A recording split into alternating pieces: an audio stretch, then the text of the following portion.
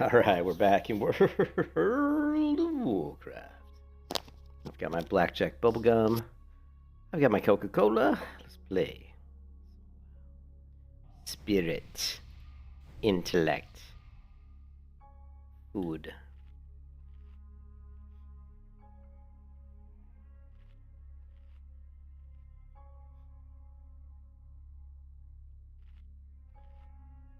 Defense. Pet.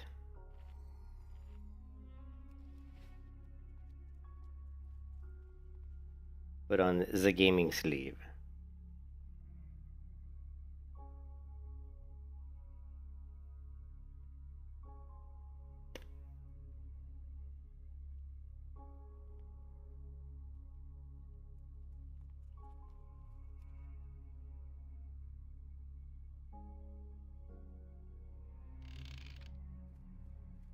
Supplies.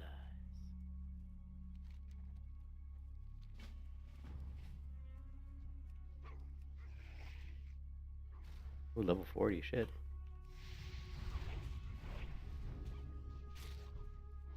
I think they're gonna resist my... I don't know.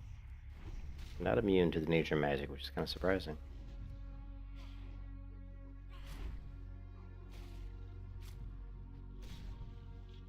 Well, I've already got Khadgar's. Really? I already have the essence? I don't see it.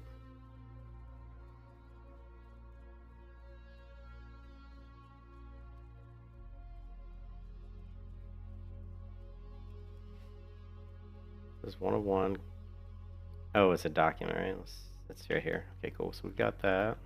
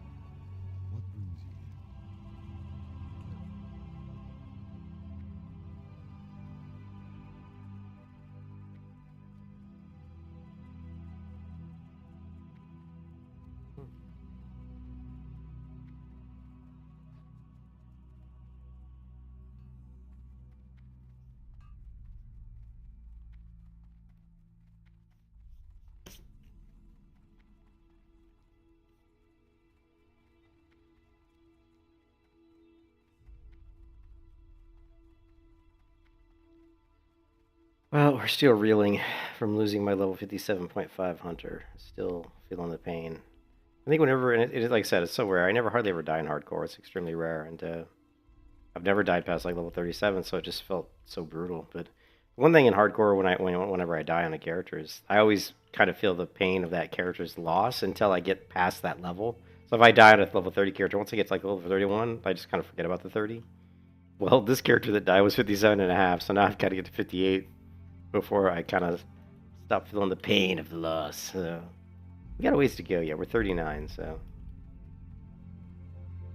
King's honor, friend. Light bless you. What is this? I have a question here too. I wonder if this is dimensional conversions. I think it is. Dimensional conversions.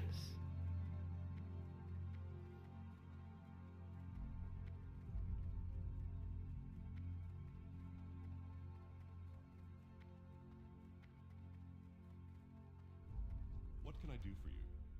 Or the Alliance? Ooh. Holy mother of macaroni. Wow. 10 agility, 5 strength. Damn, that's a nice upgrade. Be careful. That looked like. Man, those are some nice boots. Those are very nice indeed, very nice.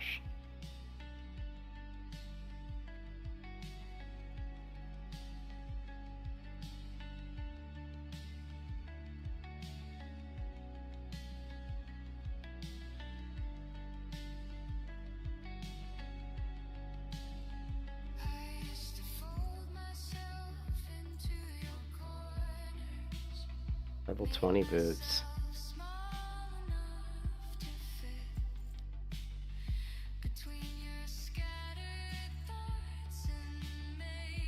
Why do I still have this? Oh. They give you a box of supplies. Nice.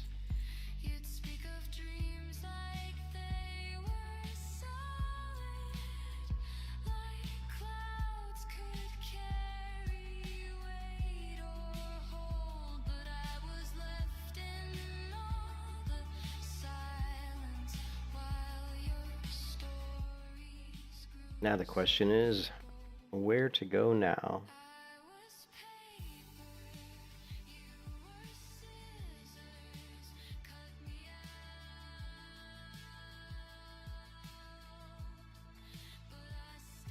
Need help? Farewell.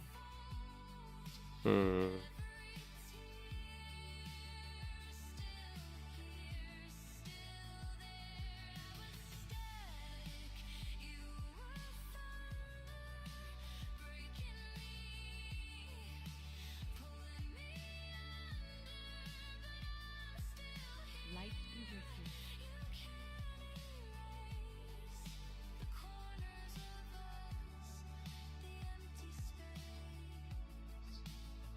Light.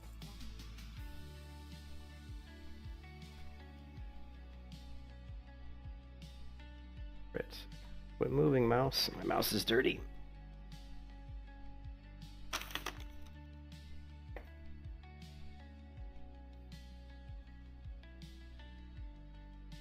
.6 crit. My melee. Melee attack power 268.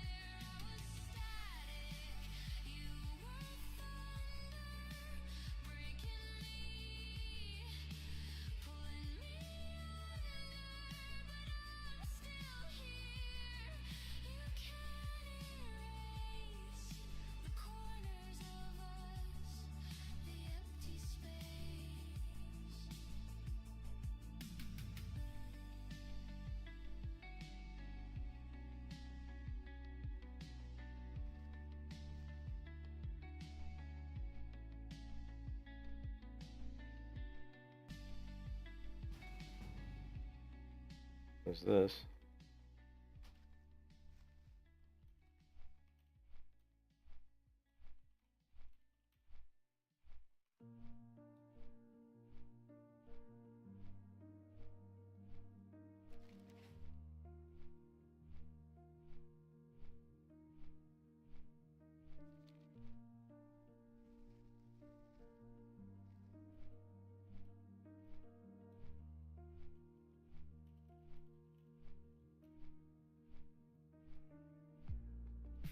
The day is late, my path remains.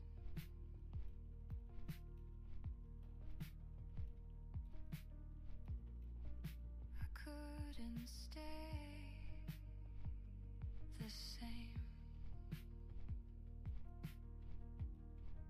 Sign of life, far from home, but not today. Golden sun, drawing low, forest bone. Blood red light, Actually, you know what? Let me hit my bank here. See if I can offload some stuff. Today is not a day for words. This house is not a place to stay. The only thing I gave away, everything I love will stay.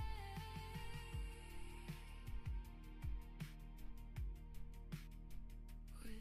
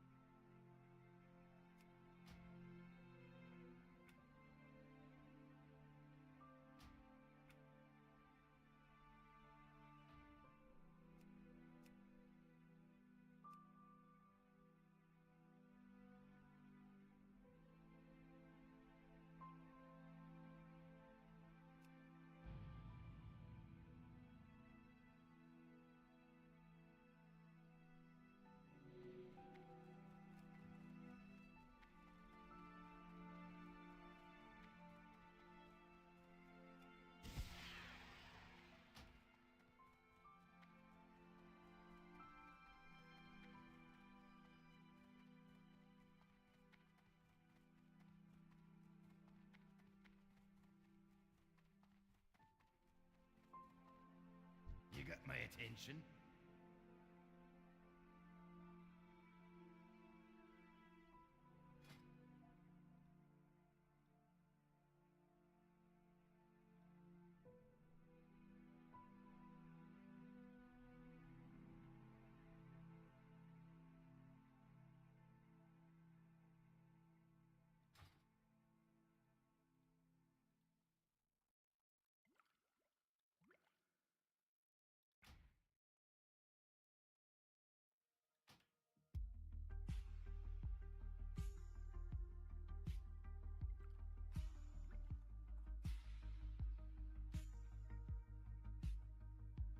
City hums, it knows my secrets.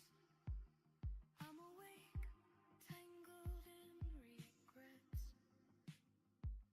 Every scar I tried to hide led me here, nowhere to run tonight. There's a spark I can't contain, rising slow through all my veins. I'm breaking through, leaving shadows, walking past the nights that tried to hold me. Every part of me is finally awake. I'm standing, I won't break.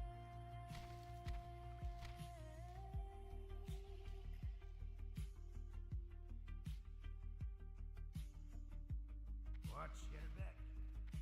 And I need more bag space. You're In the worst way. when the world goes silent. The worst way, man. The night feels violent. Corners of fear I can't disguise. Something in me finally feels alive. There's a spark I can't control. It's alive, running through my soul. I'm breaking Well met. See you soon. leaving shadows, walking past the nights that tried to hold me. Every part of me is finally awake. I'm standing, I won't break. No rewinds, no second guess. Every broken piece of me finds its rest. I'm standing now. I'm standing, I won't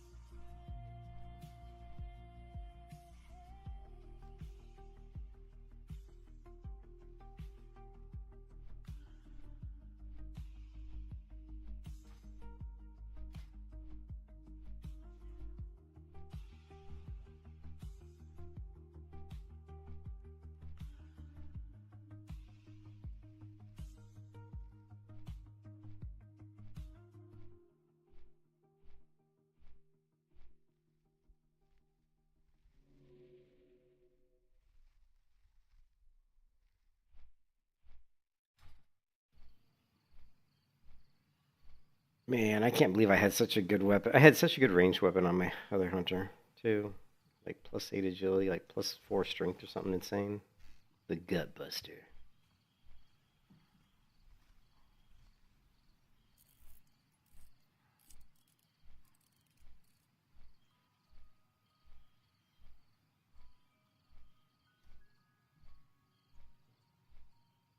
So this is the year, man. Like this year, next year, man, the MMOs are gonna get a resurgence, man.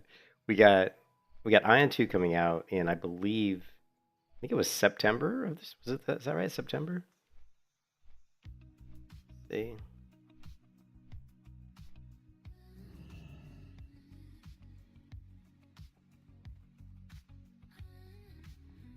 What's the best place to fly to Deathless from? Is it here? Or is it? I think it's here.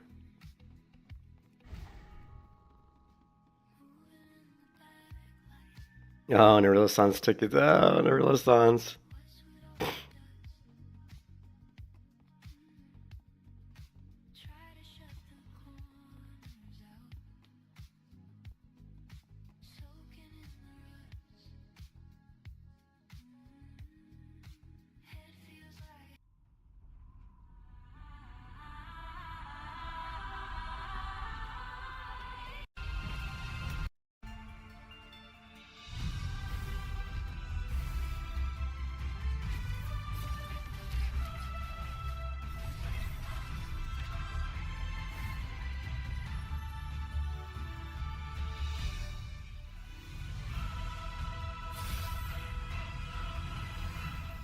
So Ion 2 launches in September.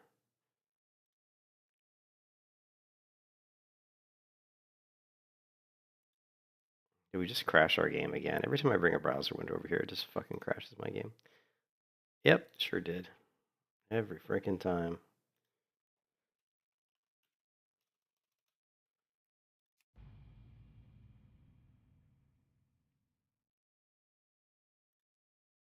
Okay, we can wishlist Ion 2 on Steam.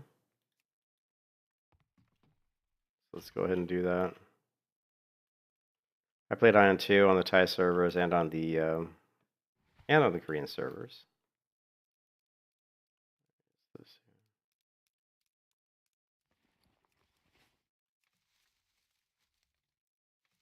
And I actually really enjoyed Ion 2. I actually had quite a bit of fun playing it. I know a lot of people don't like it because it is very, very heavy pay to win.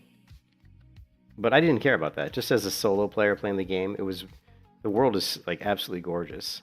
And I'm hoping that it'll feel a lot better because when I played it, I was playing with a high ping. I was around 200 or ping. So to be able to, there we added it to our wish list. So to be able to play it now in the US is going to be interesting. It's going to feel much better with the low ping. And it's one of those games where, ping matters like huge. So it's actually a big deal. I am honored. Good luck, friend. You can see this is what my character looked like in Ion 2. She was awesome. Look at it. Look at that face, man. I like made her face like all like sparkly and shit. She looks like she's like some, I don't know, character from some magical creature from the moon. I don't know. But, I mean, look at these graphics. How can you like? This is Ion 2. I mean, look at this view.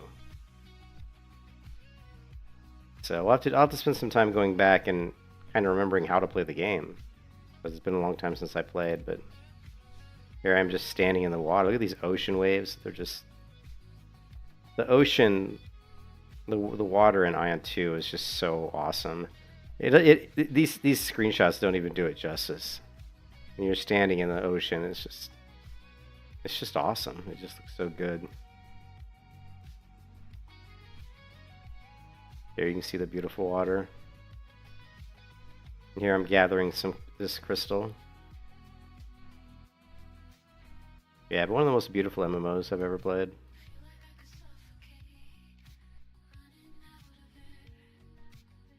This. Lotus is finally fighting the boss, and it's because they care about you. Well, they care about you buying Classic Plus. I already forgot. Ion 2 Media. Second.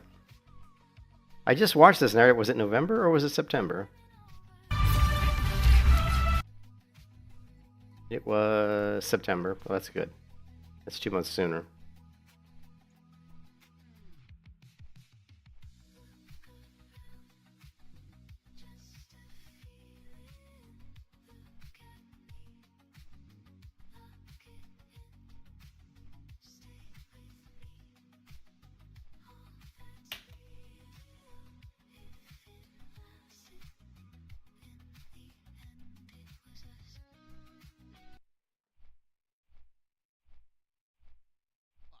Blizzard senior developer Tom Ellis, he took to Twitter. Blizzard is finally fighting the bots, and it's all because they care about you. Well, they care about you buying Classic Plus. Blizzard senior developer Tom Ellis, he took to Twitter to announce something big.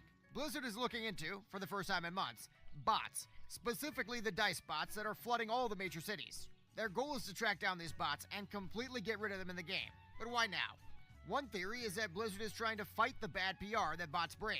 Reddit has been flooded with bot complaints, and ultimately Blizzard can't sell a fresh Classic Plus with bot-infested servers. Some players, though, they cynically believe that Blizzard doesn't actually want to ban the bots. That costs them money. But those dice bots sitting right in the middle of the open, they're too big for Blizzard to ignore. So pick your camp. Is Blizzard finally doing something about the botting problem? What is a because dice it believes bot? it's bad for the game? Or do they not want to lose out on that sub money from the bots, and they're just doing this for publicity?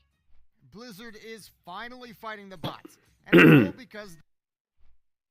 Well, I would say they're doing it for publicity. I don't ever believe that Blizzard will fully try to get rid of bots. Hey, what's up, Howard? This is Skull Rock. How you doing, Howard? Hey, Strafe, how's it going? How you doing, man? Yeah, but Blizzard, like, them saying they're going to fight bots, I think is 100% a PR move. They've done this before. Well, they'll ban thousands of bots, and then they'll announce it as if, oh my God, we did tons of we banned all these bots. We're trying really hard to keep the servers clear of bots. But what you have to realize with bots is as soon as they wipe out the bots, they're immediately within minutes. The people that run those bots will spawn new ones. In fact, they have accounts, Blizzard accounts that are created, ready to go, and they just with the bot software, and they just it's like, so if you ban 1,000, they'll just immediately activate 1,000 accounts, and and until Blizzard obviously is banning bots repeatedly, over and over every day, will I ever believe that they ever care about trying to get rid of bots?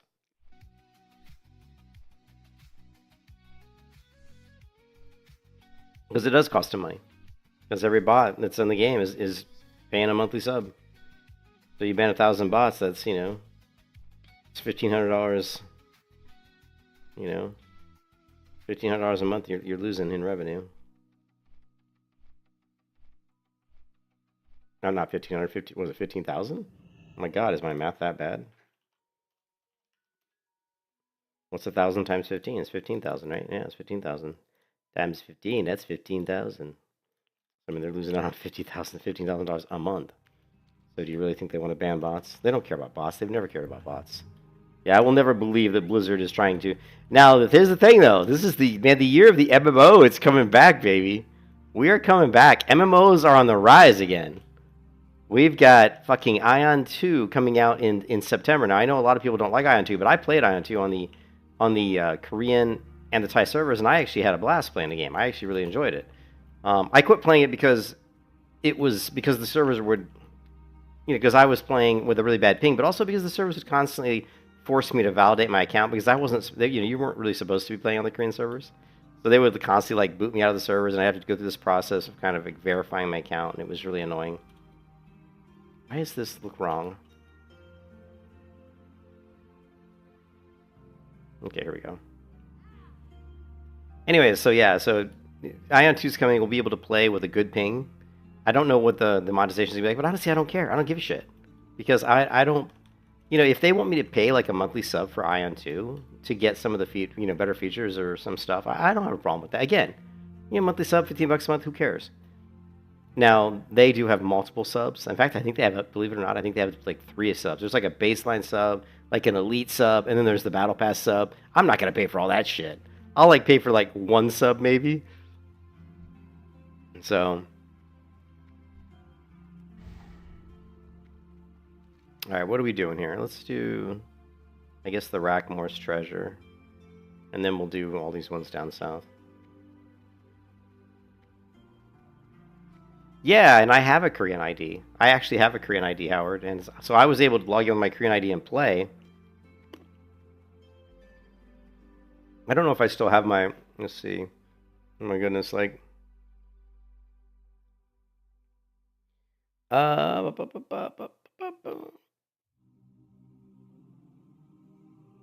but I do have a Korean ID. Yeah, so I basically log into Purple. Yeah, Rexar. I don't think Rexar's aggressive. Yeah, the underwater giants are a pain in the ass, though.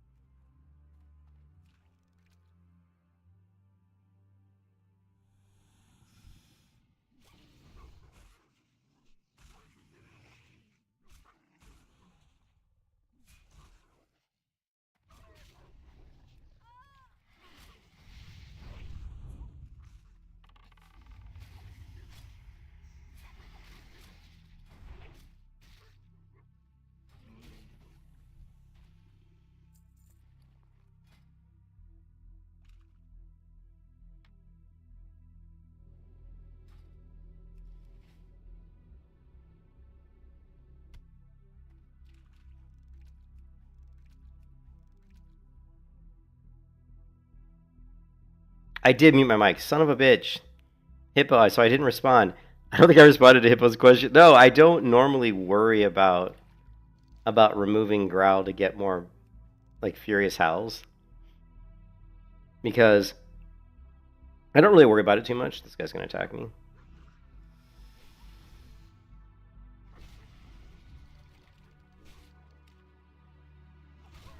So basically, I will turn off Growl. Like right now, I have Growl turned off. And I didn't turn off because I wanted to get more Furious Howls. I just turned off because I want my pet to use more of that focus towards his Bite and towards Furious Howls, both, right? Because I always want Bite and Furious Howl to be up, right? So, yeah. But I haven't really thought about that too much as far as like, because Furious Howl only increases my damage by 22 or something, 22, you know, like it's just, let's see, Pat. Furious Howl only gives me a buff that makes me do 18 to 22 more damage than my next physical attack, whereas the pet's Bite does 40 to 48 damage. So I don't know. The question is, I don't really worry about it too much. I don't think that min-maxing to that degree is a huge big deal. I think if you want to do more damage with your pet, then yeah, turn Growl off if you're not worried about getting aggro. That's my answer, you know. If you want to do more damage, turn Growl off. But I'm not turning Growl off because I'm trying to prioritize Furious Howl. I'm just turning it off so you can use more focus for Furious Howl and for also for Bite. But what I was talking about was the wolf is my favorite pet. I think the wolf's always been my favorite pet. Because the wolf is he's such a good all-around pet. He's got medium damage, medium armor, medium health. So, you know, he's tankier than kitties. And he's got Furious Howl and Dash, and I love Dash, and I love Furious Howl on a melee hunter, or even like this melee hybrid hunter. But the problem is because the wolf has so many abilities, because the wolf can have like Dash, can have Furious Howl, can have Bite, when you have 3 abilities like that and you're dumping all your skill points into those abilities to max their rank, you're gonna have trouble getting. You can't get your armor, right? Like if I want to max out my great stamina to its highest rank, and I want to max out natural armor to its highest rank, and max out Furious Howl, Bite, and Dash to their highest ranks, I don't think I can. Yeah, I don't think you'll have enough skill points to do that. So you kind of have to think, well, where do you want to maybe not apply some skill points? I think maybe Dash. I mean, you could scale back on Dash. You could probably just run with Dash rank 1. I mean, do you really need Dash rank 2 or 3? I think if you're a PvP player, yeah. Then if you're PvP, you definitely want to optimize your pet getting in.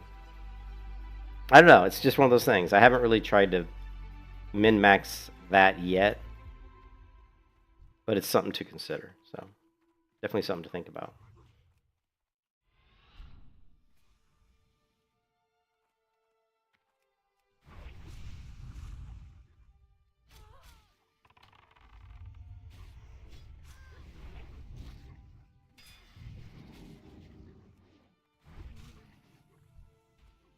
Now, do these guys have anything? Yeah, these guys have the key. Have the key. Should we do some underwater breathing, guys? I think we got some underwater breathing, and we got tons of underwater breathing. Let's do it. Let's do some underwater spelunking. Or something.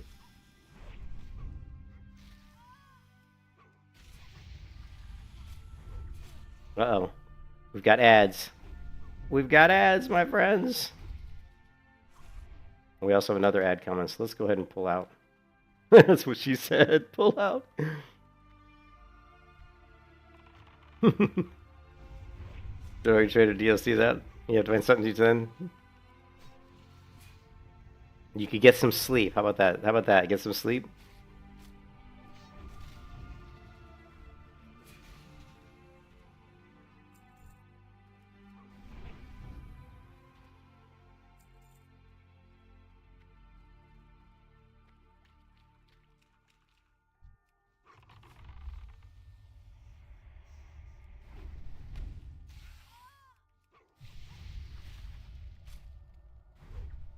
Sleep is for the weak. You say that. I don't know how old you are, but I tell you right now, when you're young, it's easy to be like sleep is for the weak, but when you get to be my age, it doesn't work anymore. It doesn't work anymore. You're going to need, and I don't get a lot of sleep. I average probably about 6 hours, right? Continue reading, continue reading, continue. I average about 6 hours of sleep probably a night, and obviously that's not enough. And I'm always tired. I am perennial. I am forever tired. All right, so we still need the silver key. You know what? We probably should have gotten some mana. But that's all right.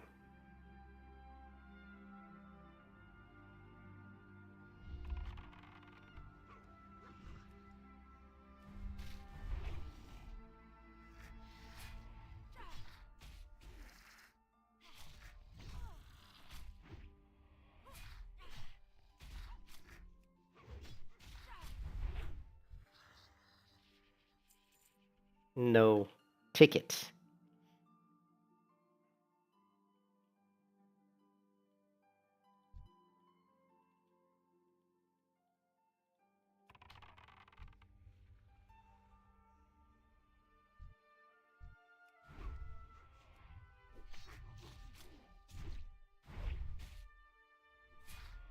You know, I watched the some lore videos on Guild Wars 2. There was one specifically I watched that was really good. And if you're gonna play Guild Wars 3 and you don't know the lore of Guild Wars 2, because I don't, oh, we got the key already, nice. If you don't know the lore of Guild Wars 2, which I'm not very good about lore in Guild Wars 2, then I would highly recommend this one particular video, and only because it's the lore of Ore, and Ore is the setting for Guild Wars 3. So I don't know if you're on my Discord, but if you go into here, and this is not a Discord plug, I'm just saying. Let's see, this video here is really good. It's only 16 minutes long, and of course I crashed my game. I gotta stop doing this. Fuck me, running. Every time I bring a browser window over on top of my stream window, it fucking crashes the game. And I keep forgetting about it. It's really pissing me off. But here's the video. I linked the video in the stream chat. If you're interested in watching the lore of the lore of Ore, the lore of Ore, because it is. I mean, it is important if you are going to play Guild Wars 3 to kind of understand maybe the history of that, because it's like 1,000 years ago. So Guild Wars 3 is going to be set way before even Guild Wars 1.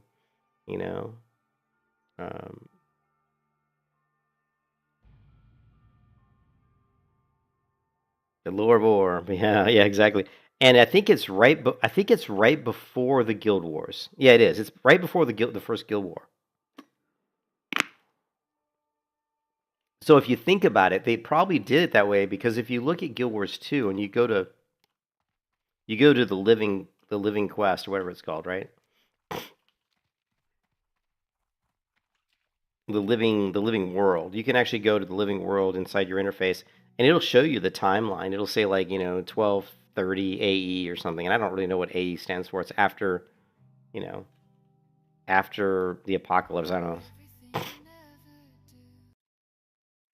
But what I'm trying to say is it's really cool because they're doing Ore. They're doing about 1,000 years ago, but they're doing it right before the first Guild Wars. So that really opens the timeline up so that you can play Guild Wars 3. But then when they come out with the first expansion for Guild Wars 3, or maybe even the second expansion, it's going to naturally progress the timeline towards the Guild Wars. And one of the complaints that some people have had about Guild Wars is there's no Guild Wars. You know what I mean?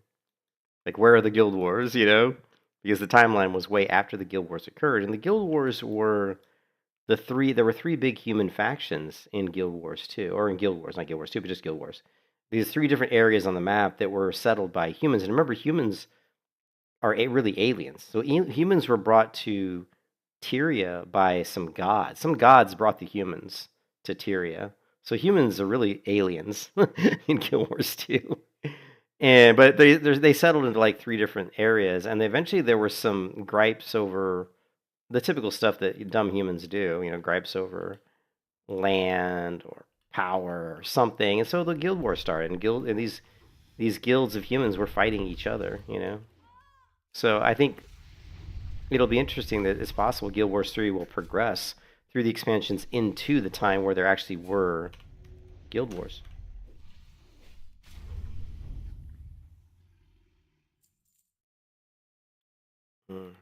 I've got a headache.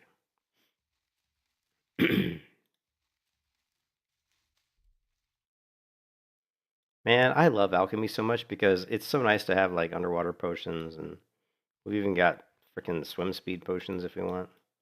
I don't think I'm gonna waste one on this, but nice to have. And all you never say.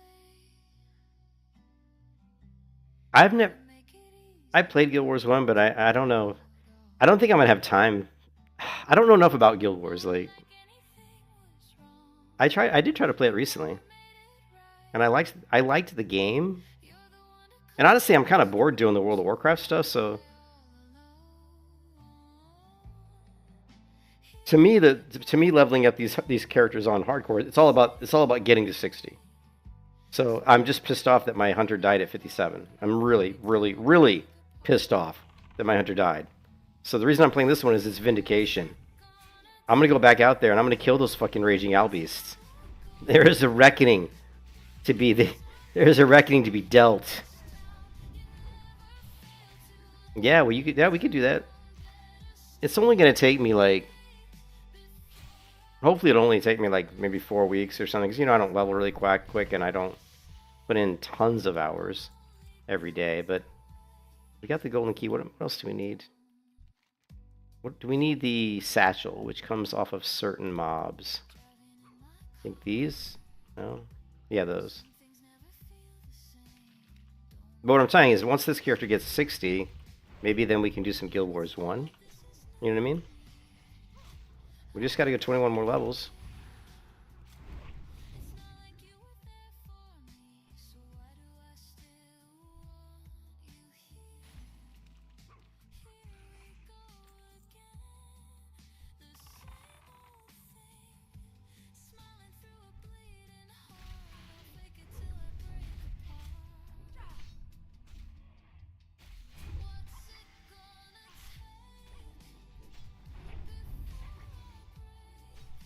I think I hit the fish.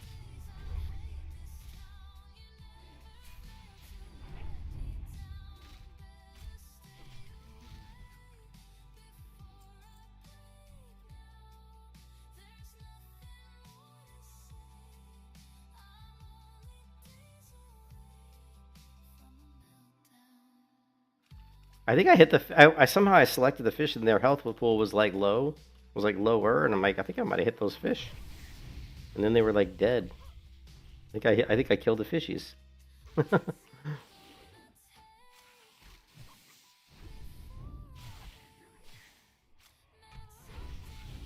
Come on, give me the satchel. This quest is always such a pain because the drop rate is so shit on this satchel, man.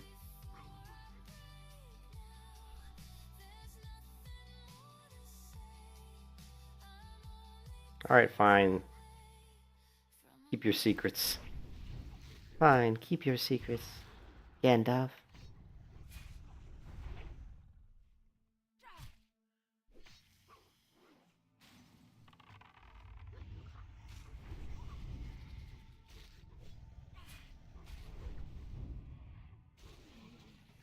Come on, give it to me, bastard.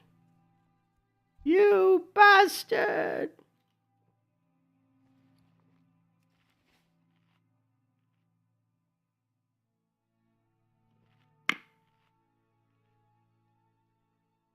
I can't believe I died. I still cannot believe I died. I'm still pissed about that death, guys. I am still pissed off.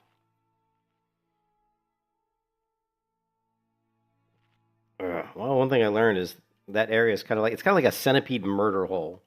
You know what I mean? Like if you go into Winter Spring, right? So where I died in Winter Spring, it's like a murder hole. And you go up into this quest, right? It's like up into the side, right? Up into the mountains here. It's got like a walled entrance. So when you go in, the only way out is through this little opening, which is like a centipede murder hole. Because as you're going out, there's like 2 or 3, raging albies just waiting to aggro to you. And I tried to get out that way, and I ended up not making it. There were just too many mobs. There were too many. Son of a bitch. Yeah. Give it to me. Okay, fine, bastard. Give me the satchel. The satchel. I want the satchel. Why are you aggroing me? Hit my pet.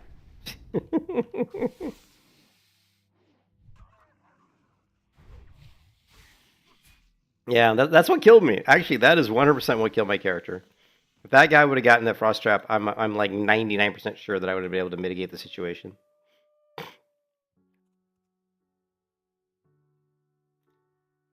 Because my frost traps are like 20 seconds long, so I had 3 mobs on me. One was just about to drop dead. If the frost trap lands on the one mob, I can go kill the other 2.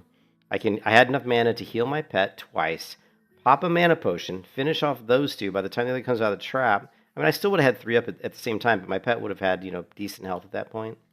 So I think it would have been a manageable situation. But when he resisted that trap, that turned a manageable situation into a non-manageable situation. So that was really unfortunate.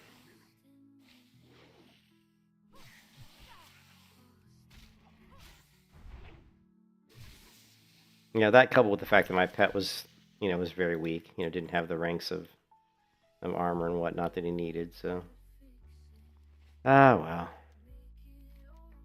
Complete quest. Yes. Actually, we got the staff. Or no, it's a wand. Really, they give me a freaking wand? You guys are killing me. Killing me, Smalls.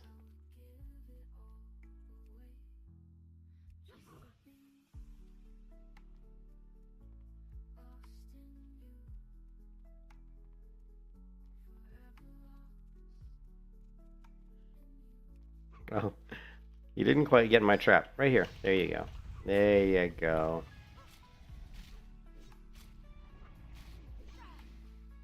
There's only one class to play in Guild Wars 2, baby. Guardian. Although Elementalist is really fun.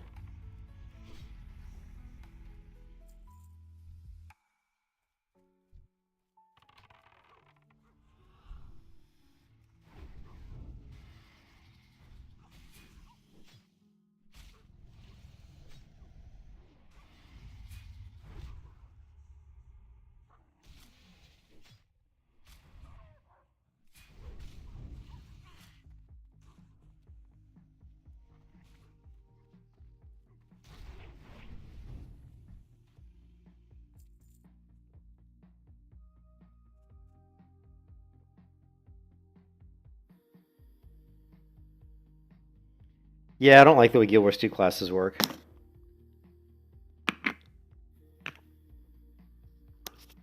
And I don't say that I don't like the classes. I love the classes of Guild Wars 2. What I don't like is that for leveling, especially in the later expansions, you have to build out quite a bit of damage to be able to solo stuff.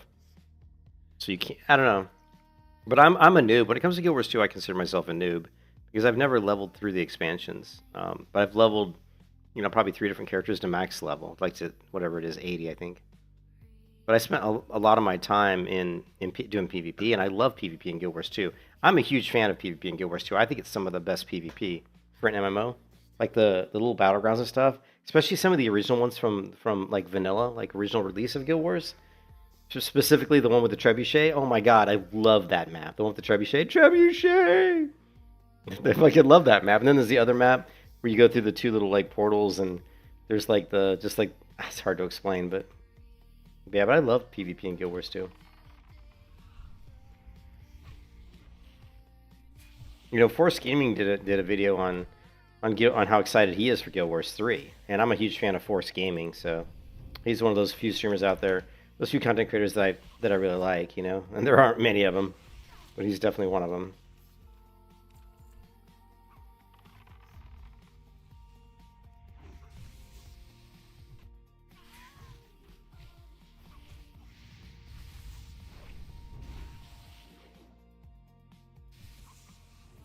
How much time do I left on underwater breathing? 14 minutes. Come on, drop it! God, I hate this quest. This item never drops. It's always like shit drop rate.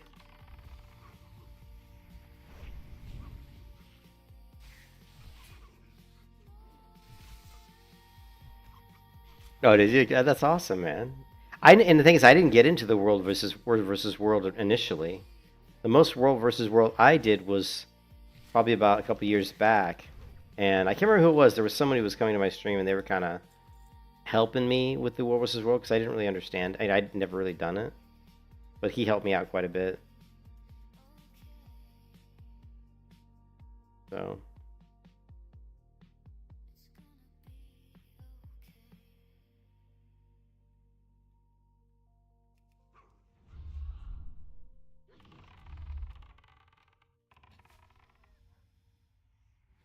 But yeah, I thought the War vs. World was pretty fun.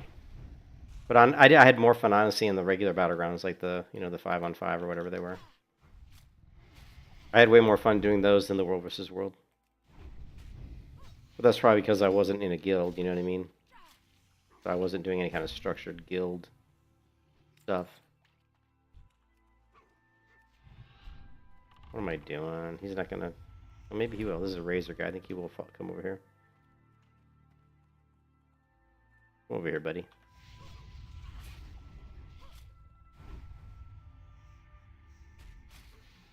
Yeah, the Necromancers are so OP, dude. The one class that probably bothered me the most, that killed me a lot, was the Necromancer class. The Necromancer, and then there was another Guardian build that was like, I don't know what the build was, but they just annihilated me.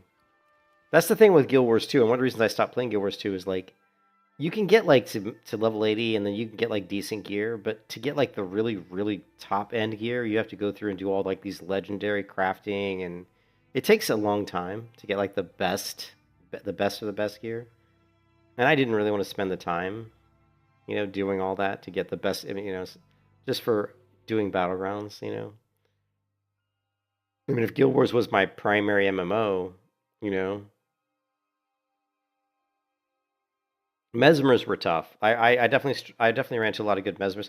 The Thief, I mean, the Thieves were strong, but as a Guardian, the Thieves never seemed to bother me that much. They didn't seem to bother me as much. Like I would say that Mesmers and specific Guardians that were built a certain way, and and there was like weird builds of every class that caused me problems.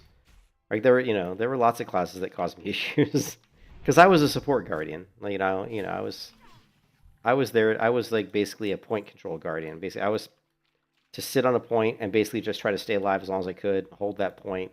That was what my build was. You know what I mean? Oh, you're talking about the early days. Okay. Yeah, I'm talking about more recent peep days. Like, although I did go through the Janthro Wilds, I think long enough to be able to open up the staff weapon for the Guardian. I think it was the staff or the polearm. I think I did open up that weapon set for... Come on, would you just drop the frickin' satchel? I hate this quest so much. I really do. Drop the satchel! Could you give me the satchel?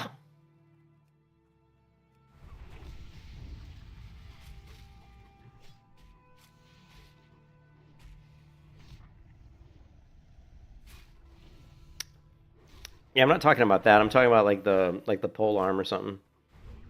Yeah, the staff was great for the speed, yeah, for sure. But I'm talking about a completely different weapon that's only available through the expansion, Janthro Wilds. I think it was pole arm.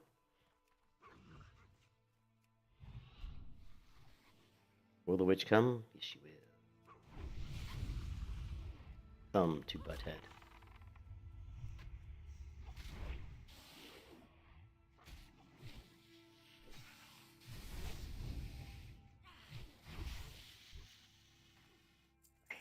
God, did I say I hate this quest? I love how it says the Carnital Satchel is like a 20% drop rate. Fuck that. It's like a freaking 3% or 5% drop rate. No, not yet.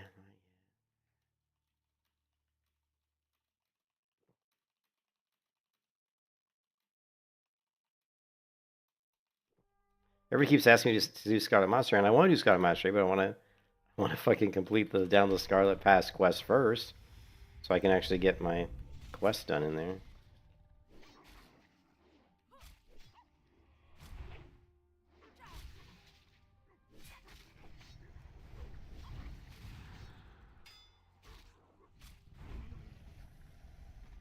Would you just drop the frickin' Sasha?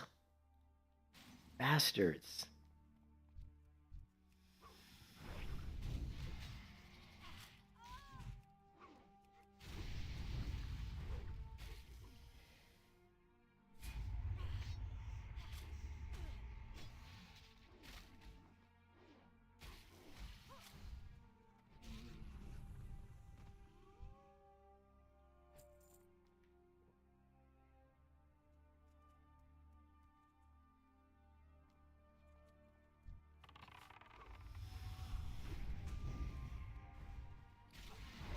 Oh wow, that doesn't count as a. Oh wow, that's pretty interesting. Did you see that? I have a potion You can that. kiss your ass goodbye. Yeah, I don't want to die.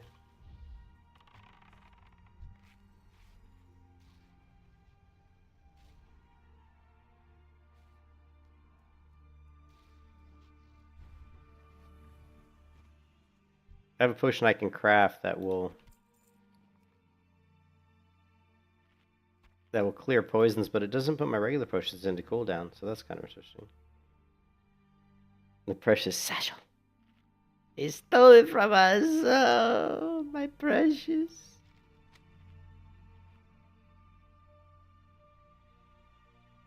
Just do the agility pot. Let's give ourselves a little bit more oomph.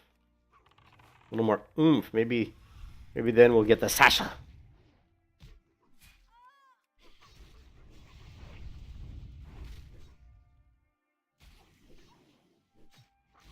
That was weird how you moved backwards there. Like, okay, buddy. Satchel! Ooh! Whoa! Is that... Oh, 14 agility. Yeah, I think I'll take that. Nice. Oh, and it's the purple leggings. You gotta love the purple. Of course, we lose 6 stamina. My character's a little bit low on the old stamina pool. But we are up to 4.9% crit. And look at how much our dodge went up, though. We're up to 22.42. We need agility, man. The more agility we get, the more dodge we get. And the more dodge we get, the more we can just face take mobs and be like, we don't give a shit. Honey Badger don't give a fuck. Right?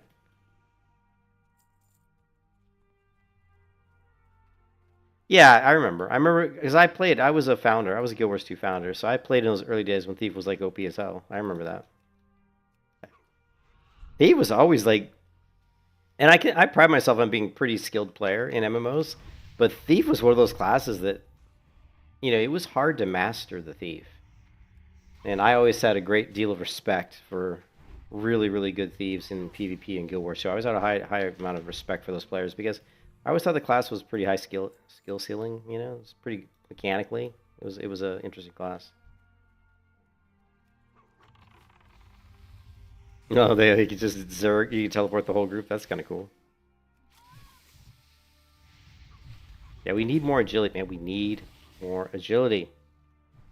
I think one thing that I would love to see. Well, actually, I don't know if I think I would love to see a Classic Plus server, a Classic Plus self-found server where you could have three primary professions. So I would love to see because of the way the professions work in Classic WoW.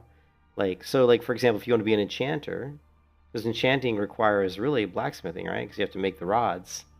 So on the Classic Plus self-found hardcore server, you could have blacksmithing, enchanting, and mining.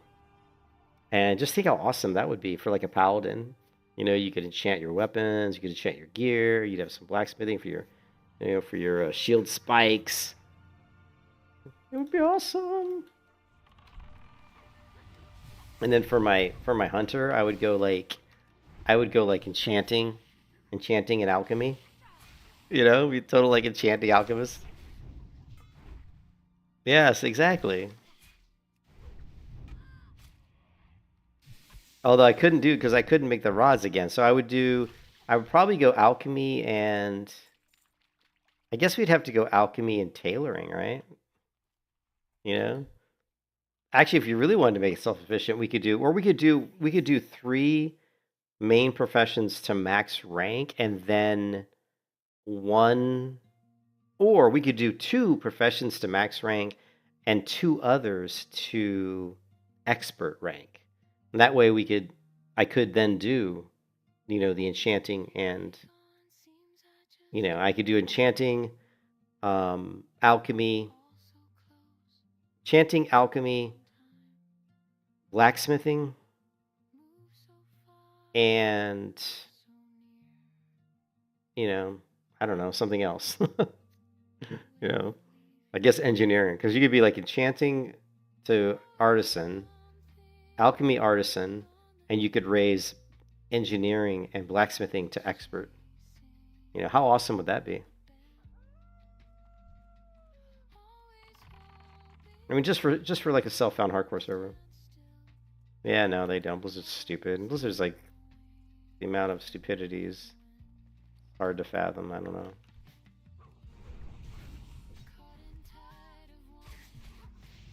I don't know what's going on over there. Not a lot of intelligent thoughts, I can tell you that. Give me the satchel.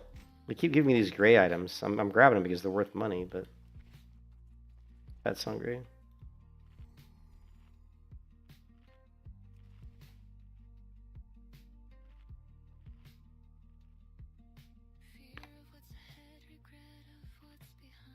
But the year of the MMO, it's coming back, man. We got Ion 2, which I actually like. I know a lot of people don't like Ion 2, but I loved Ion 2. I thought it was very fun because I like more action-based combat. Ion 2 has some cool combat, so I'm very much looking forward to Ion 2. We've got Chrono Odyssey next year. We've got Guild Wars 2. A lot of people think Guild Wars 3. Guild Wars 3. A lot of people think that it might launch at the end of 2027, or the very beginning of 2028. So we've got Ion 2 to keep us busy. We got Chrono Odyssey to keep us busy. And possibly Guild Wars 3. And then also maybe Guild Wars 1 we can fit in there. And we may even end up playing Guild Wars 2 because of the Hall of Champions or whatever it's called.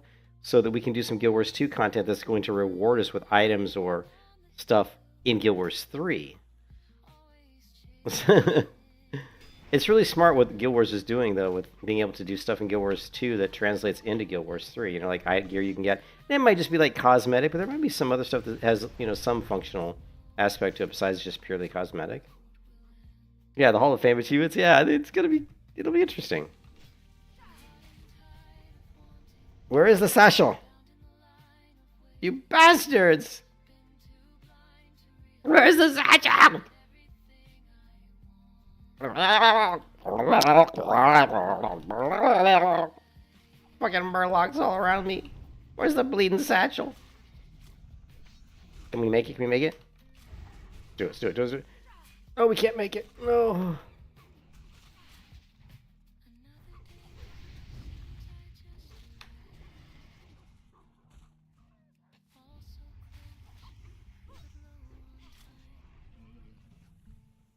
No satchel! Oh my god, I'm so pissed off with this quest. Pisses me off.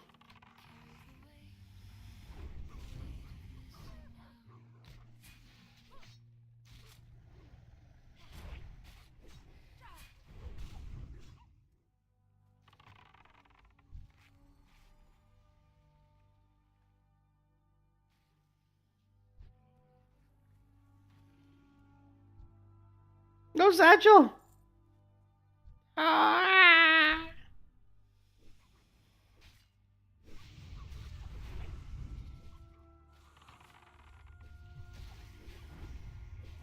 Ah, shit.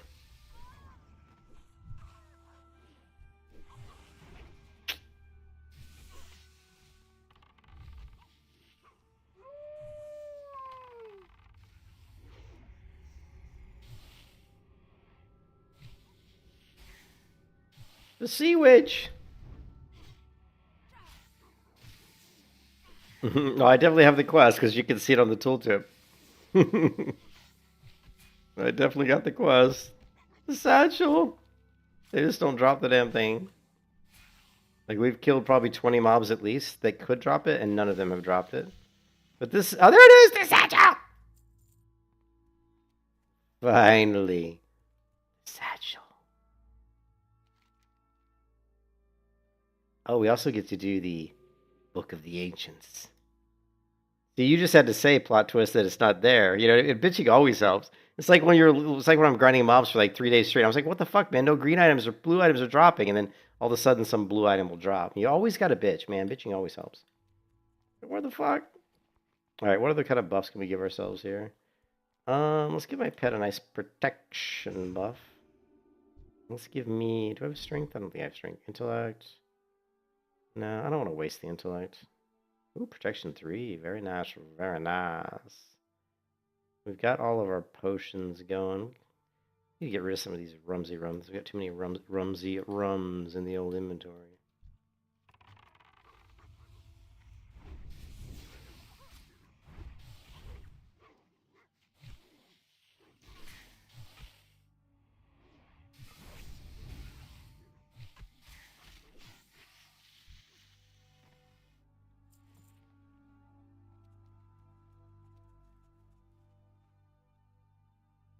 We must summon Lord Kragaru. Where are you, Lord Kragaru?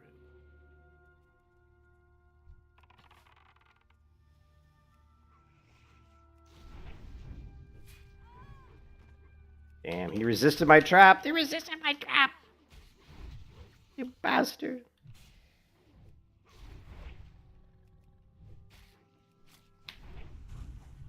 Run away! Run away!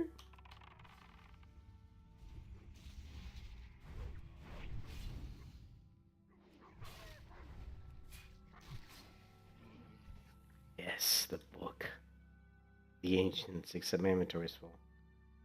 Damn it.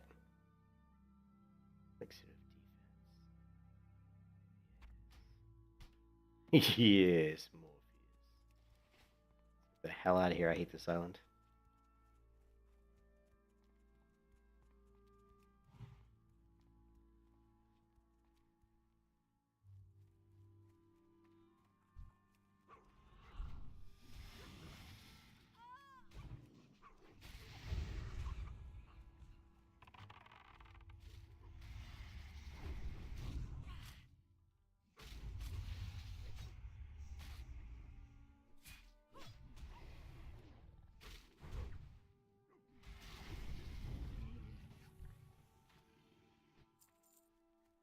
I like that. I got my purple pants. So we got 2 upgrades already tonight. We got the Wanderlust boots, beautiful melee hunter leggings, 5 boots, 5 strength, 10 agility, which came from the Dimensional Convergence quest. And then we just got this random drop, the Headhunters Woolies agility. Brilliant.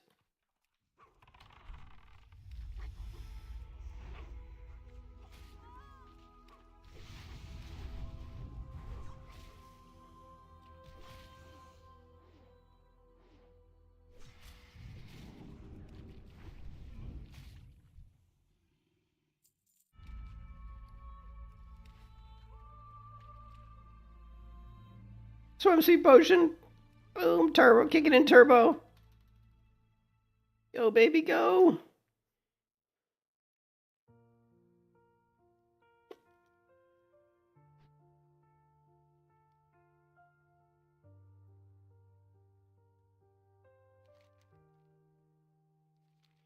Coffee's cold. X Games, oh yeah. Every word you said plays on repeat. I've had multiple requests to get into a group to Scar the Monastery tonight. But I gotta get the stupid quest done first. Ugh. But you walked away. Still thinking Yeah, we did some Guild Wars.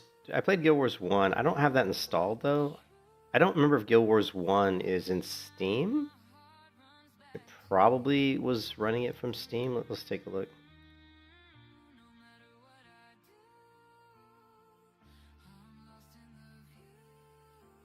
Not on my favorites list. And I don't see it here either. I might have installed it outside of, outside. The hell is this? Apparently my Bandicam was open.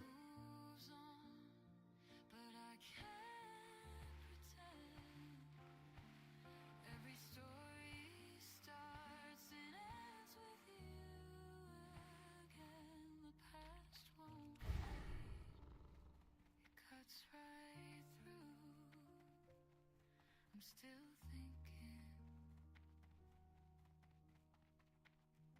Still thinking of you. Better watch out for Riddick, man. Riddick likes to hide in those bones.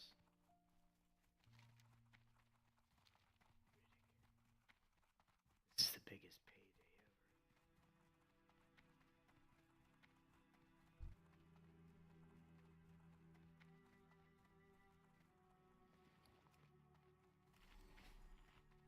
ever. Yes. King's honor, friend. Be careful.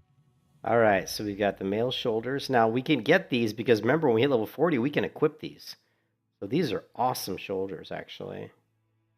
So we have so much crap in my inventory. Let's get rid of this stupid buzzard wing. So we're gonna grab the arc metal shoulders. They look stupid as hell, but 9 agility, Light bless you. and we're gonna hold on to these. When we ding 40, we will be able to wear male armor. Of course, we gotta go train it, and it's gonna make us broker than broke, but.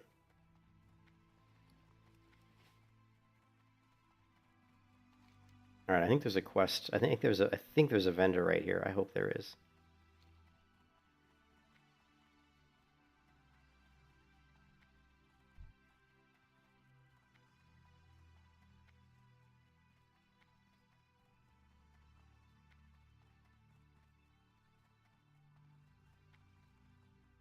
I love the purple pants. Free sharing achievements? I don't know how the achievements work. Oh, that's the other thing too, is we have to buy the Guild Wars. Hey, Shyelf, we have to buy the Guild Wars Reforged, because I don't think, like, you actually have to buy that, I think. So I don't think I can play Guild Wars 1 Reforged, right, without purchasing it. Oh, and it was on sale. Remember, I was going to buy it and I didn't, and I don't know if it's still on sale. I'm going to be mad if it's not on sale. I don't think it is. I think the sale's over. Oh, man, I hope it's not over. It was only like $10 or something. Yeah, fuck me. Look at it, now it's $20. Maybe... maybe we can get like a creator code. Somebody's got to have a code for that. Like a discount code. We'll see if any Guild Wars people are streaming and we can ask them for one. Let me take a look. We need like a Mighty Teapot or somebody. I don't know. Let's just Google it. Guild Wars Reforged.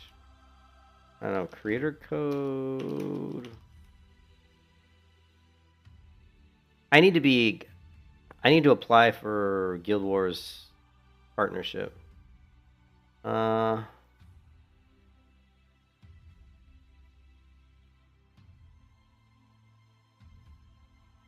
Becoming an ArenaNet partner. ArenaNet partner program. Now here's their partners. We got the Mighty Teapot.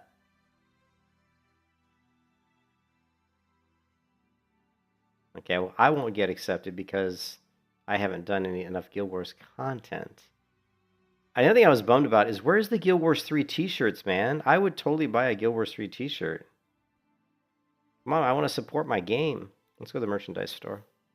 I'm going to crash my game here. Let's copy this. Close that. Let's go back to here.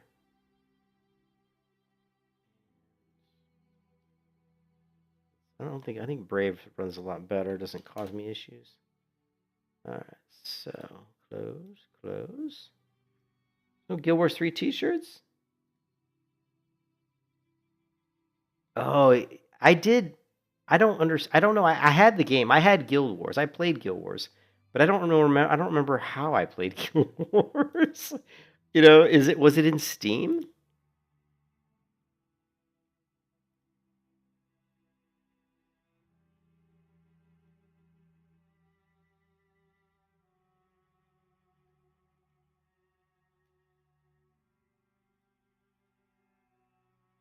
I think I had the official launcher.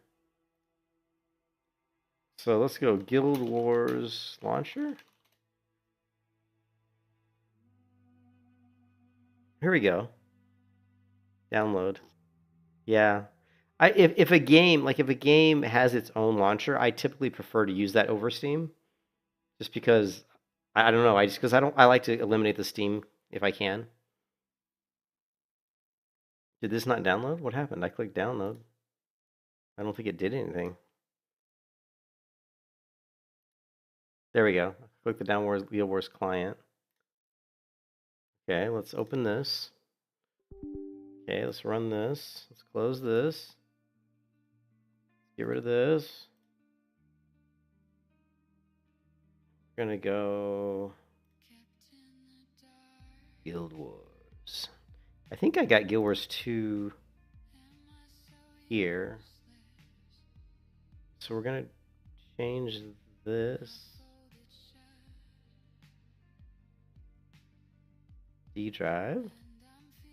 Programs, yep, okay. Perfect, okay. Install that there. Do it. Guild Wars, baby, let's go. It's just hard. It's hard strafe to play Guild Wars because the character controller in WoW, like this, look how smooth this character. There is no MMO. I don't think there's an MMO out there that has this fluid of a character controller. Like, there isn't. Nothing feels as fluid as World of Warcraft's character controller. It's amazing. You know? Jumping, landing on stuff, you know, like landing on top of this skull. See this? See how like perfectly this works? And that's one thing that I'm so used to playing WoW. I'm used to that beautiful controller. Yeah, the character controller in BDO was pretty good. It wasn't as good as WoW, but it was pretty good. I would say like Terra. I'm a huge fan of Terra. Like Terra's combat, I absolutely love Terra's combat. Is there a vendor here? What up? Be good. This person isn't a vendor, huh? All right, well let's go. I guess we'll go back to. We don't have any room, do we? Yeah, we got to go back to town here in vendor, unfortunately. The town, back to this little area. Guild Wars. Oops. Where's the launcher? Join the club. Downloading. Look, when we did the launcher, it automatically did Guild Wars Reforged. Let me...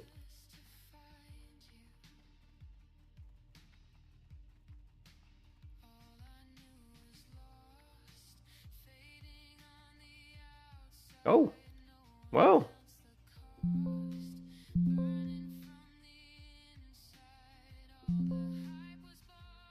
Yeah, it won't let me click my other monitor.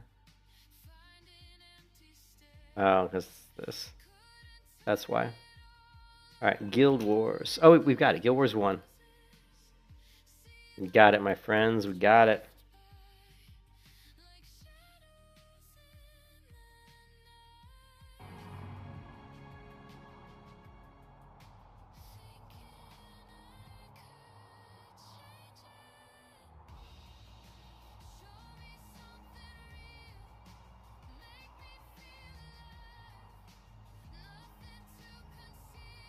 I've enabled an email authenticator for this account. I did? I don't know why I'm logging. Well, let's take a look at the email authenticator.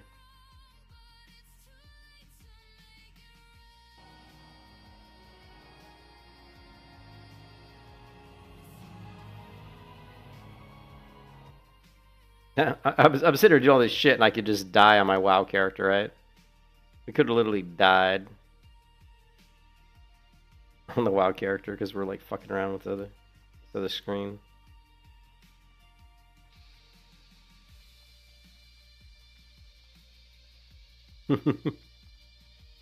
Yeah, the video controls were very good. Yeah, for sure. But I'm saying, man, the MMOs are looking good. We've got, in my opinion, we've got 3 really good MMOs coming. I mean, I liked Ion 2. I liked Ion 2 a lot. It's not like an amazing MMO, but I enjoy the combat. The world's absolutely beautiful. And then we got Chrono Odyssey, which I like Chrono Odyssey a lot. So I'm excited to play Chrono Odyssey, and then of course we got Guild Wars 3. So to me that's 3 really solid MMOs that I can play quite a bit. And the funny part is Ion 2 is considered a big hit for NCSoft. Like Ion 2, like even though it got universally like flamed by Western content creators for its like heavy pay to win, it's been a big success for NCSoft. The game's made them tons of money. Of course, it's made tons of money. There's like freaking 3 subs. There's like sub 1, and then there's like the expert level sub. Then there's the there's the battle pass. I mean, of course, it's making them tons of money. Please give me an upgrade, you bastard. Bring the satchel to somebody in Iron. Ooh. Okay, that's not as good as what I have. Plus, it's cloth. That's garbage, actually. That is straight up garbage.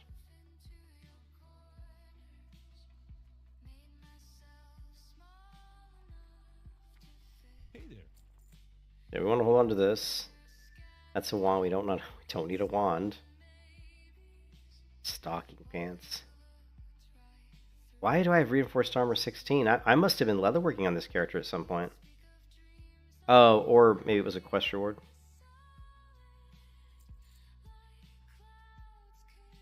Oh, I didn't know I had a lead of vial on me. Interesting.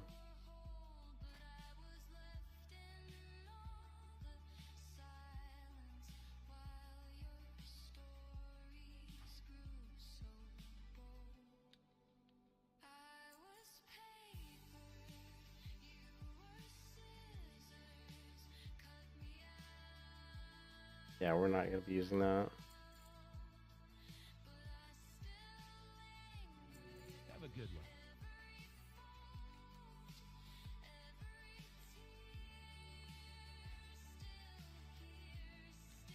one. So here, additional storage panes are now available. So here we go, Guild Wars 1. Yeah. And this is my character.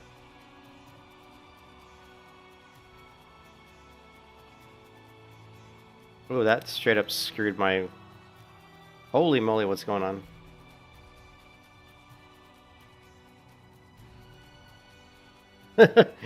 This just straight up screwed my game all up.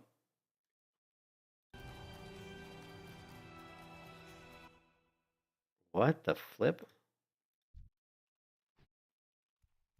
Just look at it, like, totally screwed up my resolution on WoW. Here we're gonna have to kill this. We're gonna have to kill that. Oh man, this is screwing everything up. Gonna start.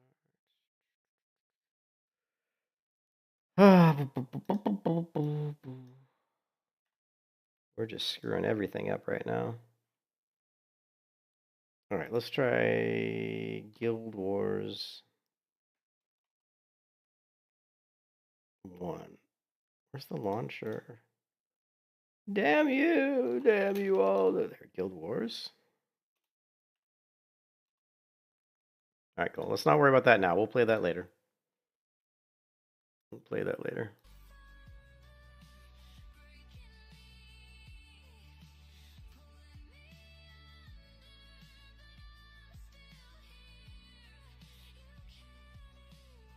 Ooh. What is this? Guild Wars lithograph. What is this?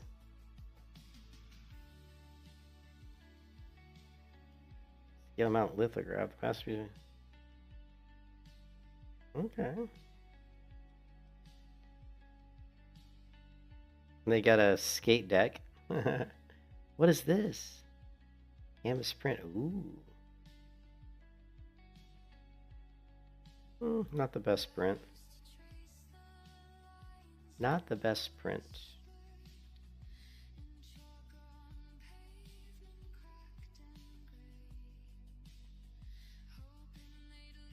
Yeah, oh yeah, I love the art. Guild Wars 2 is art, but I mean, out of all the art they could have done for prints, this is not one of the better ones. There's so much better. Guild Wars 2 Choya Tribe Tea. Choya Tribe Tea. Look at these little dudes.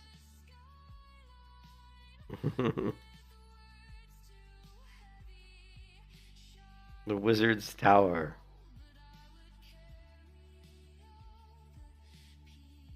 Yeah, not the best. Not the best merchandise. Art and media.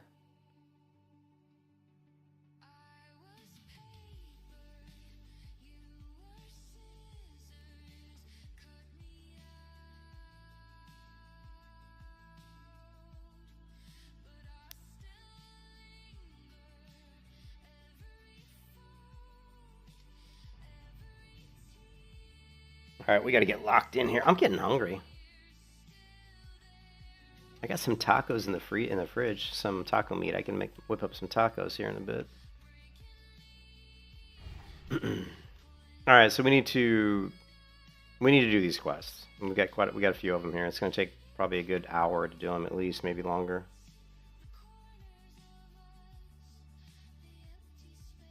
Oh, what a jump! Skill, technique. Taco Tuesday, but it's not Tuesday. Taco Thursday? Ooh, did I get paid today? Let's check my bank account. I think I got paid today. It's not Friday. It's not, Friday's coming up, but it's not Friday. It's payday Friday. I'm so broke right now. Anybody want to donate money, please feel free. I am broker than broke. My own fault, though. I'm spending too much money. Yep, I did get paid. Thank you. Thank you, thank you.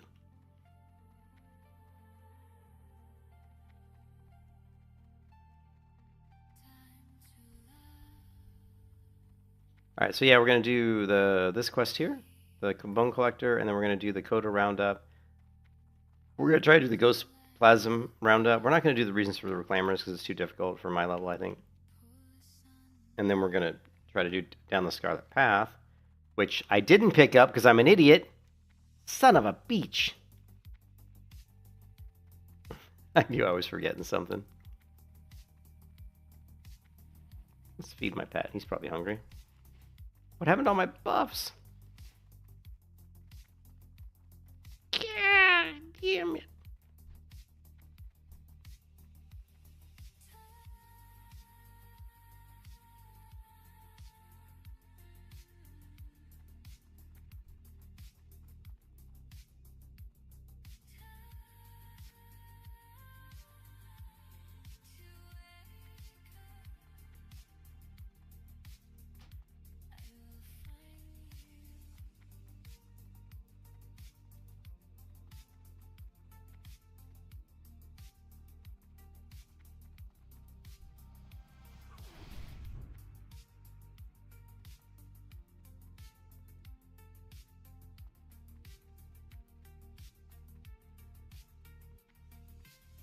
Yeah, that's right. I was almost going to buy Guild Wars Reforged. Thank God you said something. I wondered about that, though. I had wondered, since I already had played Guild Wars before, would I need to buy Guild Wars Reforged? I didn't know if it automatically upgraded, so that's pretty cool.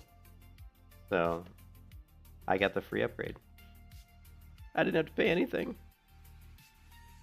What is this? Piece of rare artwork. I'm so hungry. I need tacos.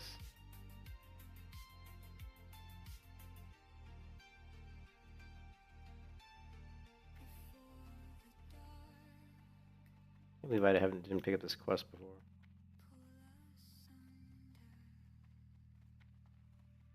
Light be with you.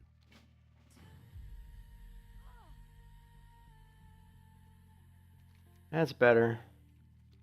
Down the Scarlet Path.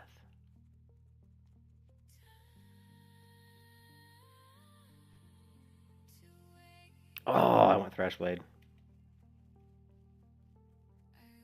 We need that. This is what we want. We want to do the quest to get Thrashblade. And that's gonna just crush on a melee hunter.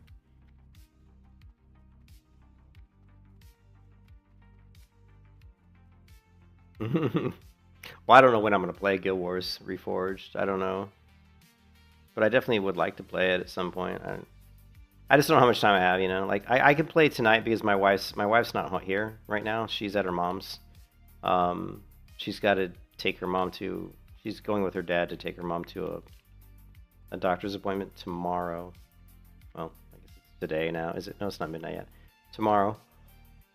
So my wife's staying the night with her mom tonight. So I am completely free to. That's why I'm kind of loud and kind of large and in charge right now, because I can't wake up my wife because she's not here.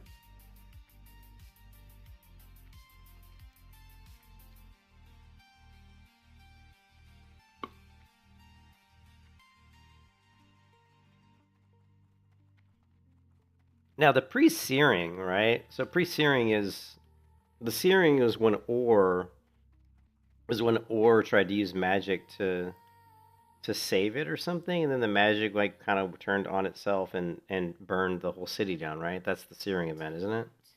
If I think that's the searing, I believe.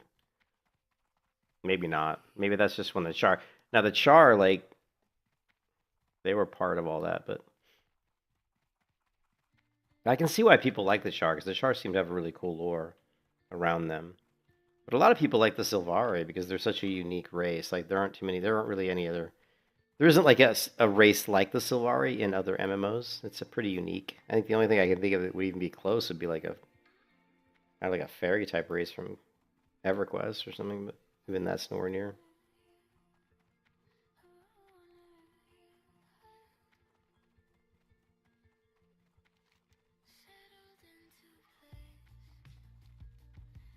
The plant elves. All right.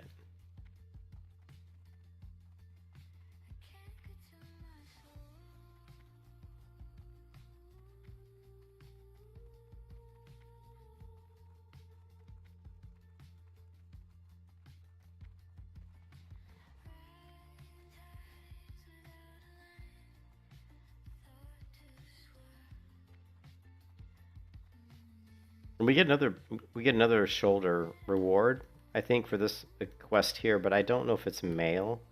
But if it is male, it might be good for melee hunter. For like my hybrid here. I'll have to take a look at the quest reward. But I think the Kodo roundup gives you another shoulder option.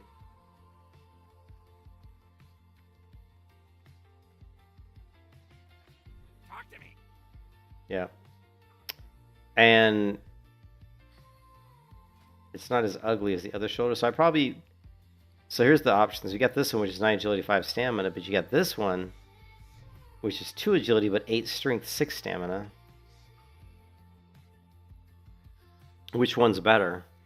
I mean, agility is king on the melee hunter, but still, I mean, strength is straight up attack power too. So you would lose. Yeah, I still think the 9 agility is better. Because that's a lot of agility. You're going to lose 7 agility, which is quite a bit.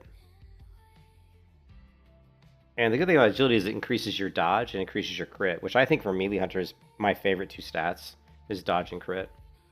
The crit obviously makes it so that if you're going to do damage to melee hunter, you need your raptor strikes to crit. So you want a very, very high crit rate.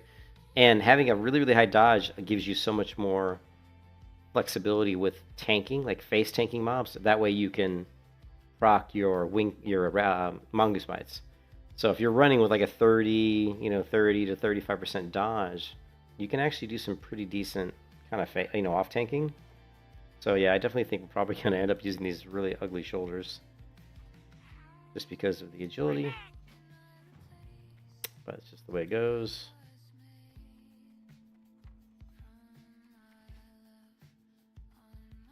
Alright, we also need to pick up this other quest, the Ghostoplasm Roundup.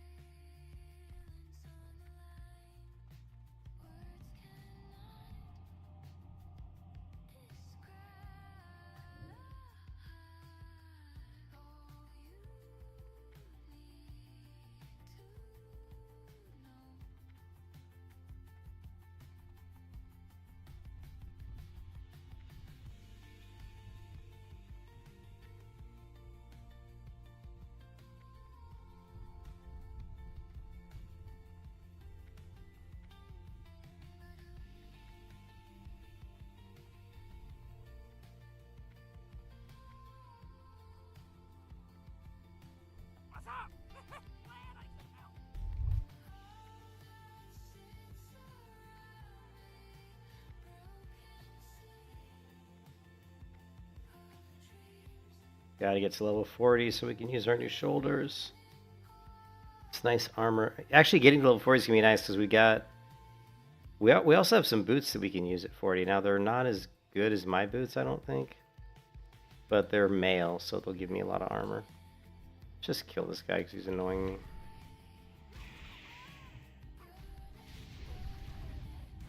I'm sure he's immune to Serpent Sting. Yeah.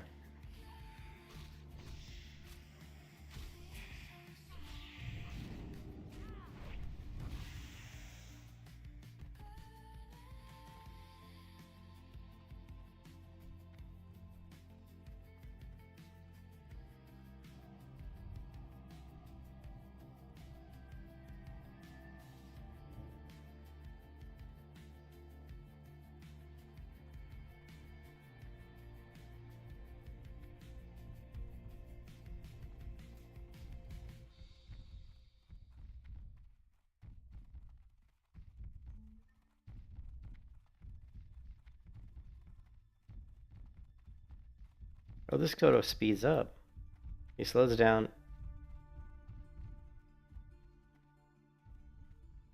But then he speeds up. So I don't think I need to slow down. I think he'll keep up with me. I'm always worried about if I run too fast, they'll fall behind, but they don't seem to keep up with me. Of course, that's because I don't have cheat up. Is there a vendor in here? Time is money, friend. No.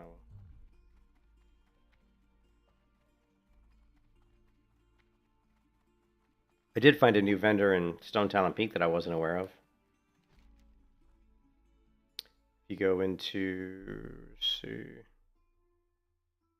you go to Stone Talon Mountains at the very top of the structure here in the water. There's actually a vendor at the very top, and I don't think I ever knew that. So that was kind of nice to find out, but it's a pain to get to. Because you got to run around and climb all the way up the ladders, and it's not a quick vendor location.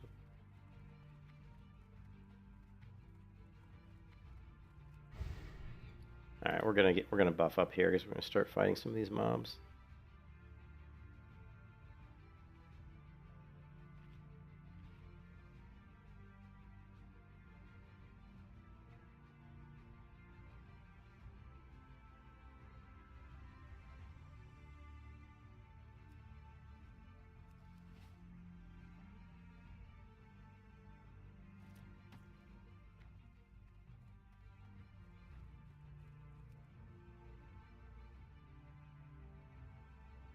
I wonder if I could tame these guys.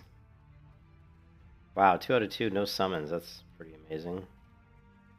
Normally it summons the dudes that attack you. Ooh, I see some grave moss here.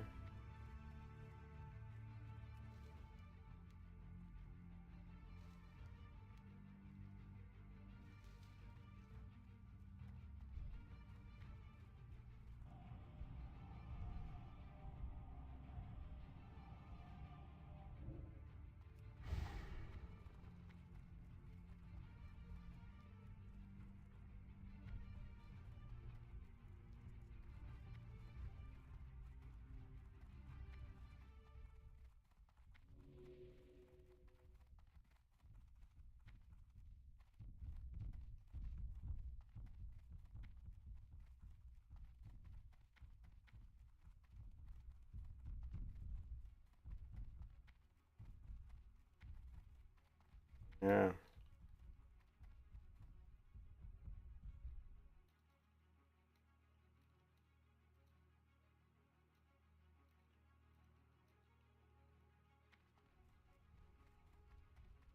Ooh, we can tame that one. Hurry, hurry, hurry, hurry. What happened? Wait. Yo, keep it real. We tame one of these? Come on, hurry, hurry, hurry.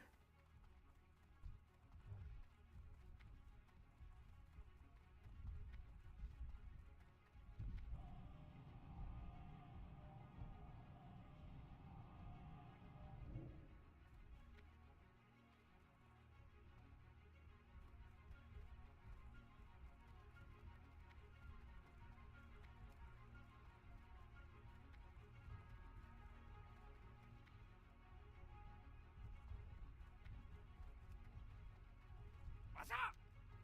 Glad I could help.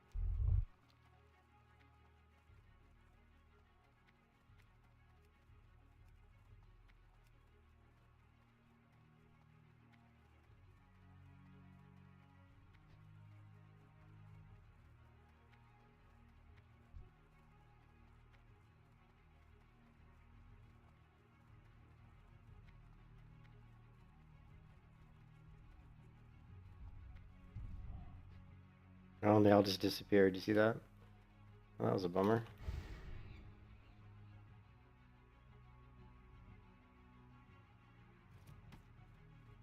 Interesting. We're not. This is awesome. Normally you spawn these enemies.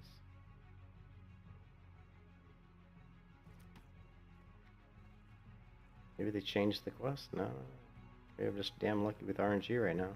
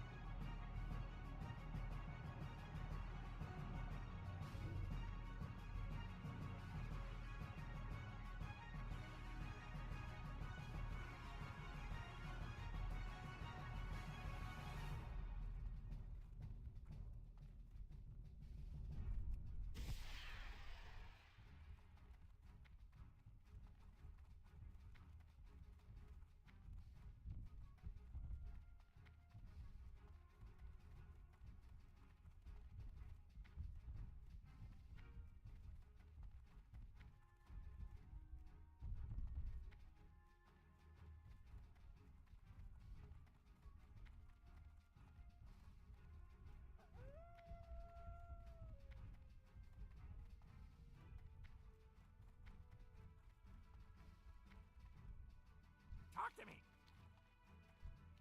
Time is money, friend.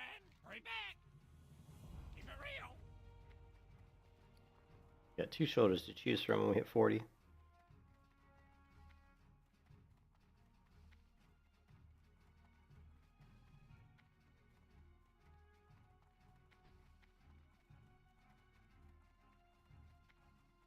be really nice if we could get like get a weapon upgrade. Our weapons are total garbage, man. It's like the broken story of like story of my life on these hunters, man. I'm always got shit weapons.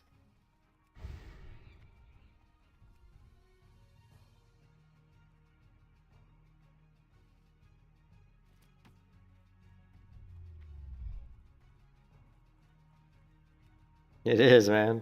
I mean, look at my weapons, dude. A green main hand weapon and a white offhand weapon. I mean, yeah, pretty much garbage.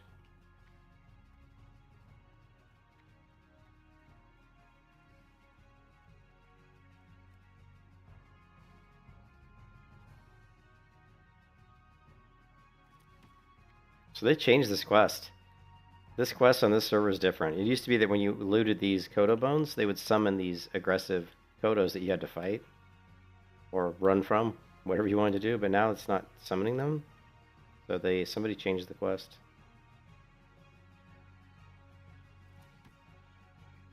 Which I'm not going to complain about at all, to be honest. It was always annoying.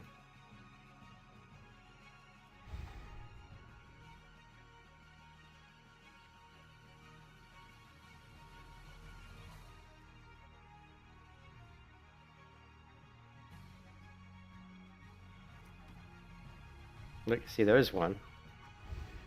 Maybe I just had amazingly good luck with RNG.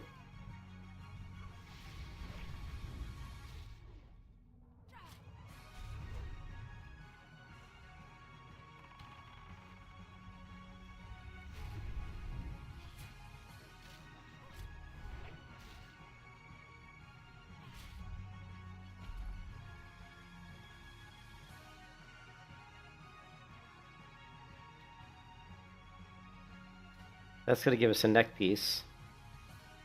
I'm not sure it's better than our current neck piece. I think it's like 9 stamina or something. Maybe stamina spirit. Probably not better than my current one. It's hard to lose agility. It's hard to give up on agility.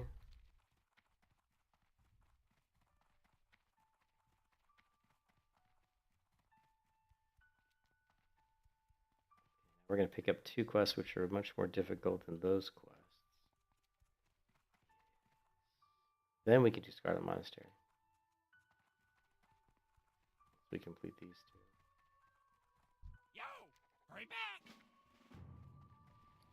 He's going to give me the magnet. It's going to go here. Off we go.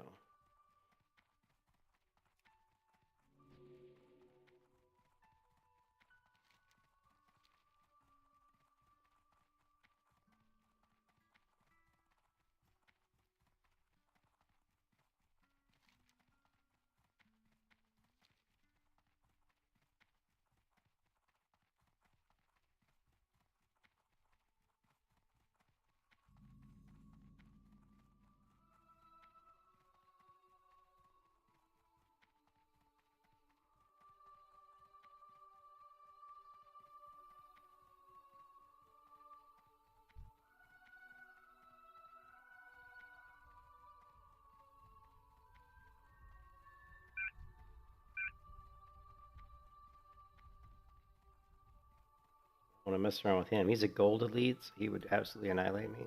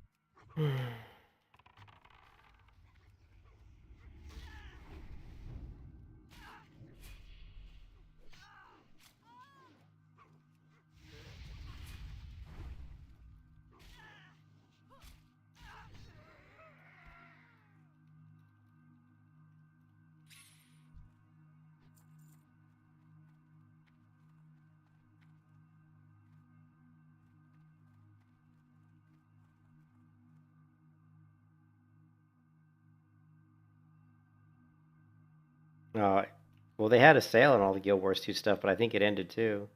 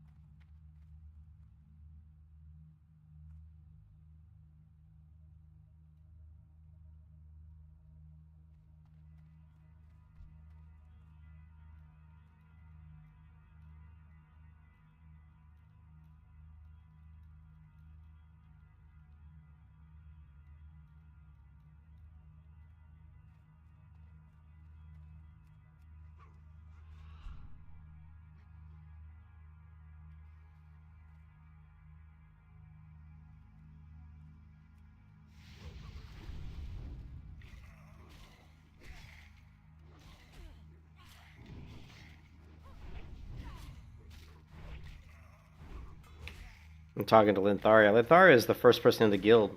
Lintharia was the very first person in this guild to reach 60. And she's still around. She's still kicking. And she's real friendly too. She helps people out with quests. She actually, it's funny. Last time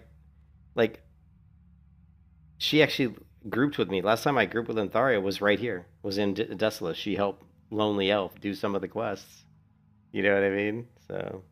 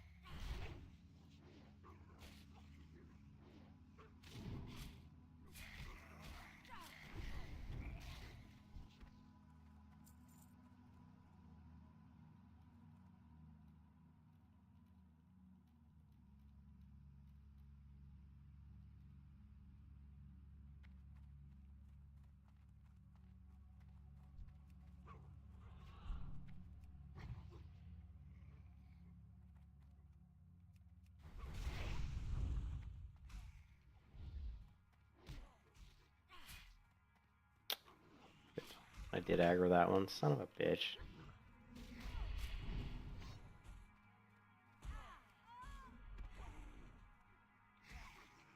And she summoned the extra skeleton. Gotta love that. Let's just bring my pet back.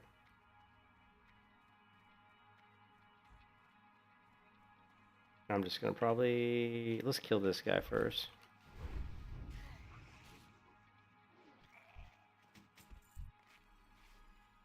Okay, I guess we did do a full drop.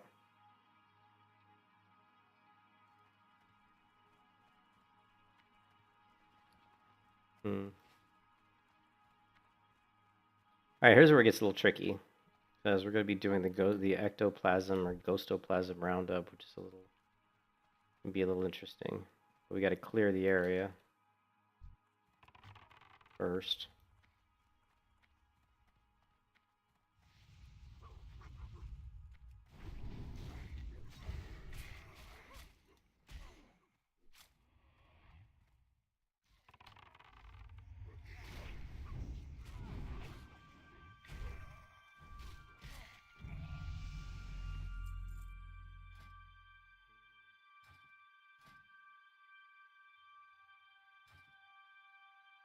Are you selling Guild Wars 2? You're just bored. You're just bored. Yeah, if it's free, right? Why not?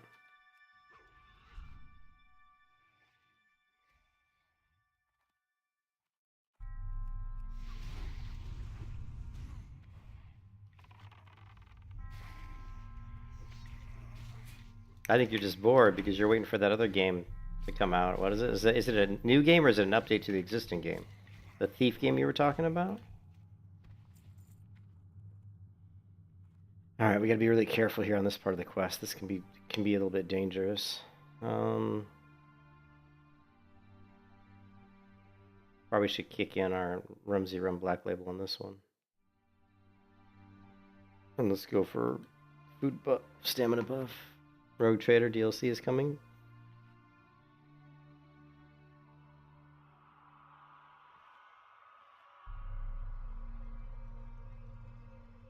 Got 10 hours. We got that buff. Let's do the Black Label. Let's do the agility. We're gonna drop this guy here. This is where it gets gotta be very specific how we do this.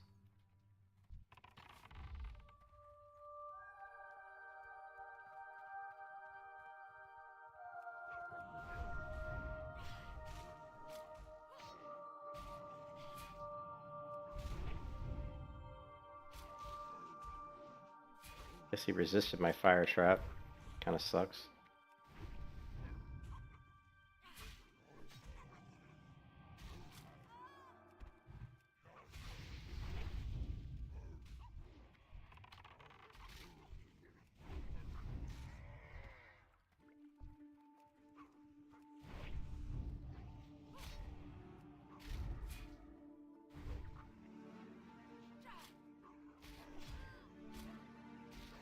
Well, I'm in Guild Wars 2. I always play Guardian. Guardian's my favorite.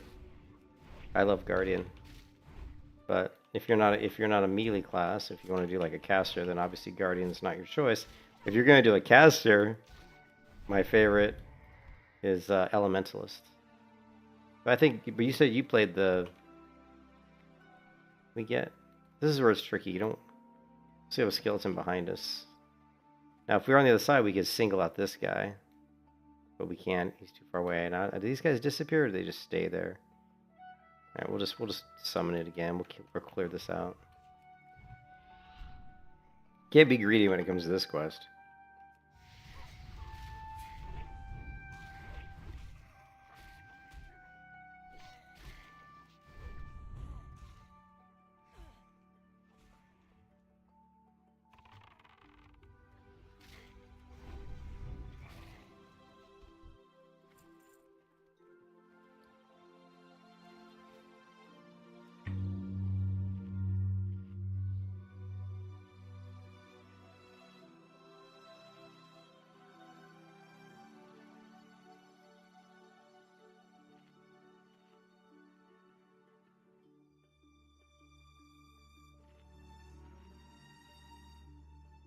Oh, you don't have your old account? When they switched over?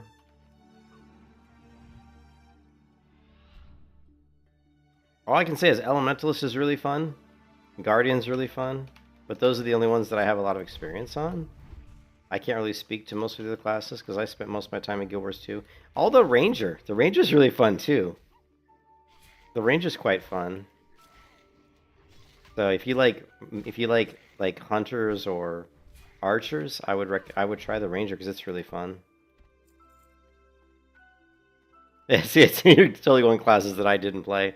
I don't like Engineer. I just didn't like their gameplay. And the Thief I found to be a little. I felt like it was.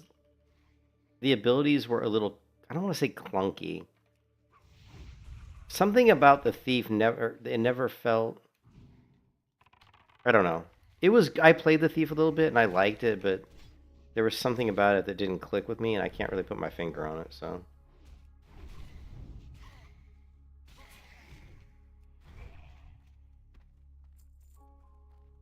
Alright, so we cleared some of these guys out. Now we should be good to. I'm going to go ahead and drop a trap.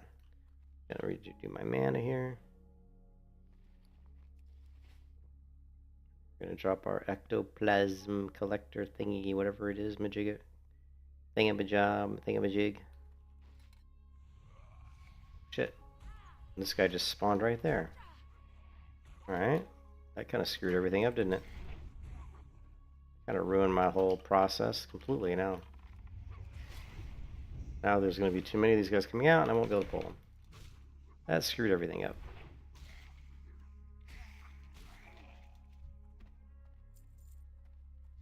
Yeah, I'll try to pull one, but I think I'll probably end up getting two. Oh no, we got one. Nice.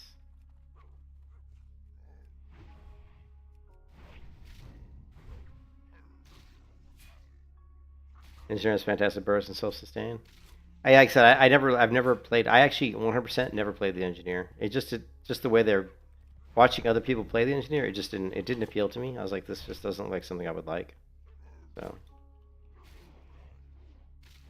I never played one.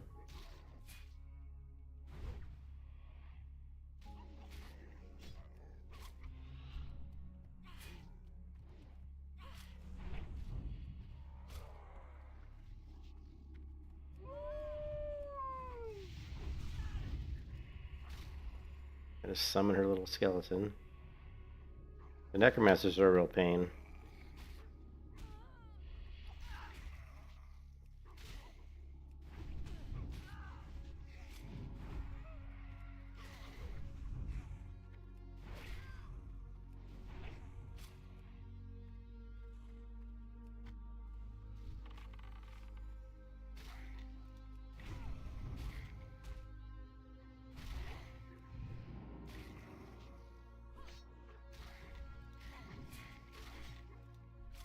Nice. You played a lot of Guild Wars 2, is what it sounds like.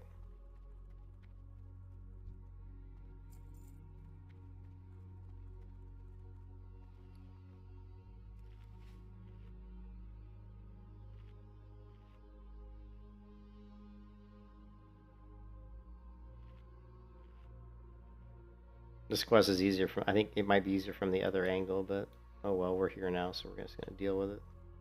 We're just gonna deal. Oh wait, maybe I can get that one. He just disappeared. Maybe I can grab one of these guys. These guys are starting to disappear.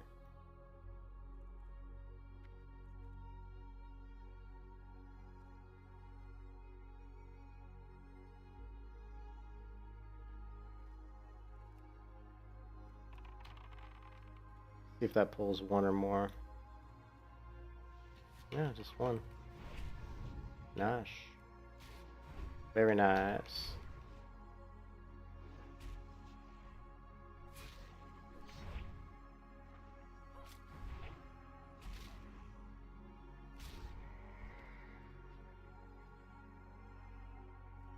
Alright.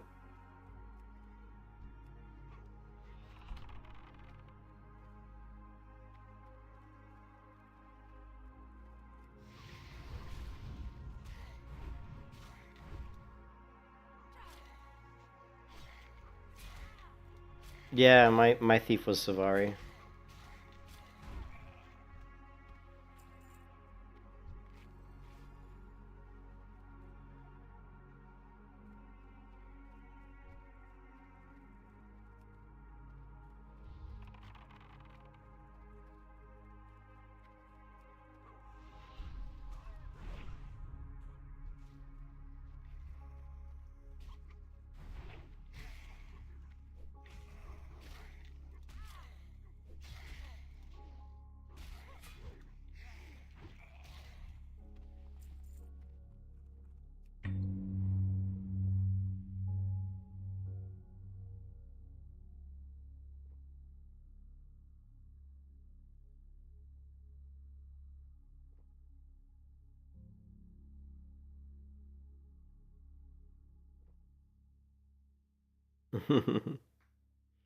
That's why I tell you what, that's why I like the Guardian. Guardian's not squishy. I just love the Guardian. I that's kind of my, when I play MMOs, I tend to gravitate towards like paladin type classes which are tanky, which have some sort of self-sustain, like they can use a shield, sword and board type classes. I like those a lot. So. Night so quiet it hums. A melody under my thumb. City lights blink like tired eyes, whisper in the paradise. Moonlit streets, they carry me. Soft shadows, my company.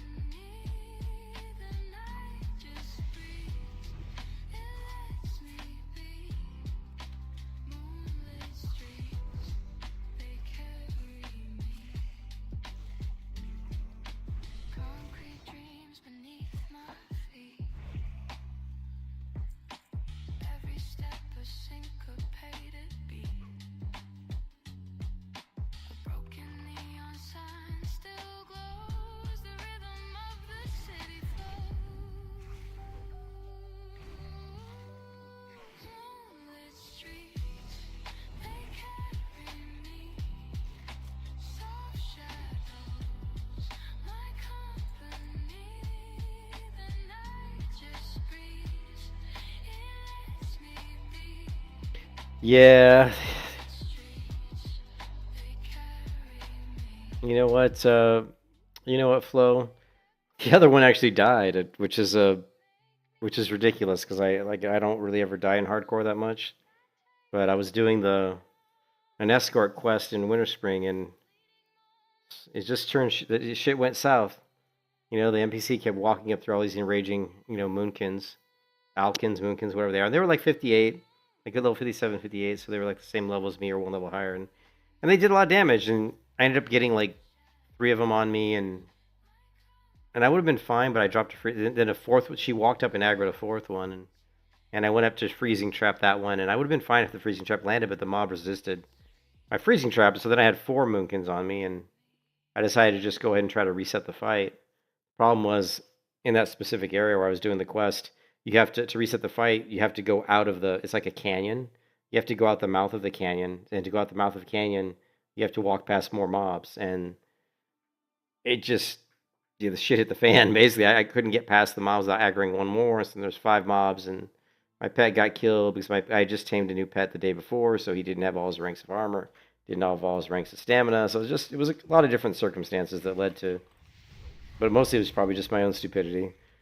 Not being as super familiar, I didn't remember those mobs as being as heavy hitters as they were. They cast, because half of them are casters and half of them aren't, and the ones that are casters just spam Moonfire on you, and they actually hit pretty hard. So they hit harder than I remembered, and I wasn't taking into account that my pet was a little bit squishy. Well, he was quite a bit squishy, not a little bit.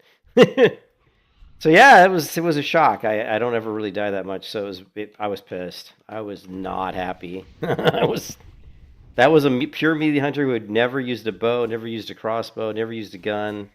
I was smacking people with weapons all the way to 60. Could only wear gear that I crafted. I mean, it was a grind on that character, right? The difference is this character is a hybrid melee hunter. So this character can use Serpent Sting, Viper Sting, and Scorpid Sting, right? How did I drop a freezing trap? Did I really drop a freezing trap? What the fuck? Jillian, what are you doing? So this hunter doesn't have the gear restriction. So this hunter has no gear restrictions, and she can use Serpent Sting and Viper Sting and Scorpid Sting.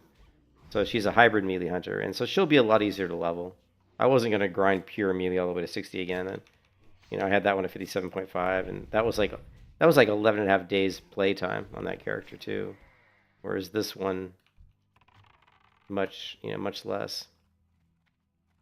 I don't know what the playtime is, but it's probably like 4 or 5 days, 4 days maybe. But we still got a long ways to go. We're only level 39.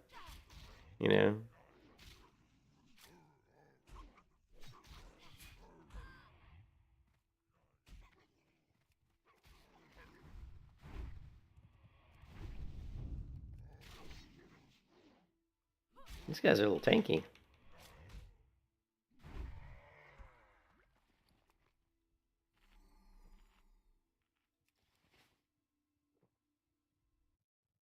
What is going on? Oh, here we go.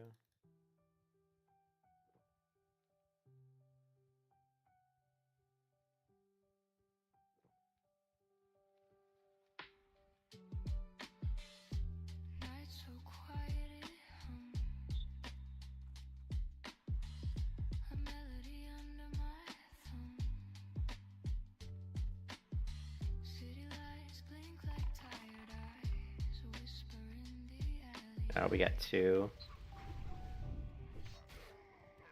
Moonlit streets, they carry me. Soft shadows, my company. The night just breathes, it lets me be.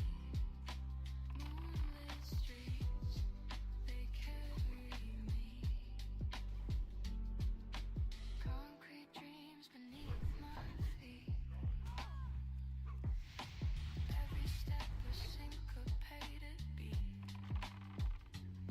A broken neon sign still glows. The rhythm of the city flows.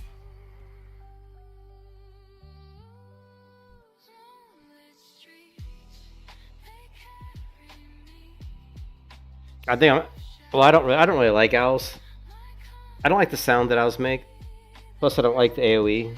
There's times where the owl's going to do his screech, and you could aggro mobs you don't want to aggro. So I'm not really a big fan of that. I don't like the bat's animation. I actually never really played with a bat too much, but yeah, definitely going to go wolf. I think we're going to stick with wolf for quite a while.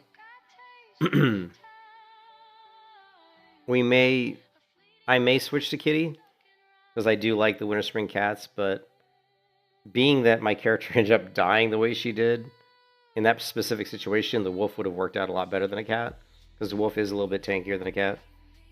But I don't know. Well, I've always liked wolves. I've been a big fan of wolves in for hunters for a long time. So I'm not sure.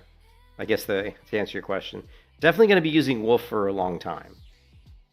We're using wolf all the way to like 50, 55, or 56, and then that's where we'll have to decide: do we want to switch to a cat? Because I do like the winter spring cats at 50, 56.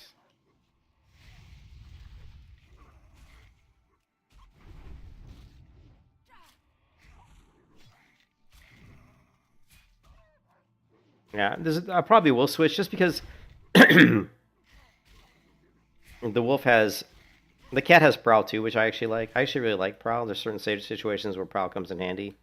When you're in like dungeons, you don't want to aggro like a pet or something. It's nice that you can both stealth, like your pet can stealth and you can stealth. So it actually really comes in handy. And also, which will play a part if we ever did want to, just for fun, for shits and giggles, do the quest to tame like a warg in LBRs to get bite rank, the max rank of bite. If we ever want to do that just for shits and giggles, but that's a very dangerous thing to do in hardcore. Like solo tame that mob.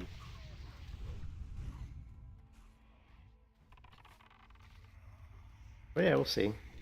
Yeah, I am a big fan of wolves.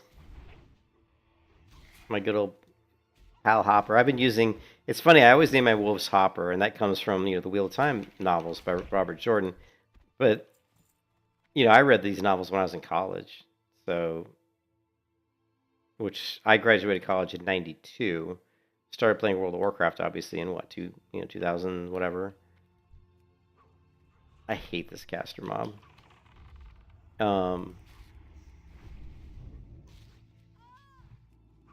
So I've been naming my wolves Hopper since really like 2004, 2005. Wow. So that name goes way back.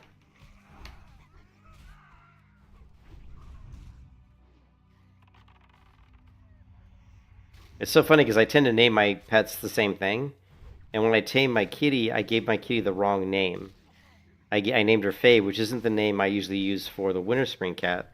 That's the name I use for the ghost cat that comes from looting the idols in Darkshore. I always name that one Fade. And I was talking about, right before I died on my 57 Hunter, I was talking about how I felt like my cat had the wrong name and that I felt like it was a curse. I'd actually said that on stream. I said, man, I said my cat's got the wrong name. And I said, as soon as I complete this quest, I'm going to dump this cat and I'm going to go retame it again so I can give it the right name. And I said, because I feel like I'm cursed with this cat because he's got the wrong name. And I even said I'm kind of a superstitious person. I like to have the same names that I always use. And so sure enough, I was superstitious and felt like I was cursed and I died like, 20, 30 minutes later. So I was like, shit, I guess I was cursed.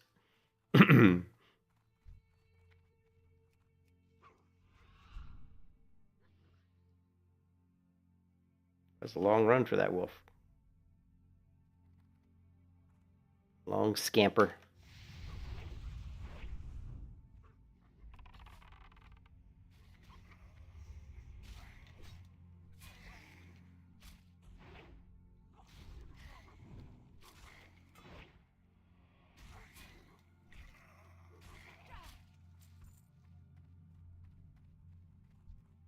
Ah, the delicious cave mold. Everybody's favorite late night snack. How about a little cave mold? Yum. Delicious. You like maybe a little mayonnaise with your cave mold? Maybe a little mutton, lettuce, tomato, and cave mold? Maybe a little salt on your cave mold? My favorite late time snack.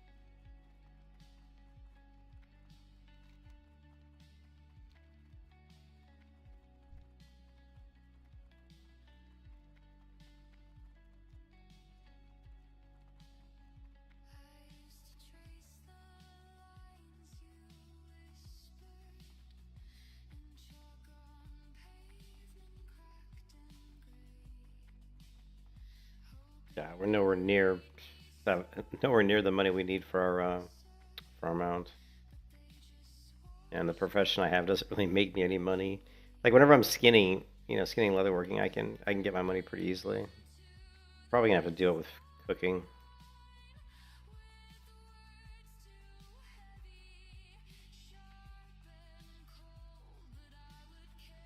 Grind some raptors.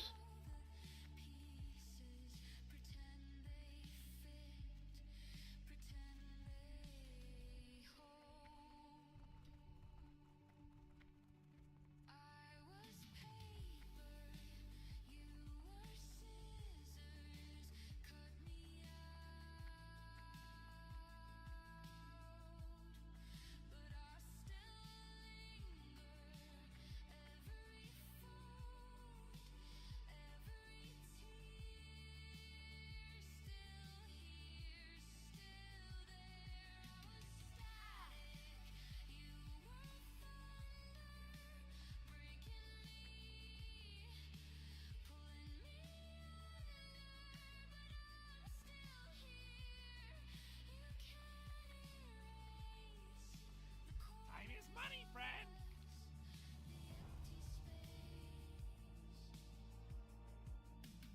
Keep it real.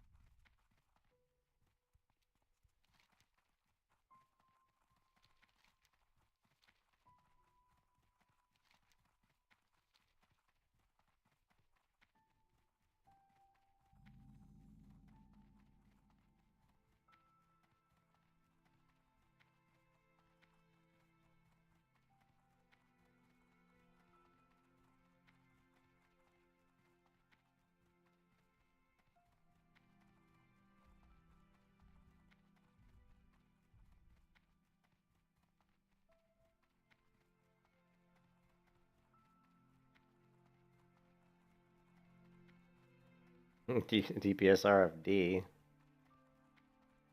Sure. What level is RFD? Oh no, I think I'm. What level is RFD, guys? Do you remember? I don't remember. What level is RFD?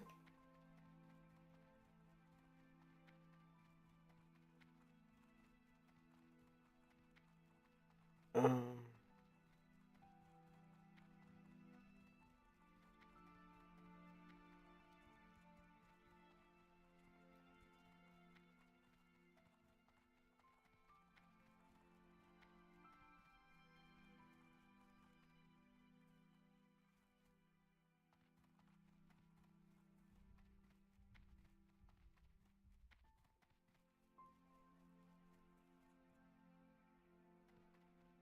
37 to 46.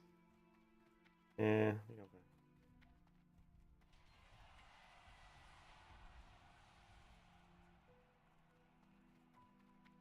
I think I'll. I don't know. I mean,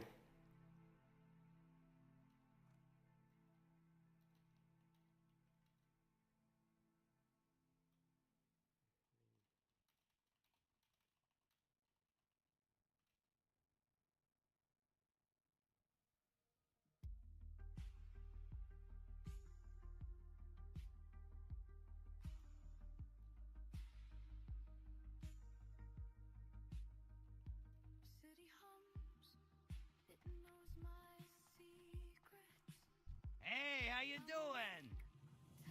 Keep it real.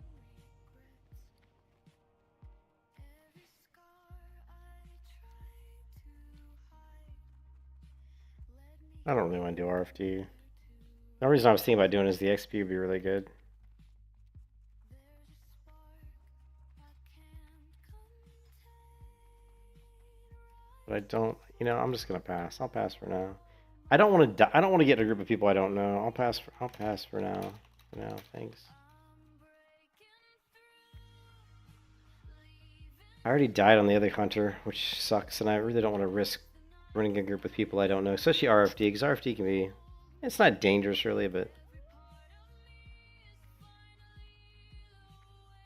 if we don't have a good tank, it can be, or a good healer for that matter. I would love to do. I would love to do like a healer in hardcore. It can be stressful though, because you got people's lives in your hand. You screw up and you don't heal somebody, right? And they die. It's a hardcore character, so being a healer can be a little stressful. But but I enjoy healing.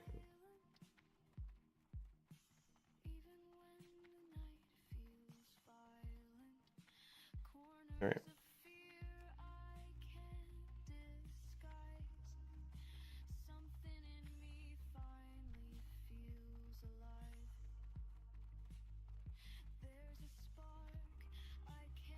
Exactly. I know, and I'm actually, and I wouldn't be so cruel about that in hardcore, but when I've played like regular non-hardcore, and there's like rogues that are constantly like pulling threat away from tanks, I'll just stop healing them. I'll be like, yeah, no heals for you, And I've let people die before on regular mode just to teach them a lesson. So you're not gonna be a dick in my group, man. You're not getting any heals if you're gonna be like pulling threat off the tank.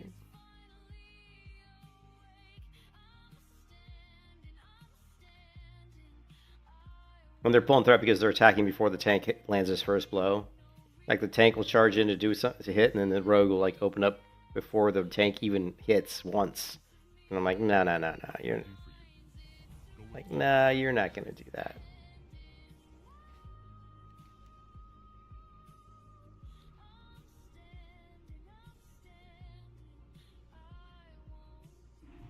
Yeah, exactly. If you're gonna pull, you better take. Exactly. I'm the same way, man. Well met. I am the same way. All right, so we did get this neck, which it's nice stamina, but the agility intellect is definitely better. One thing that's concerning me a little bit is this character is really low on health. Like I'm using a lot of items, a lot of gear that really doesn't have much health. All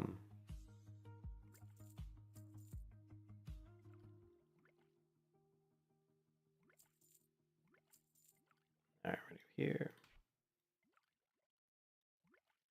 We're gonna start transitioning into the better Farewell. drink, but it's so expensive.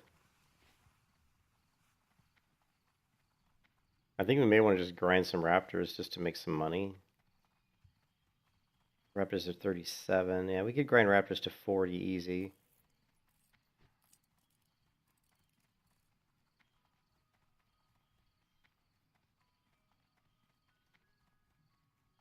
Greetings. Be careful.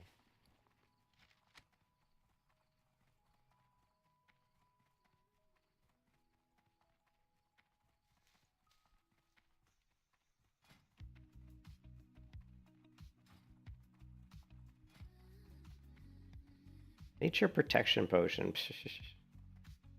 Trying to think when I would ever really use that outside of Encourage.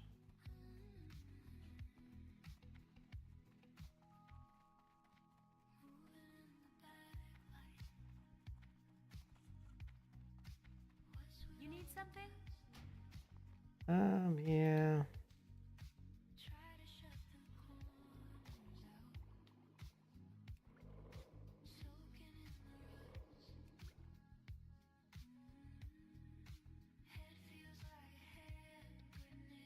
We probably should make some. I need Cadcar's Whisker. I need Cadcar's Whisker though.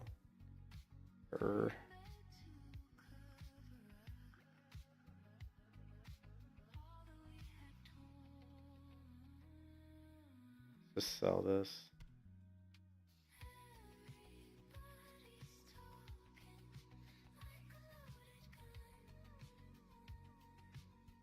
Now here's the mail. So here's the feet we get to put on when we hit 42. We've got these really nice greaves. That's gonna be nice.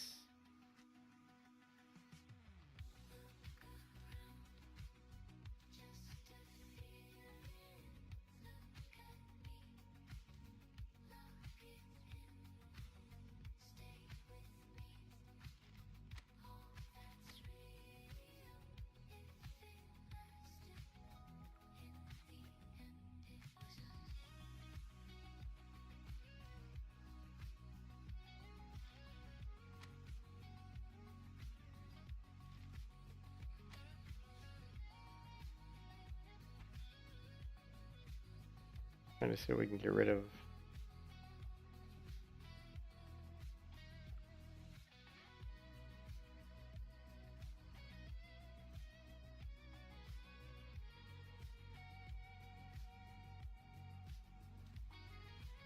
See you around.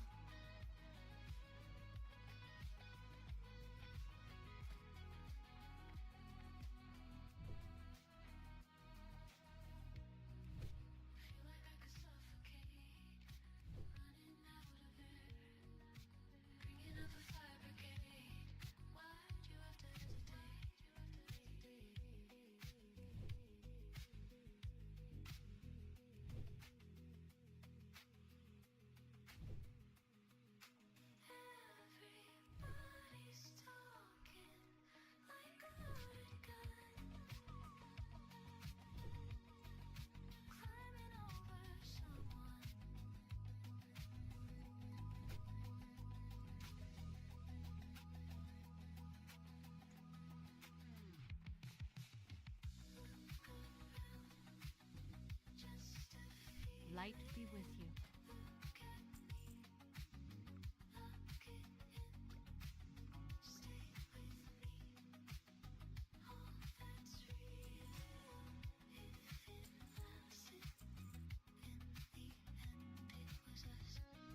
Safe travels.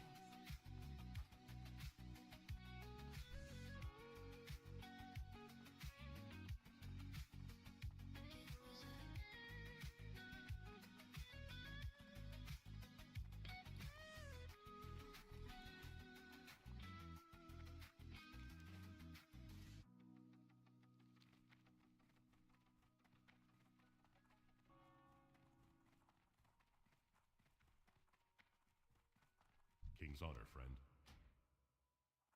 For the Alliance. JP, what's up, JP? How's it going, man? How you doing? I see you're up. Well, I don't know what time it is for you. It's 1 a.m. for me.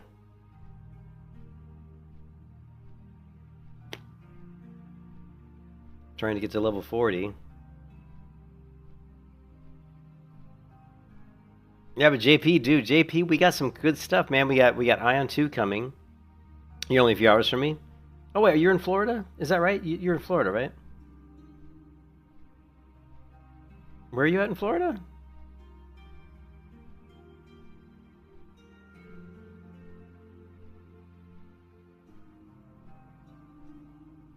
Oh, you're in South Carolina. Okay, I got you. All right. Yeah, but time-wise, you're... Yeah. It is currently 1 a.m.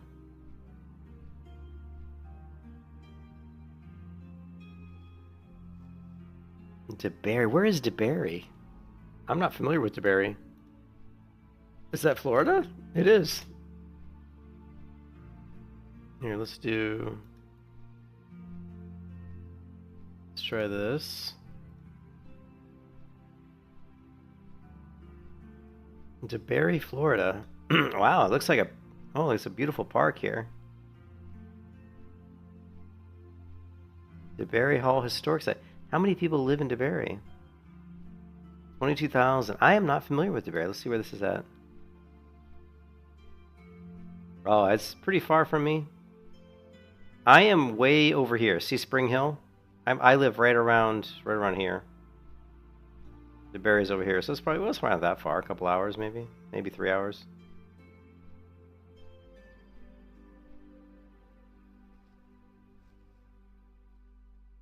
DeBerry.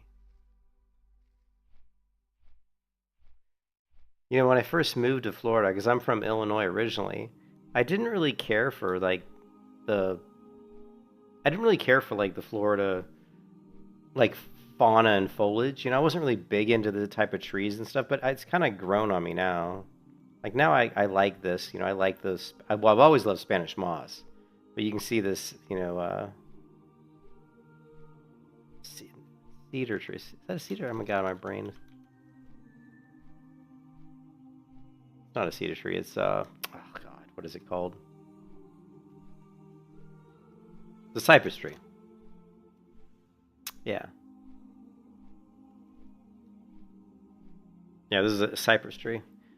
But you can see, but I've kind of like the type of trees and stuff we have in Florida is kind of growing, but it's so different coming from Illinois. Like, so you look at like, oh, these are what are those mushrooms called? Those are cool though. City of DeBerry, the river city. Must be on a river.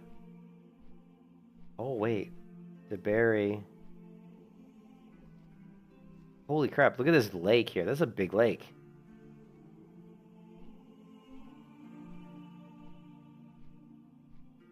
That is a pretty big lake. Lake Monroe.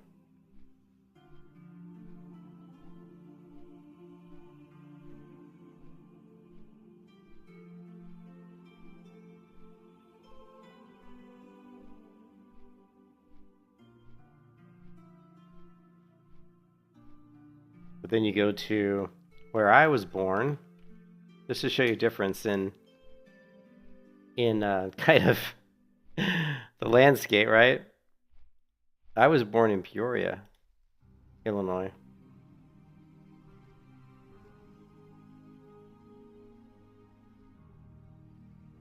Let's see. Where can we open up maps? Peoria.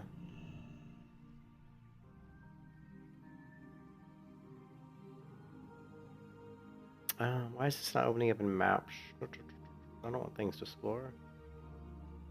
Peoria, Illinois.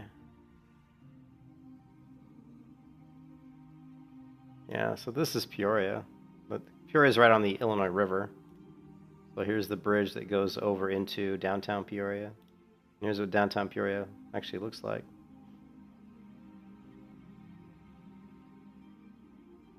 I haven't been there in a long time, but yeah, I grew up in Peoria.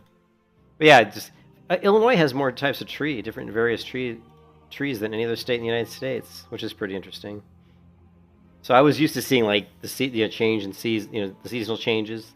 You know what I mean? Like, you know, in Peoria we have, you know, the real season change. Like in Florida, you don't really see that. You know, you see there's really no winter here. We don't get like snow, and we don't get like true fall, you know.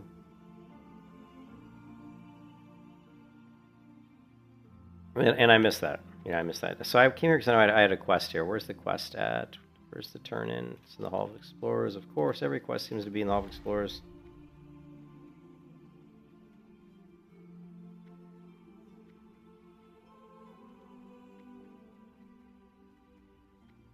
Yeah. What, in the winter? Yeah, for sure. Yeah, I love Florida. Florida in the winter is great. But Florida in the summer sucks. It's too hot, too humid, too muggy. Talk to me. Off with you. Ooh. Yeah. That's cloth. I don't want your stupid cloth gear. What are you talking about? What are you talking about?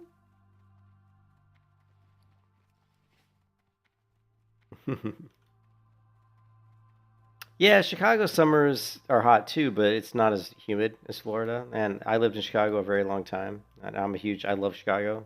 I mean, Chicago's my favorite city in the United States. What's on your mind? Be good. But yeah, it is hot. It does get hot in Chicago. I lived downtown Chicago. Actually, let's see if I can show you. I wonder if I can find it. Let's go Chicago. And I lived at let's go Wabash, Chicago, Illinois. Wabash. Avenue and Jackson. See if we can find this.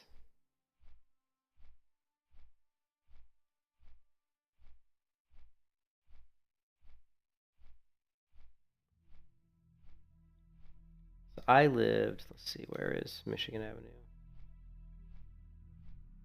Here's Michigan. Here's Michigan. Here's South Wabash.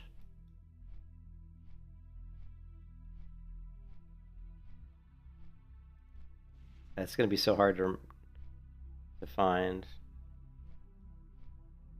I don't remember the address, but I've lived all over Chicago. Like I've lived,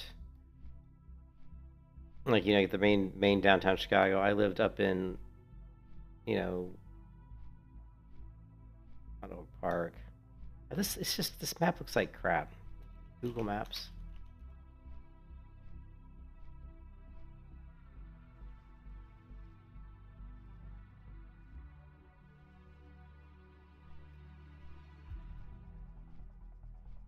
All right, this is much better.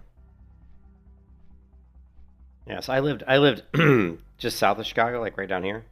And of course I lived up north. And let's see, Irving Park Road. And let's see, where is this? This is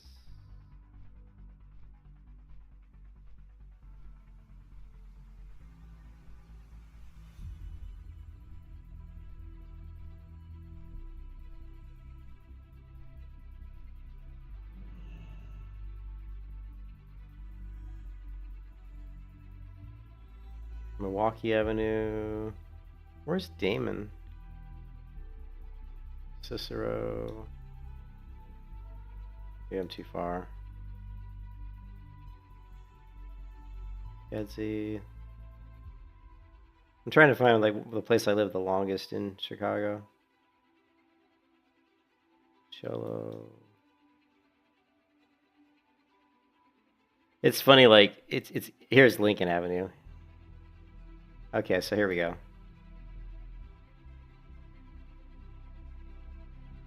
Irving Park, Oakley, Claremont. I lived right here.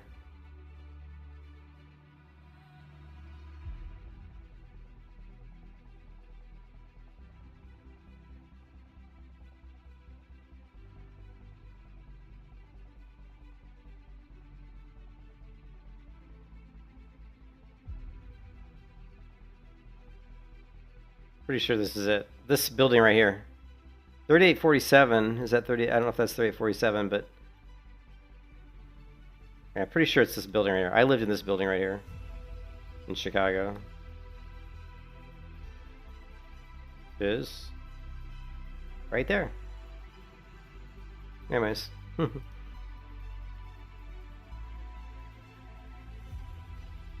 No, I don't remember that. I didn't know Dave Matthews Band ever did that. They dumped raw human waste through the grates of... Why? What? That sounds like so weird, dude. Okay, where am I going? We're going the wrong way. I'm gonna go over here. I'm gonna have to Google that. I was not aware of Dave Matthews Band raw human waste. What did they have? Like so basically they were dumping the shit from their bus. 2004. I was not. No, I was not in Chicago in 2004. I think I was down here in Florida at that time. Tour bus. They dumped 800 pounds of liquid human waste through the grated deck. Yeah, that they should have got arrested for that. The environment and public health hazard, colloquially dubbed Poopgate, has become a legendary piece of Chicago lore. No, I was not in Chicago at the time. But that's an awful thing to do. Roughly 2/3 of the passengers on the... Let's see. An architectural sightseeing vessel named Chicago's Little Lake carrying more than 100 passengers. Roughly 2/3 of the passengers on the boat's upper deck were thoroughly soaked in a foul, brownish yellow slurry of urine and feces. Oh my god. The band's presence. No members of the Matthews Band were on the bus at the time. The bus driver initially denied the incident, but was later identified via security cameras and license plate logs. He pled guilty to reckless conduct and discharging contaminants, receiving a probation, community service, and a fine. The band subsequently fired him. The state of Illinois sued the band. The band settled the lawsuit by paying $200,000 to environmental. Yeah, I was not aware of that. That's pretty interesting. Yeah. I was in Chicago in 92 to like 2000. I was in Chicago from 92 to like 2000, and then I moved to Florida, and I was in Florida from like 2000 to around 2004, and then I moved back to Chicago. This person just died in Western Plains. Then I moved back to Chicago for a couple years. So I was in Chicago back for a couple years, and then I moved back to Florida around 2000. So I think I might have been. So I might have been there in 2004. It's hard to really remember, you know. But there was a couple years span there between 2003 and 2006, somewhere in those years. I was in Chicago for about 2 years.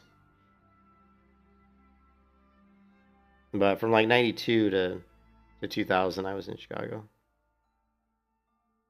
And I love Chicago. Chicago is I think it's one of the greatest cities on planet Earth. It's just a great city. There are more restaurants per city block in Chicago than any other city in the United States. There's so much variety of food in Chicago.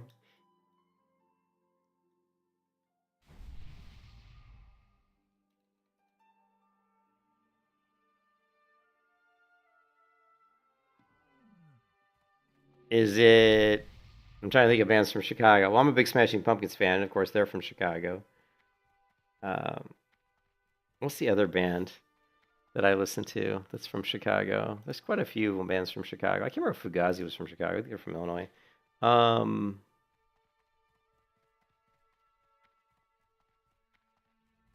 Name of that song. I can hear the song in my head, but I can't remember the name of the...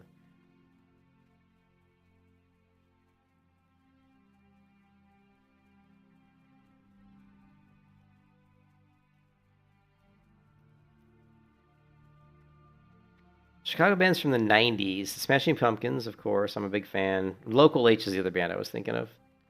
Yeah, I was also a pretty good fan of Local H.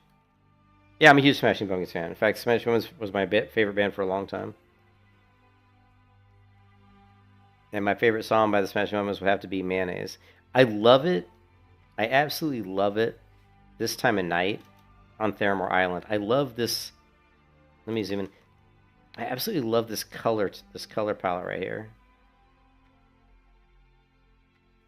This Time of Night in Theramore is always, I think it looks really cool. Like this color palette.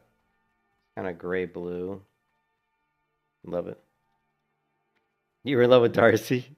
She turned out to be quite the... Dude, Darcy turned out to be quite the...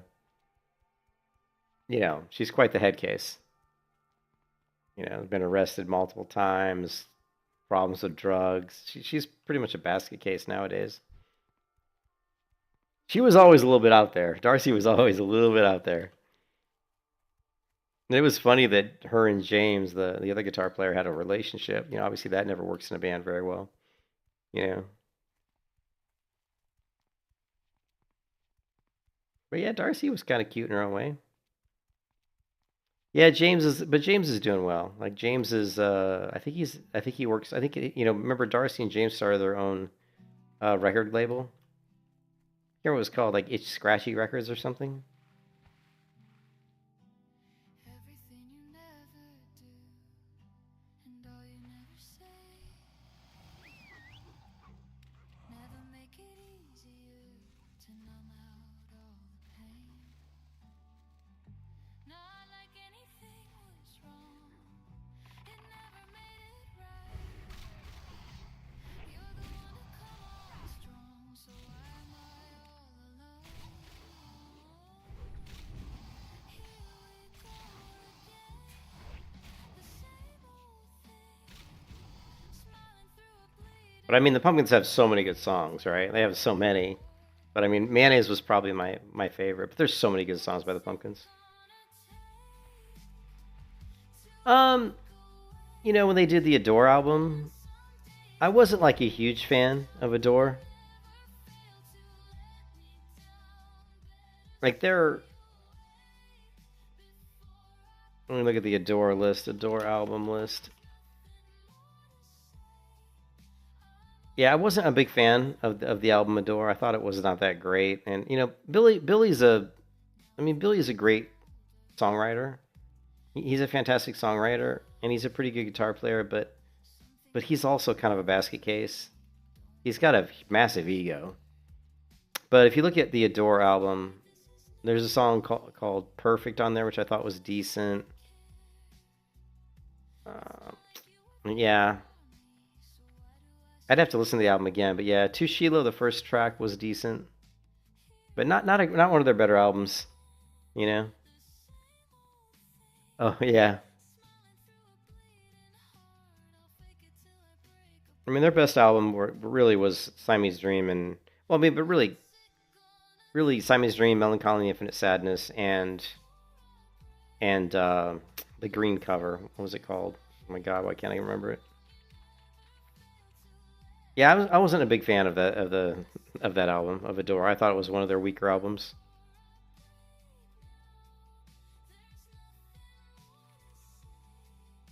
Yeah, Pisces, thank you. Pisces Iscariot was a great album. Like there's some great songs on Pisces. You know, there's that clip. Let's see if we can find it.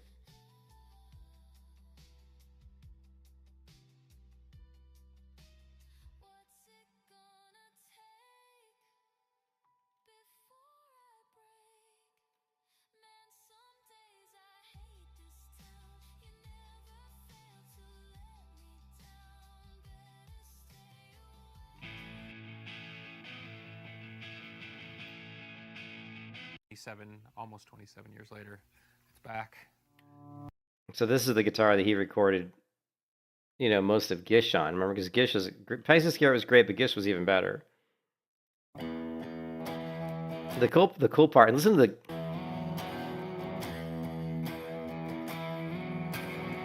I always felt the guitar would come back to me. I can't say why I felt that way, so I never really stressed about it too hard.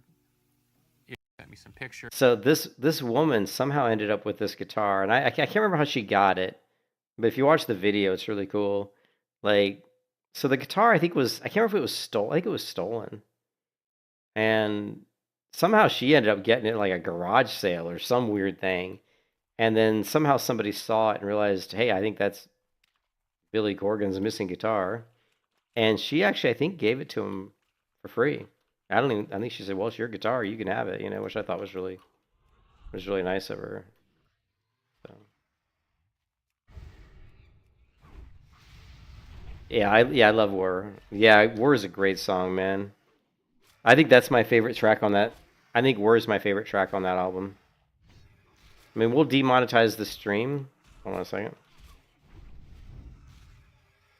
We'll demonetize the stream obviously by playing those songs, but I don't mind that because I mean, like I said, the Pumpkins were my favorite band for a long time, and they're still probably my favorite band. If you had to say me what's like, you know, when they ask you that question, if you're stranded on a desert island and you can only have one musical, like if you're stranded on a desert island and you can only have one album with you, one musical album with you that you can listen to, like what would that album be? And for me, it would be Siamese Dream. I mean, that would be the album.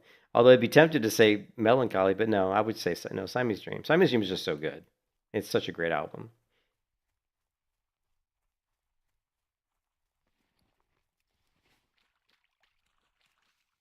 Yeah, I gotta say Siamese Dream, man. I'm stuck on. Now, I'm a big U2 fan. I'm old U2, like old U2, not so much like the newer U2, but you know, Joshua Tree, great album. U2 War, those two. You know, I love U2 War. Love me some Joshua Tree. You know.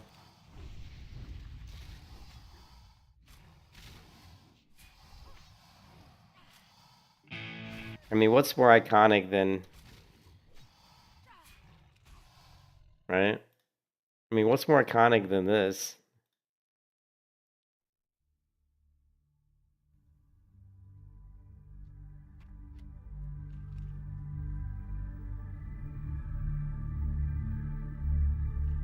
And being a guitar player, I love some of the work that The Edge did. He was a little bit groundbreaking with the guitar in certain ways. I'm not sure if I really need lemon.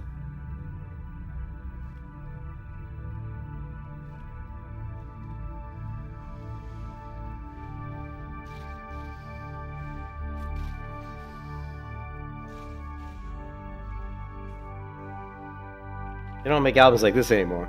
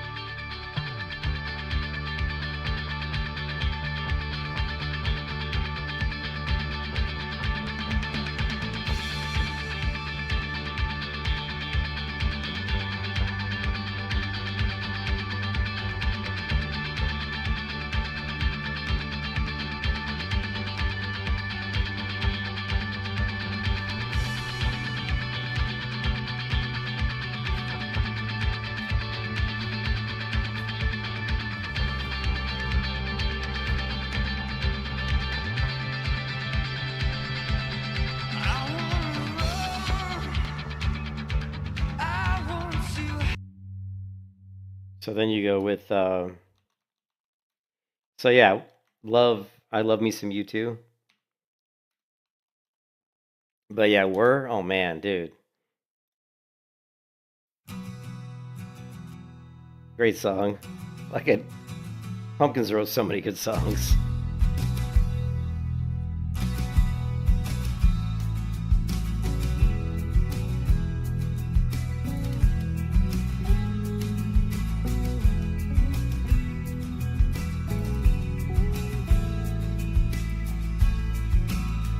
And there's another, like, let's see,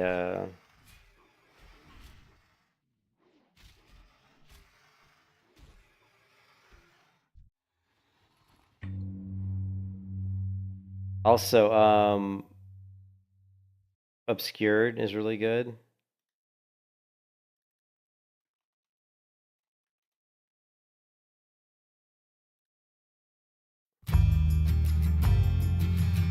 Just kind of different, but then if you go with, oh,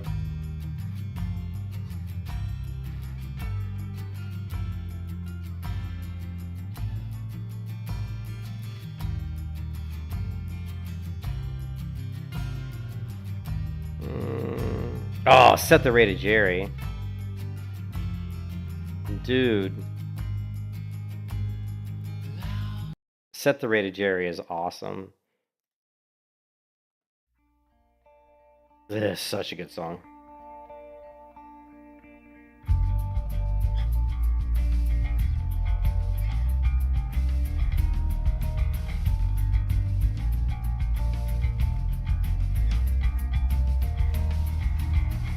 Yeah, I had it too. I don't think I have it anymore, but I used to have it.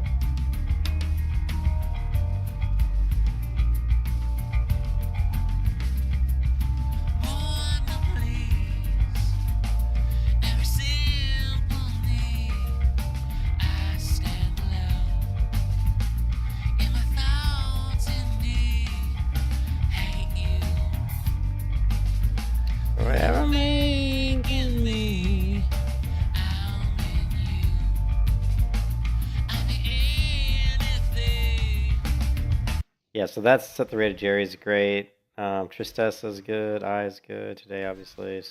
Snail's great. Love Snail. I've seen Pumpkins in concert quite a few times, like a lot. I've seen them in concert. I've seen them in Chicago many times. Tonight's Night, yeah, whatever. Frail Dez is good. Cherub Rock is, of course, is just, you can't, like, there's a guy that does a cover of Cherub Rock. Like, he does an amazing cover of it, actually. I think even Billy Corgan might have said something on his YouTube channel about how good his cover was. We'll see if I can find it really quickly. It's can't remember the guy's name. Uncle Cherub Rock cover. It's gonna be hard to find.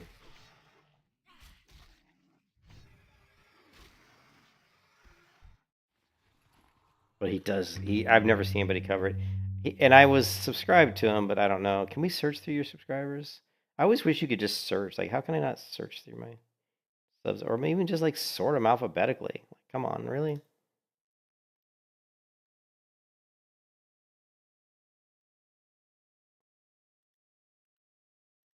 Why is YouTube so crappy? All subscriptions. Can I search through them though?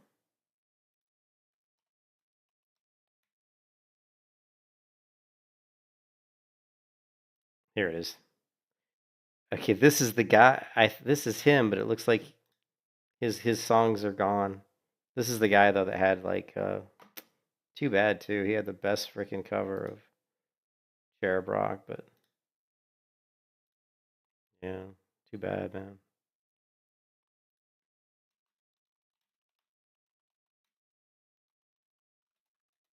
Cherub Rock is probably one of my all-time favorite songs. All right, let's see if we get the remaster. Definitely one of my all-time favorite songs.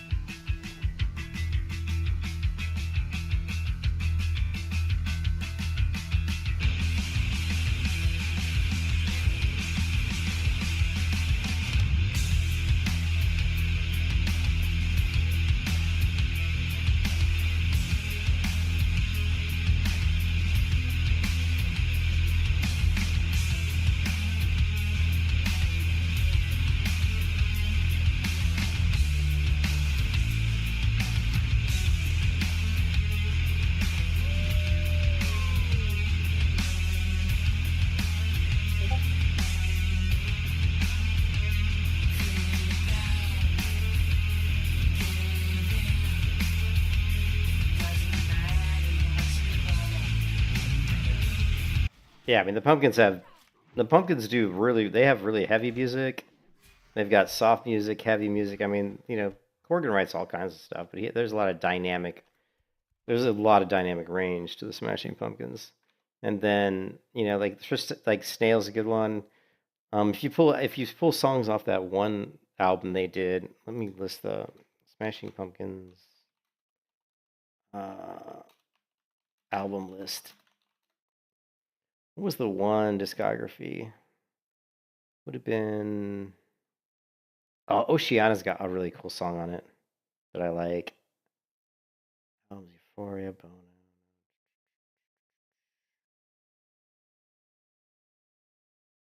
Box sets. Airplane Flies High. That's another good song. Stand Inside Your Love. Try is another good song. They have so many good. Mayonnaise is probably my favorite Pumpkin song. Rhinoceros and Mayonnaise both fantastic. Drown, oh my god. Drowned, fantastic song. Billy just had this way of writing like these really cool, like grungy, you know, come on, right?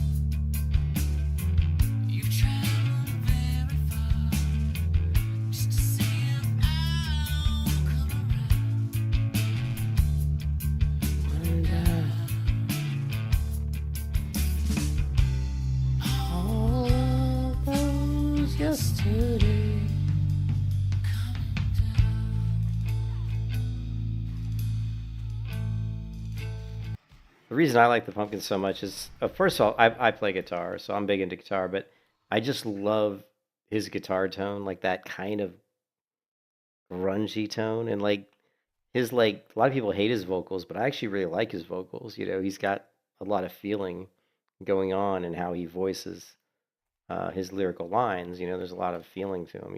You can feel what he's talking about. But that guitar tone is sweet. The classic Stratocaster.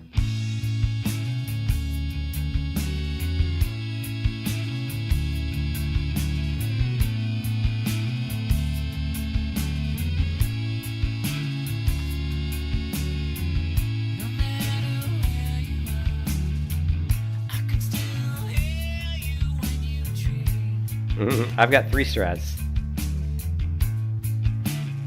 But I've got like 8 tellies.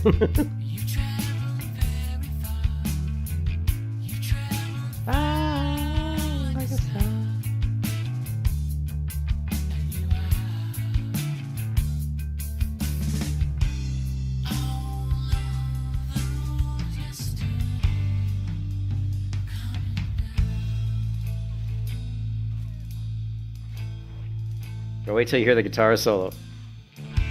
Yeah.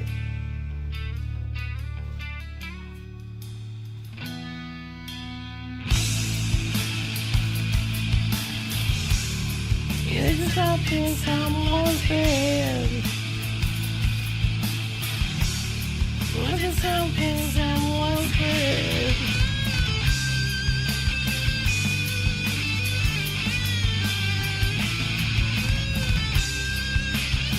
Oh, now that gives you goosebumps. Now that guitar gives me goosebumps.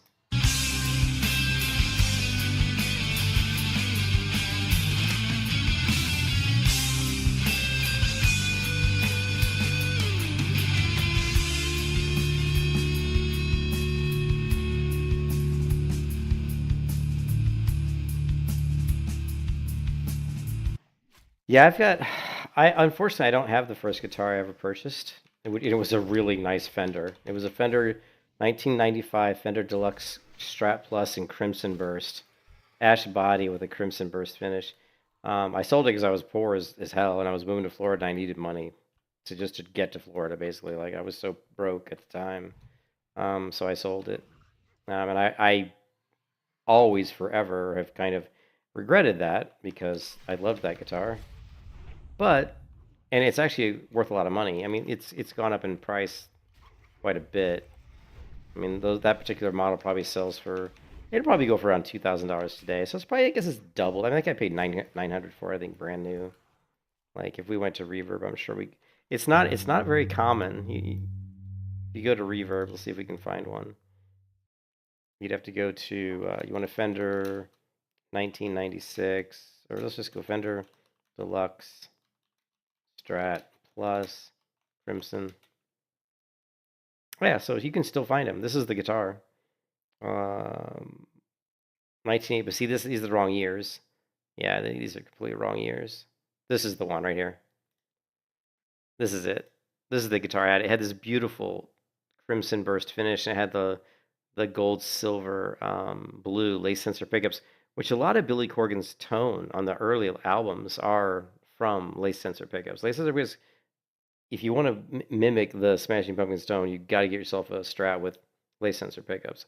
I've actually got a Strat behind me right here on my guitar rack that is it's actually a 2000 Classic Plus.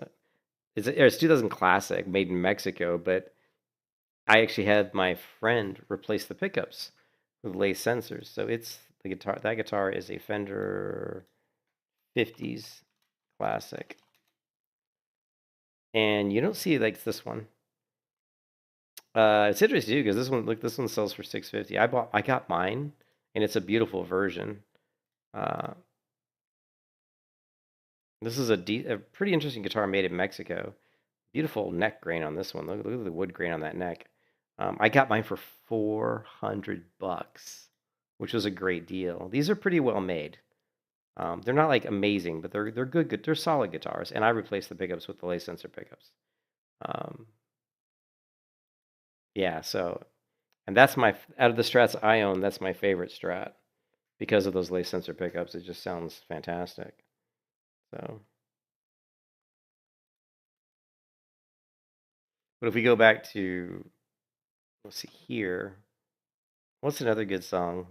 Oh, but if you want to hear my favorite guitar solo of all time, you want to talk about Goosebumps.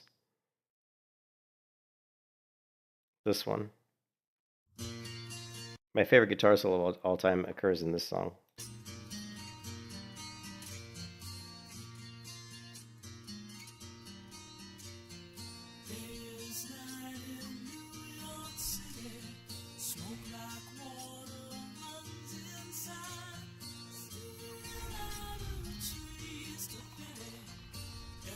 Living painless time. Head for the other side. Never change my mind.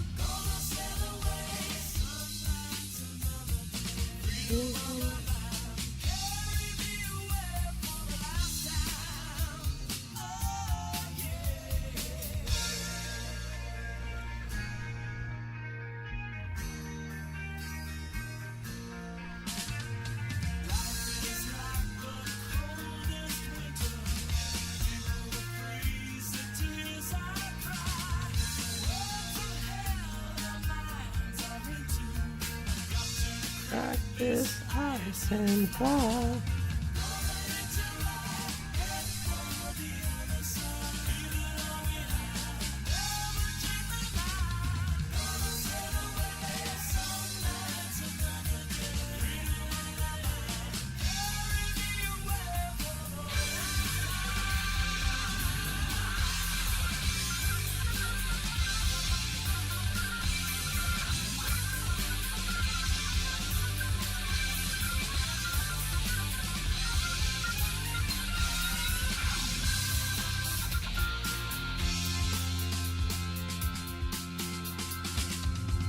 So this is guitar solo 1, but not the good guitar solo.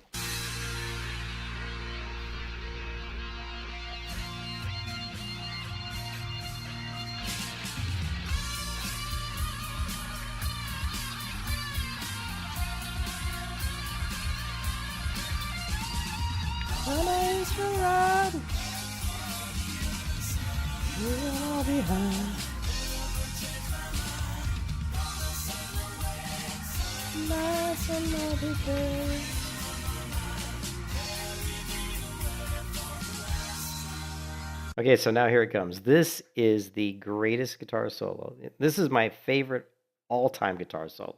I think it is just this is the best, right? Now, not everybody's going to agree with me, obviously, because everybody has their own musical taste, but the guitar solo here is just, it's just beautiful. If you ever watch Rick Beato, who's my, great music channel on YouTube, probably the biggest music channel on YouTube, one of the biggest ones, right? And he does his top like guitar solos of all time. I'm pretty sure this was number 2 or 3 on his list. I put a post on his, I comment on his video and said, I don't know how you cannot have this number 1. I think he had it like number 3 or number 2, but to me, this is the best guitar solo of all time.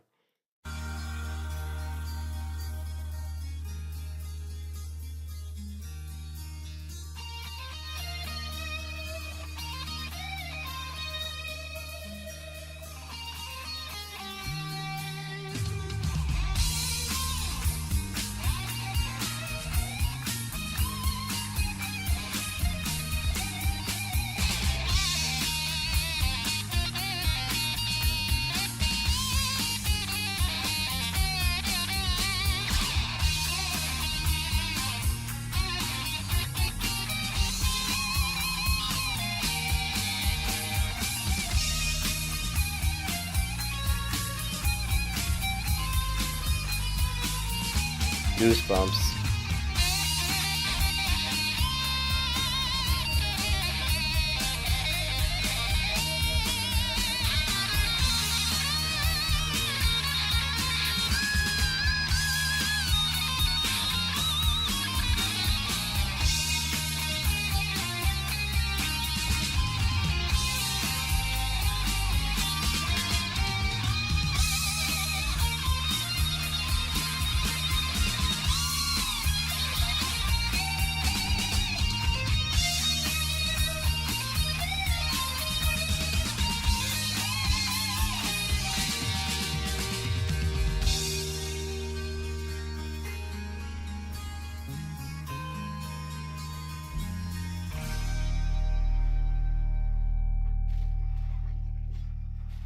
Oh my God, could you not tell me that I could listen to that guitar solo over and over again for like an hour? It's just like this is the greatest guitar solo ever. I love that. I love that guitar solo. I used to like cruise around in my Jeep. I had a Jeep Cherokee, which I hated that car, by the way. It's just because it was super dangerous around corners. I think I always wanted to roll over. But I used to just crank Boston, man. Smashing Pumpkins. But they're so, yeah, I love music too. I'm a huge music lover. You know, it's so funny because I have so many hobbies. You know, I love game design, I love art, I love music. I was a big tennis player, huge tennis player. Like if I could start my life all over again, it's so hard to just pick and say what do I want to do, you know, because I have so many passions. You know, I had a huge passion for tennis, I had a huge passion for music, huge passion for art, huge passion for video game design. You know, it's just I always thought that probably, you know, working at like some sort of a movie production house where I could kind of cross do all of those things. You know, like, not obviously I couldn't do tennis, but I could do music and and art and kind of creative stuff like that for film. I always thought would have been kind of a fun job. You know, think of like the Weta workshop maybe, or I don't know. So that would have been cool. Yeah. Oh man, but if there's a but that oh that guitar solo, holy moly! And then the Pumpkins have some really good guitar solos too. And I'm trying to think of other like there's so much music, dude. I mean, I could go on and on about all the different great bands and great songs and talk forever about that stuff. Ugh.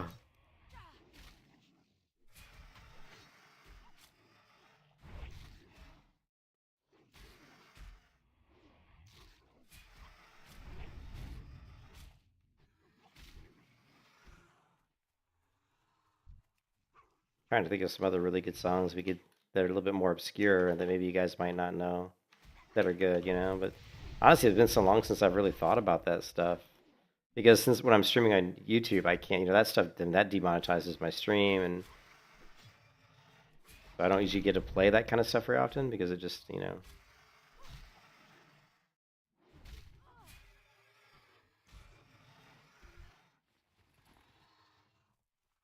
But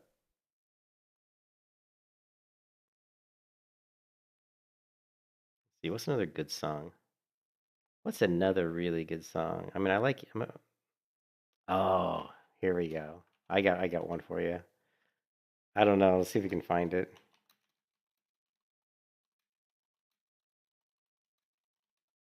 live. This one, and I'm gonna link this one in the stream chat. So if I don't know if you guys want to take the time to watch this at your own leisure, but I'm a big fan of Our Lady Peace, um, and this is a really cool live version where they kind of interweave two songs together, Naveed and Life. So.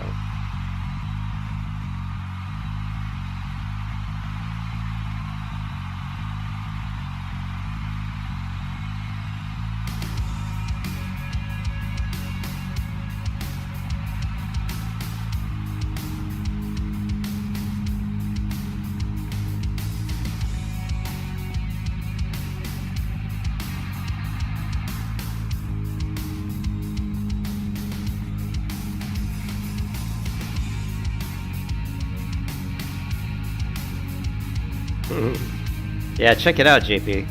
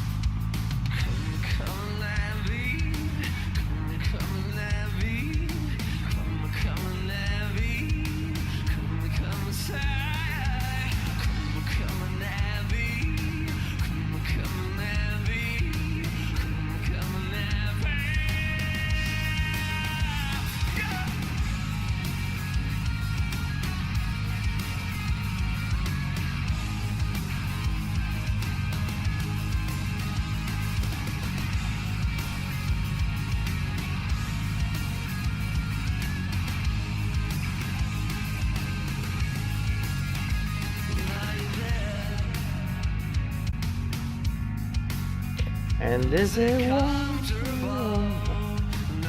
I forgot the lyric. But it was like...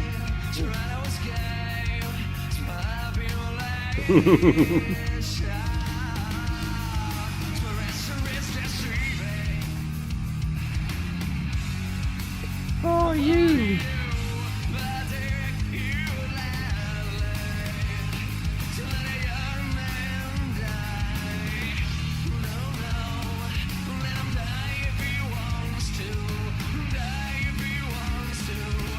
I can't live here anymore.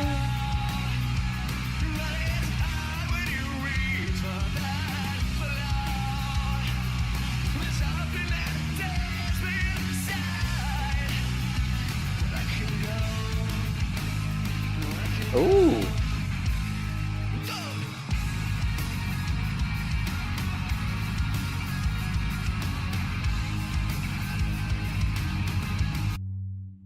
So the lead singer's name is Rain. And obviously he's a very good looking guy, so all the chicks dig him. You can see all the girls in the audience. But here's where they transition from Navid into Life, which is, both of these are really good songs, but the way they transition it in this one live performance is really good.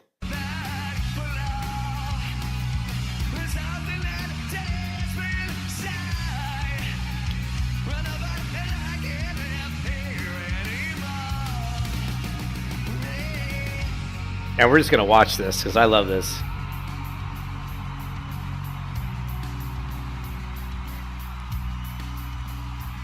Listen to the crowd, man.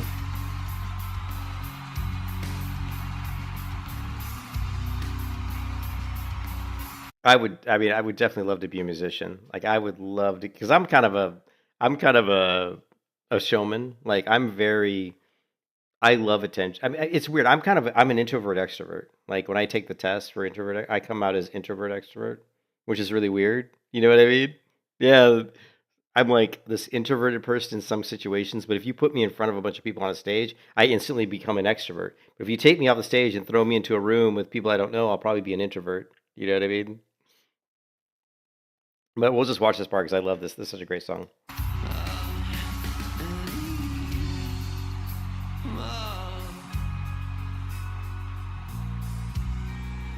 Well, see, I grew up. I was born in 70. Okay, right? It is total heresy. I was born in 1970. So when I went through high school, like I graduated high school in 88. So when I first started really getting into music, everybody is when they're teenagers, right? So it was really the 80s. So I grew up on the 80s music, transitioning into college, and of course, when I was in college, I transitioned into 88 to 92. So like the early 90s music was, you're talking about like Pearl Jam and all those kind of really cool grungy bands. I wasn't really big into Nirvana. I mean, I liked some of Nirvana songs, but they were nowhere near my favorite band. I liked Alice in Chains, Soundgarden way more than I ever liked Nirvana. Even like Screaming Trees, Soul Asylum. I preferred Soul Asylum and some of those bands way over like Nirvana, really. And of course, this band would have been probably mid to late 2000s, I think, is probably Our Lady Peace. I can't remember. It was actually a really beautiful bartender in Florida who turned me on to this band because I was sitting at a tiki bar outside. This was in my drinking phase, or my drinking years, which I was a big drinker. And so I would go out to the bars by myself all the time, and I'd drink, and I'd meet girls and whatever. And I remember sitting at this tiki bar, and this bartender was beautiful, beautiful blonde bartender. And she had a jukebox sitting on top of the bar, and she would play music, and that was fine. And people in the bar, they wanted her to play music. It was an outdoor tiki bar. When you're at a tiki bar, you kind of want to hear music. They didn't have like any speakers out there, other than they had speakers for the live performances. They had live bands all the time, so they had like outdoor speakers for the band. And she was playing this band, Our Lady Peace, and I'd never heard them, but instantly I was like, this band is good. Like, I really loved them. And she played the whole album, and the album she played is what I think is their best album, which is this one. It's called Gravity.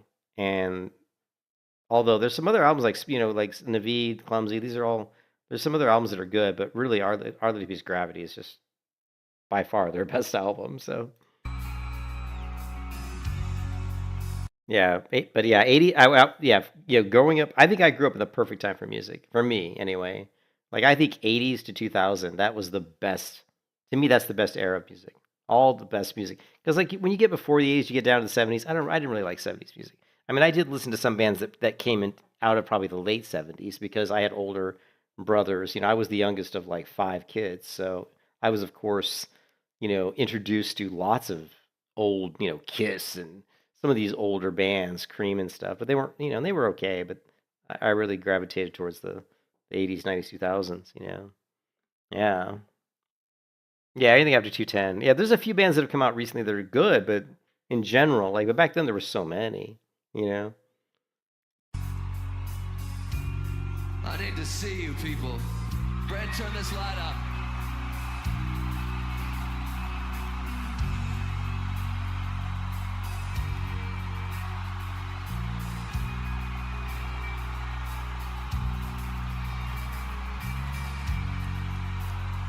Yeah, that's pretty cool, Super.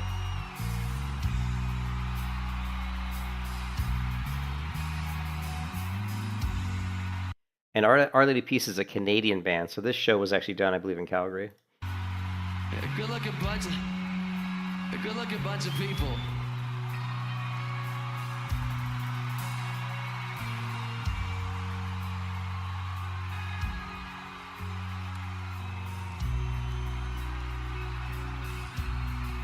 Pretty small venue.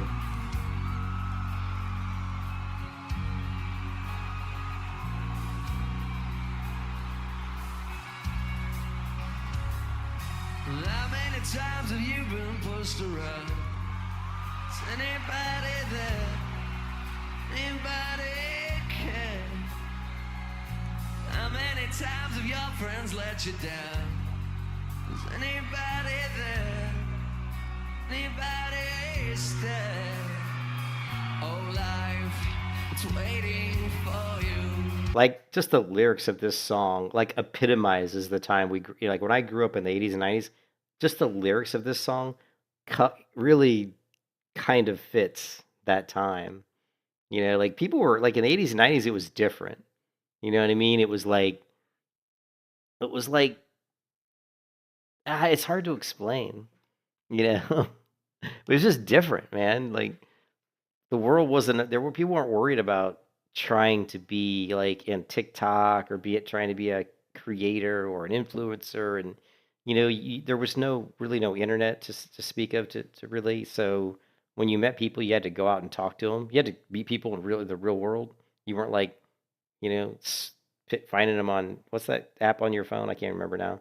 You know what I mean? There was no like phone apps to meet people. It was like you had to go out and actually meet people and talk to them and get to know them.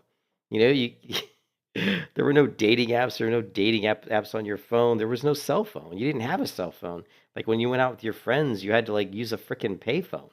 You had to use a payphone to, like, if you were in high school and you were like 15 years old and you wanted to go out and do stuff with your friends, if nobody had a car, you had to have your parents drive you somewhere, drop you off, and then you had to call your parents on a payphone to tell them to come pick you up. And that's just the way it was, man. Or everybody had bikes. Bikes were a lot bigger then, right? Because nobody had cars and didn't have cell phones, so you just jumped on your bicycle.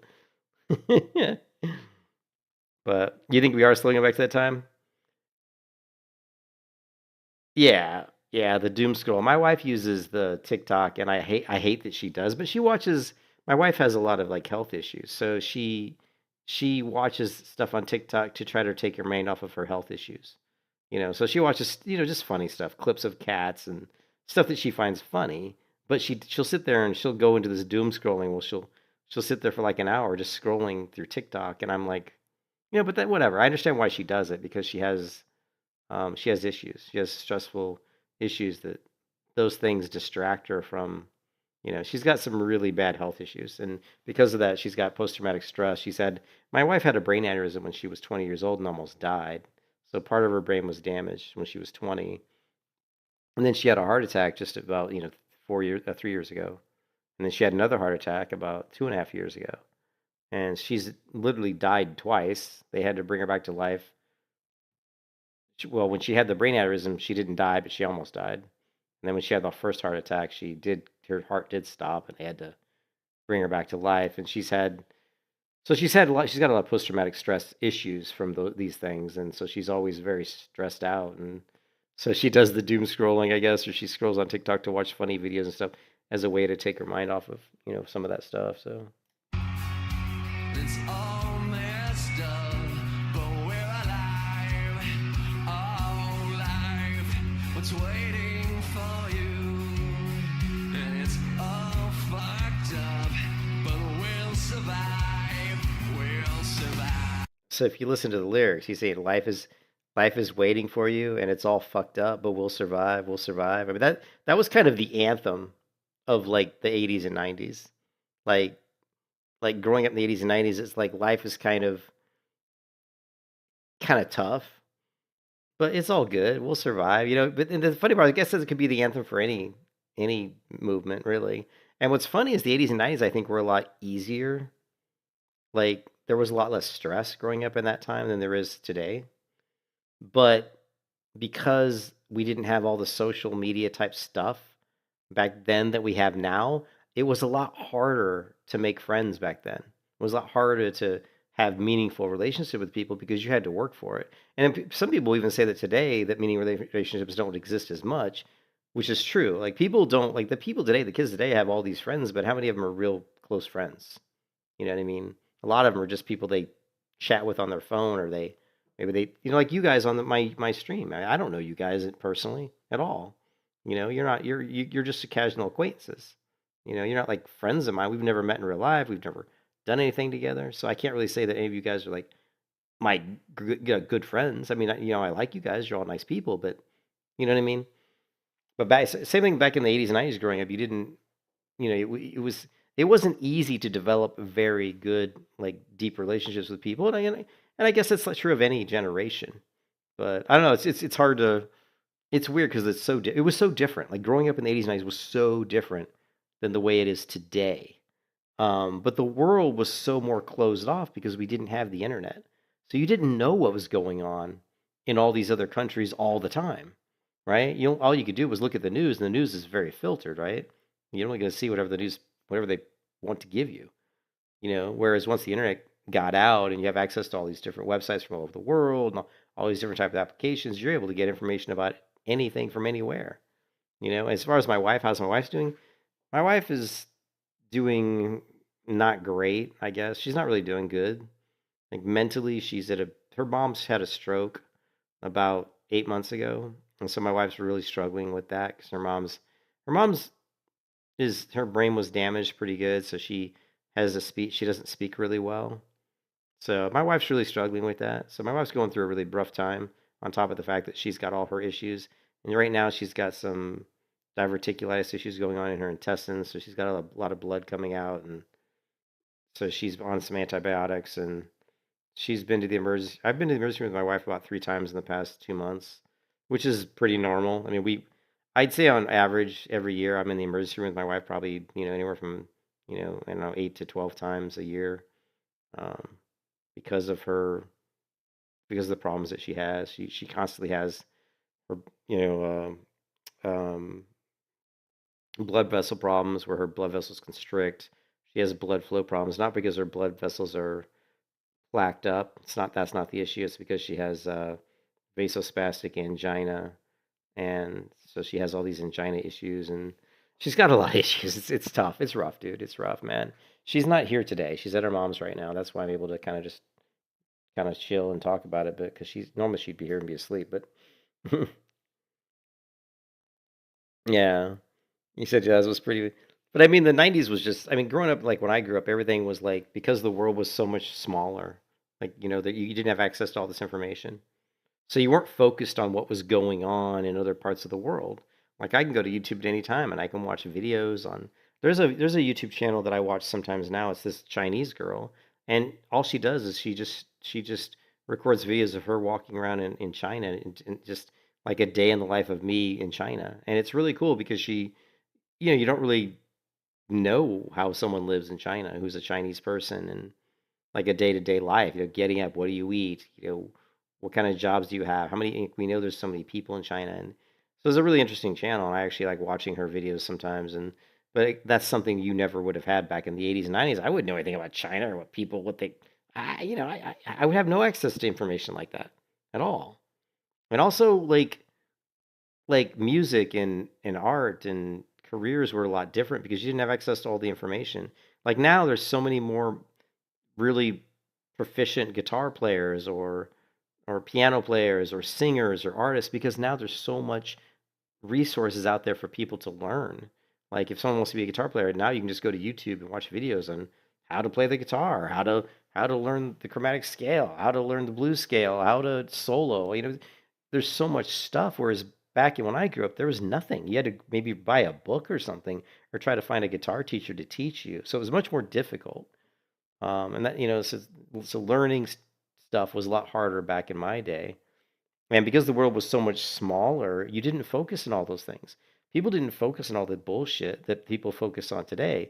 I think most people today spend way too much time worrying about all this crap that they have no control over. That's why I tell my wife all the time. I was like, do not worry about stuff that you can't do anything about. I can't do anything about people dying in another country. I can't do anything about, the crime rate in Chicago. What am I going to do about the crime rate in Chicago? What can I do? Right? I don't even live in Illinois. If you lived in Illinois, maybe you could vote for certain people in the government you thought were going to do something, but everything's so corrupt I don't know, whatever. But when I grew up, being a teenager, I played Dungeons and Dragons. I focused on, playing with my friends, grabbing a bike, right over to my friend's house, maybe playing some D&D, maybe we'd go see a movie at the movie theater, maybe we'd go over to somebody's field and jump on a horse or something that we weren't supposed to jump on. You know what I mean? Just do stupid shit. Maybe go to a lake and skip rocks across the water. I don't know. It was like the movie The Sandlot or something. It was a completely different time. If you ever watch the Stranger Things, like that TV show, remember the Stranger TV show? If you watch the beginning of Stranger Things, I mean, that was like me in high school. Like when you see those kids in the basement playing D&D, that was me in high school, my friends would come over and we'd order pizza. We'd get pizza, and I'd go up to the gas station by my apartment I lived in, and I'd buy Jolt Cola, maybe drinking some Jolt Cola, and I'd get a big ass bag of M&Ms, and I'd put a big bowl in the middle of the table. I'd fill that up with M&Ms, and we'd have pizza and M&Ms and Jolt Cola, and we played Dungeons and Dragons. That was like, that's what I was doing in high school. I never thought of myself as a nerd because I was a pretty good athlete. I played basketball and tennis and but I was pretty nerdy. I guess I was pretty nerdy. I was into comic books, man. I had tons of comic books. I was into drawing. I used to draw a lot. I was into reading. I used to read a lot of fantasy.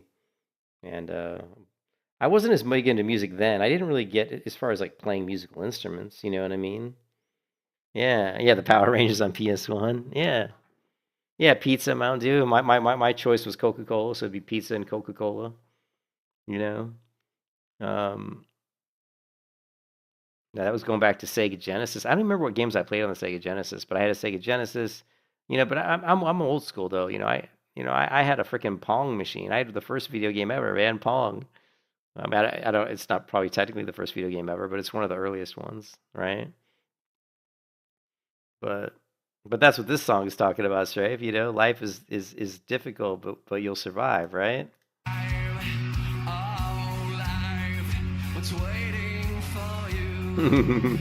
And it's all Yeah, Jolt Cola's slogan was all the no, their slogan was all the caffeine. No, it was all the sugar and twice the caffeine. That was their slogan. All the sugar and twice the caffeine. Pretty sure that was the slogan for Jolt Cola.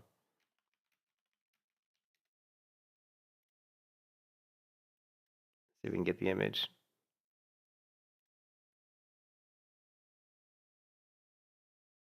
It should be on there. Here it is. See? All the sugar and twice the caffeine. We used to drink the shit out of this, man. Yeah, because and the only place I could get, well, the gas station sold it. So I'd go up to the gas station. I'd literally buy all their Jolt Cola whenever we played D&D because they didn't have, they didn't have a lot of it. It wasn't like big cases of Jolt Cola. They just had it in the coolers. And so I go up there and buy like, buy like a dozen. I was a poor kid. Fucked up, but we'll survive. Yeah, I remember the original Street Fighter games, but I didn't play them though. I didn't play those games though.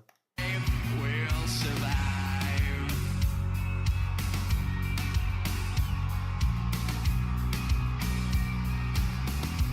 Anyways, if I keep playing this, it's gonna completely temporarily block my stream, but that's all right. We'll survive.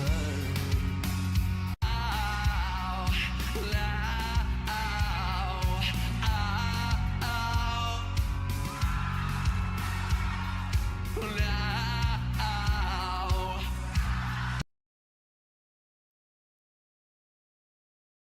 Now this is a later band, so Sick Puppies came out later, but they were good. Of course, they came out with "You're Going Down," which wasn't really my favorite song by them, but you guys will recognize this one.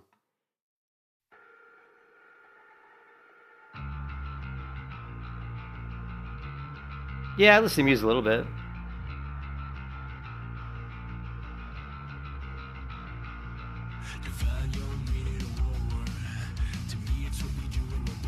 But my favorite female bass player of all time has got to be the bass player for Sick Puppies. All right, check this out.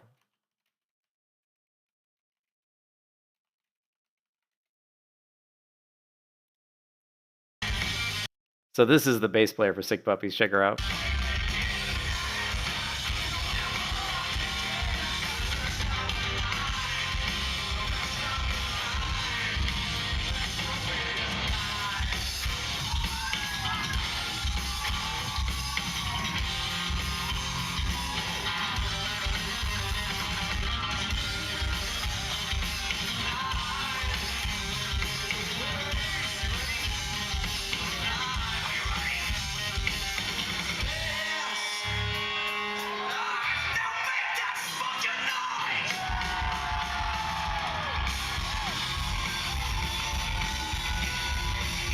I saw this band at a small theater here in Florida, and I was standing right in front of her. Like, I was standing right in front of Emma Anzai, and she looked just like this. She's just like rocking out on the bass, and they had these wind machines, so her hair is blowing all over the place. And it was funny, it was my friend who introduced me to this band. And she's like, "You're gonna love the bass player." And I'm like, "What do you mean I'm gonna love the bass player?"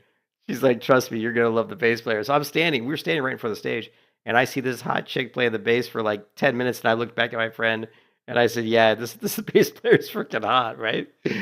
But another band but I was big into I'm in all kinds of I loved all kinds of bands, man. I love all kinds of music, but hard music, soft music, I'm a big fan of The Used, this shit,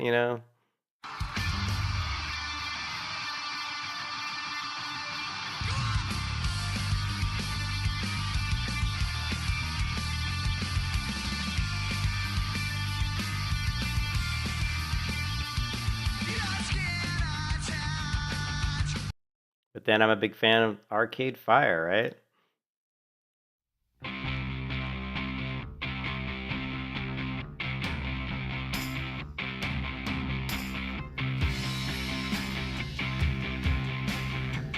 But then I'm a big fan of bands that most people have never heard of, or people they've never heard, like Uncle Uggs, right? You know?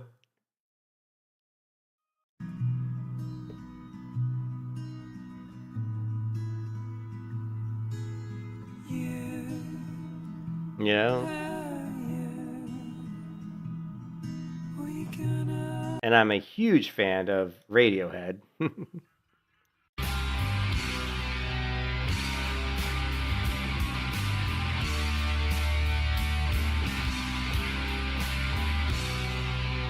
But I could go on and on and on about music because I love music. So, Ginger Pisces. Well, we'll do that, and then I'm going to get back to leveling my character. Let's see, we've already completely demonetized this stream, and I probably get a message from YouTube saying they're going to give me copyright strike unless I take another class on copyright. They did that to me once, and they were going to put a copyright strike on my channel unless I took a class on copyright. Which I had to take some class.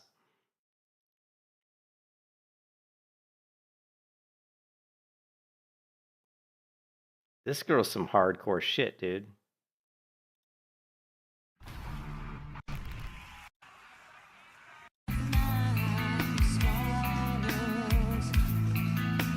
Oh, I like it.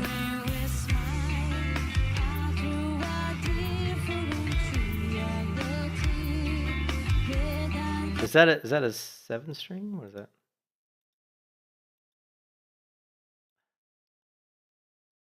No, it's just okay. It's a 5-string bass? That's weird. Usually you said 4-string or 6-string. It's a 5-string bass.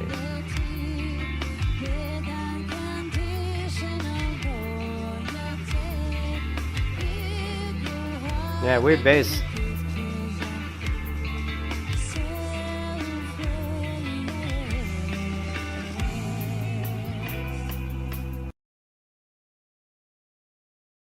What's the name of the band? Ginger? I don't see that. Is Ginger the name of the band? I guess Ginger's the name of the band. I wanted to find their official YouTube.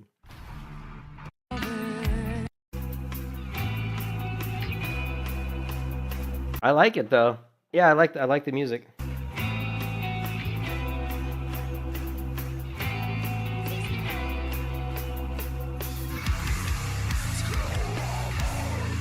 Until she went to the Screamo. I'm not big into Screamo.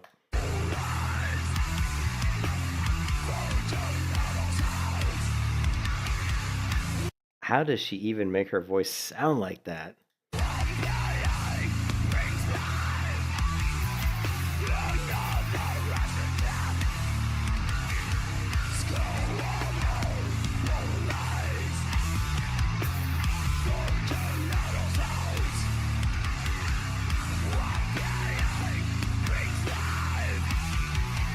There was a song. There was another band I saw strafe really recently that I stumbled across that was also like, and I think it was Reptilian that turned me on to them. Let's see if I can. It was in my Discord.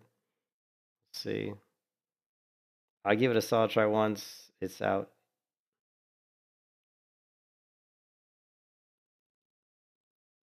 I'll give it a solid try once it's on the America. So G Snow's talking about he playing Ion. I think it was. Let me look at the media on my Discord. I thought. Pretty sure. Yeah, it was this one.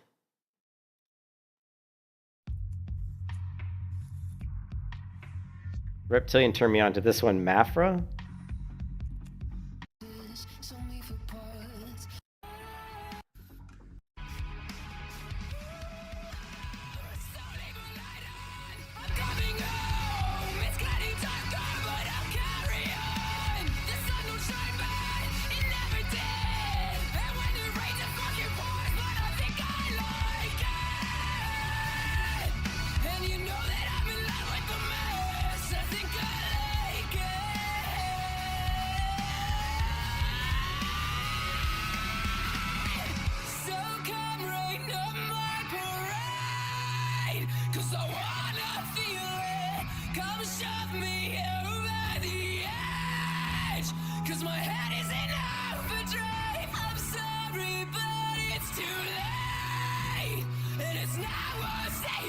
Yeah, I wasn't really.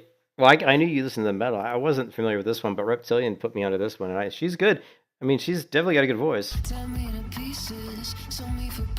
I'm just amazed that she can switch from this to the kind of that really screaming, because you'd think that would kind of blow her vocal cords a little bit. So, pretty interesting.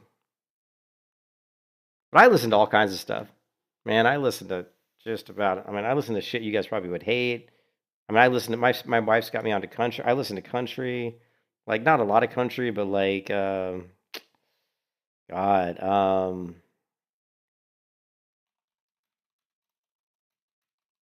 listen to Hardy, which you guys would hate. You'll probably hate this shit.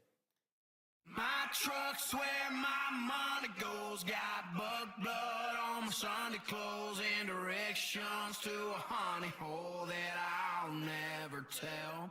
And I know it's redneck of me, letting moonshine get the best of me, but I'm unapologetically country as hell. People say I'm podunk, but I don't really care. My grandpa's mama lived right over there. I spoon scale my perch, dirt stays on my shirt, and if you can't dip in church, you can't dip in. So I mean, I listen to everything, man. And of course, I lights. You know, big fan of lights. Of course, I like the calling. You know.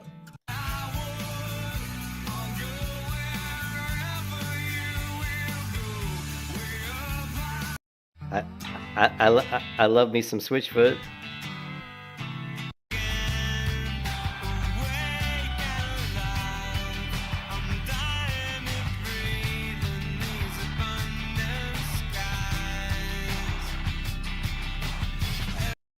In this moment, not I don't think so. I'm not familiar with when you start talking like screamo or kind of like metal. I'd say metal's probably the music I listen to the least. Like, and I grew up listening to like punk. You know, I was big into like Black Flag, Suicidal Tendencies. You know, I was big into techno too. Like Underworld, big into Underworld. Like, of course, there's Born Slippy, which you guys would know this song, right?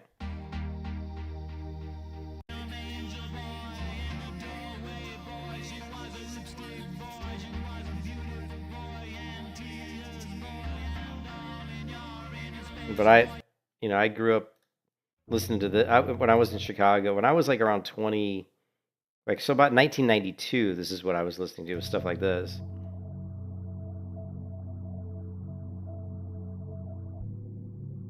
Very like kind of techno trance. Wasn't really trip, but it was just like techno trancey type stuff. Yeah.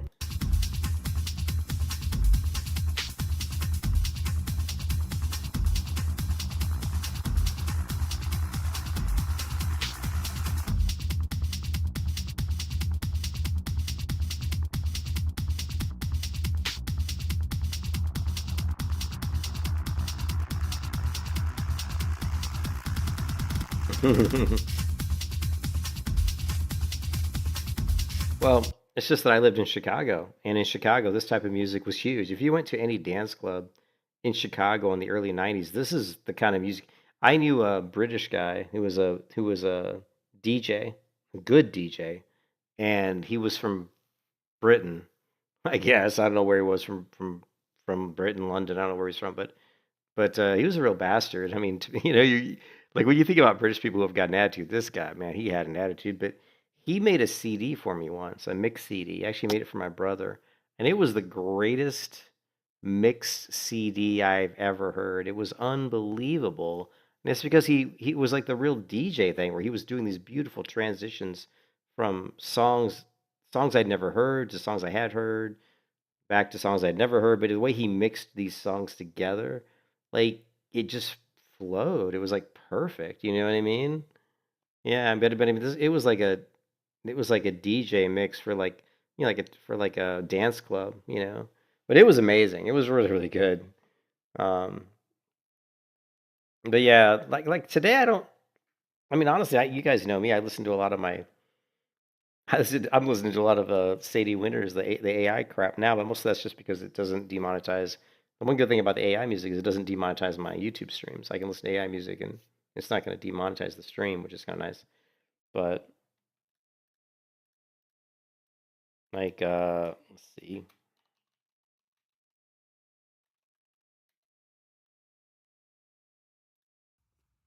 There's another country singer, Granger Smith.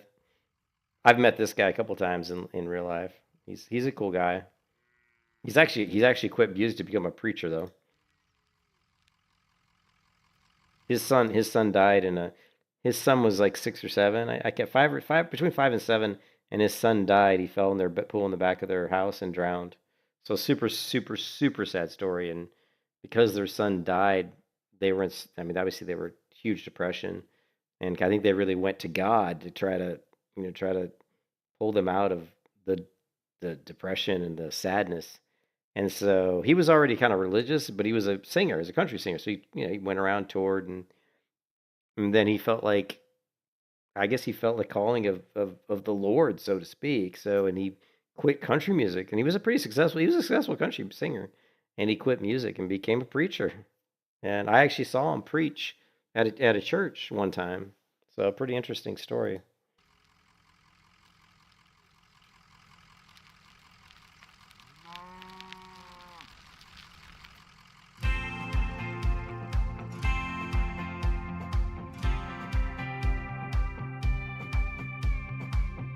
Midnight Milky Way through a cracked windshield. The highway's never known how free this feels. I learned to drive out here. My grandpa let me steer. I still hear both hands on the wheel. Talk to God on 'em. We get lost on 'em. Find our way to a rocky mountain top on 'em. We get stuck on 'em. Fall in love on 'em. Rough around the edges. Yeah, but great lyrics though. He's just talking about dirt roads. The whole song's about dirt roads, right? We get lost on them, we get stuck on them, rough around the edges, just like us. That's why I love dirt roads. Make the world turn real slow, stirring up the what is it? Just like us. That's why I love Dirt roads make the world turn real slow. feel the gravel, letting go and stirring up my soul.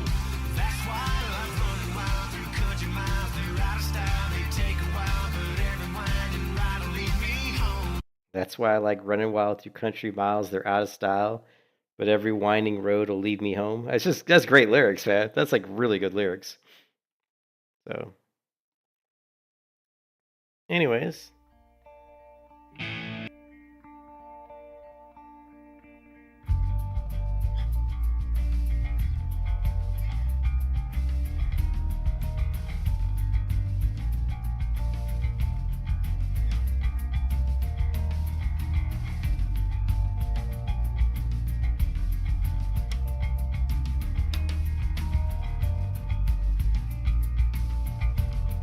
We gotta get to level 40.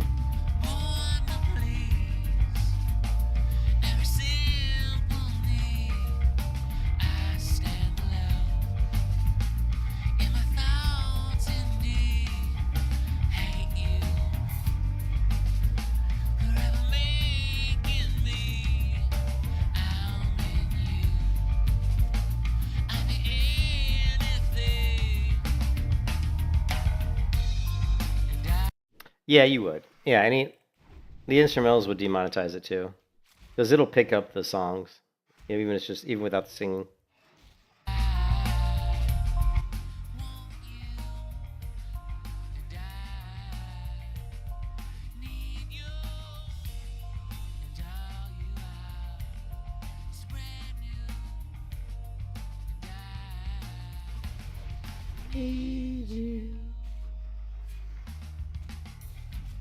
You can kiss your ass goodbye. Really.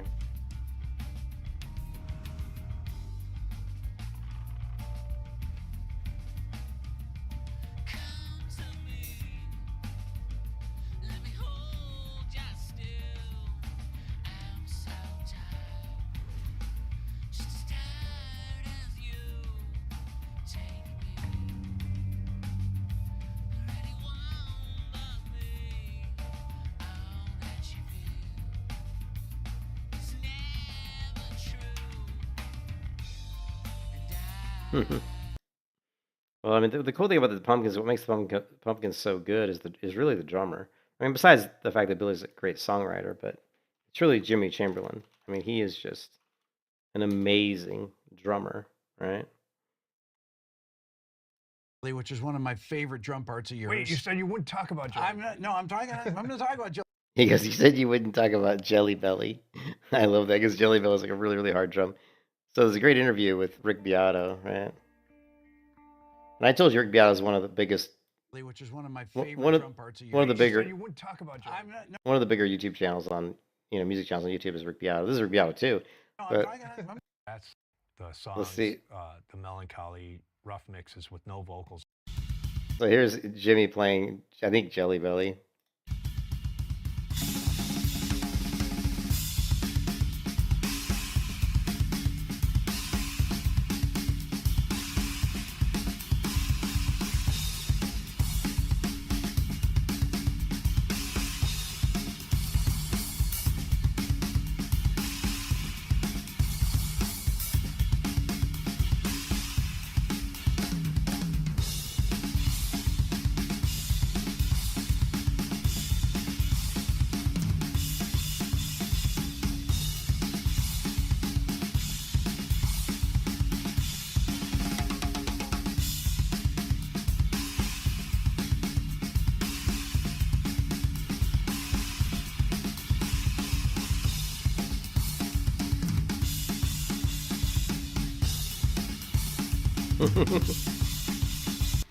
Yeah, but Jimmy's a great drummer. Oh, you heading out, JP? All right, well, I'll see you, JP. Have a good one, man. All right, I need to pay attention here. I'm gonna get myself killed. I need to get to bed pretty soon too. We kind of got on a big tangent of music, unfortunately, because that slowed down my leveling here. But we got maybe 30 more minutes here. Maybe we can get to. I don't know if we can get to level 40 in 30 minutes. I don't know. JP has left the building. He's left the building.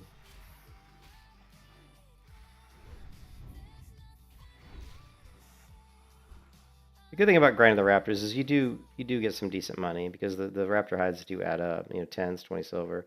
Also the raptor feathers are 8 silver each, and the smooth raptor skin are 7 silver each. So you kill these fast enough, kill enough of them, and it is a great way to start building up money for our mount. Yeah, it's 2:30. It's 2:30 a.m. here.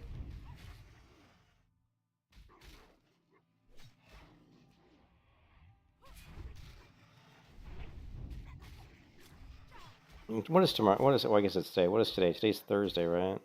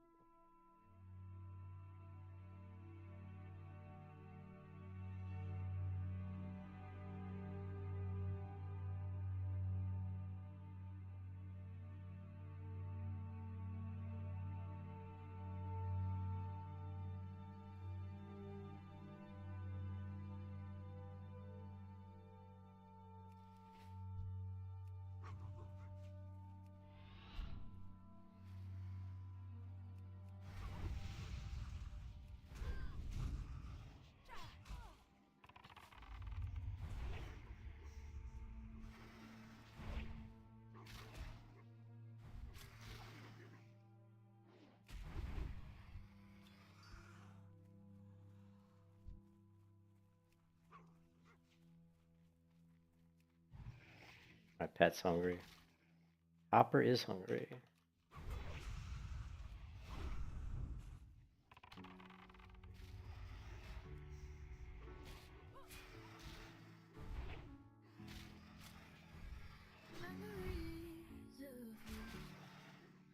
Like shadows on the wall. I wish I could forget you. Want to forget it all. I dream of you at night. Wake up and then you're gone. All the time. Lost in you.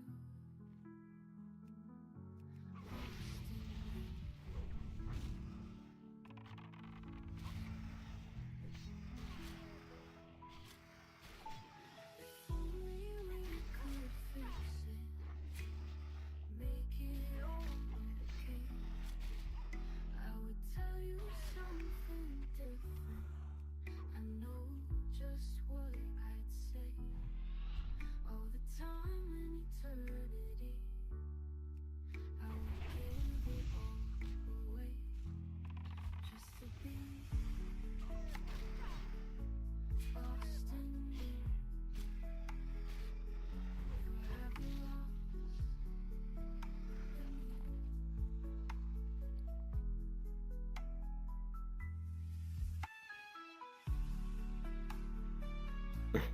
You still haven't figured out a class, man.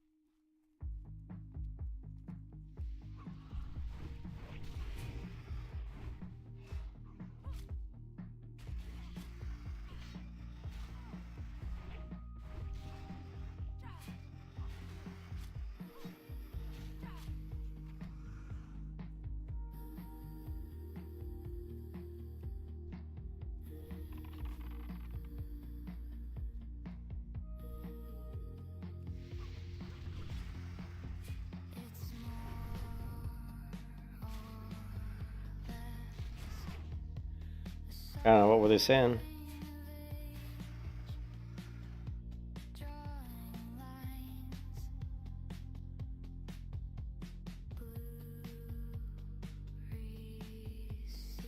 I don't know, I wasn't really reading it.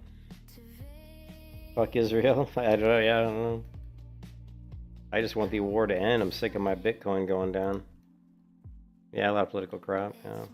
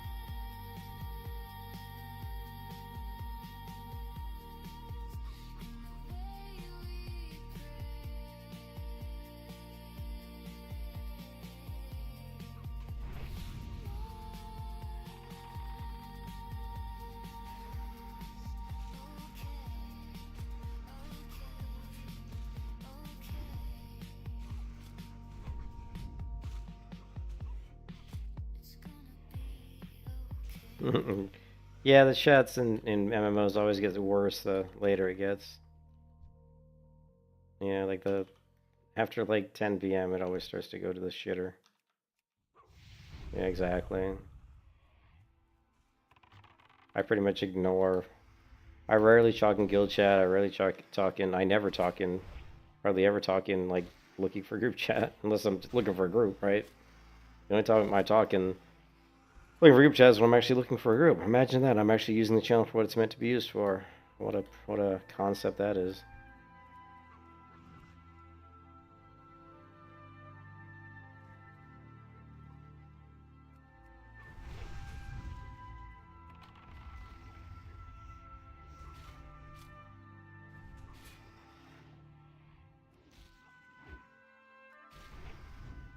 But tomorrow we'll be able to hopefully do a full Scarlet Monastery clear, and then we'll upgrade my weapon, my main hand weapon. Which even though it's only gonna be like a 2.3 attack speed, it's still gonna be a big upgrade.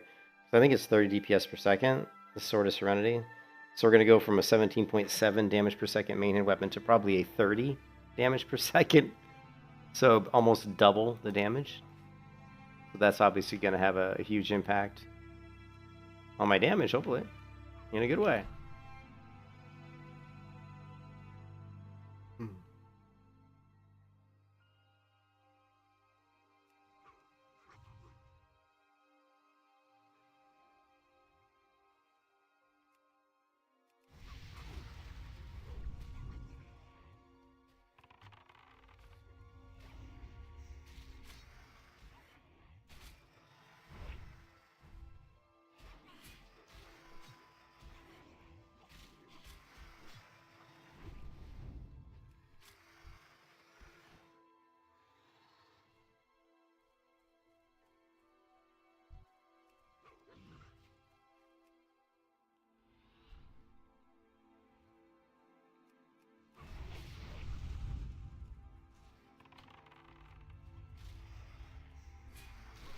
Well, I need Dalren, man. I need either the Dalren weapons or at least the Thrash Blade.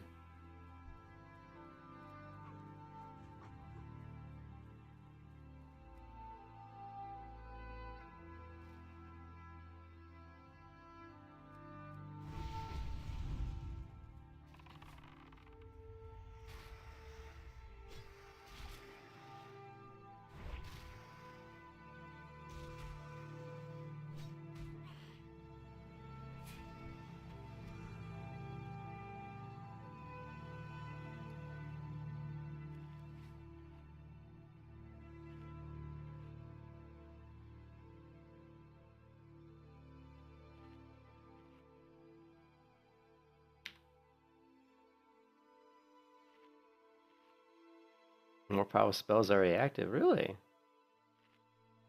Wow, what kind of... 1260 mana? How is that more powerful? Weird. Okay, whatever you say.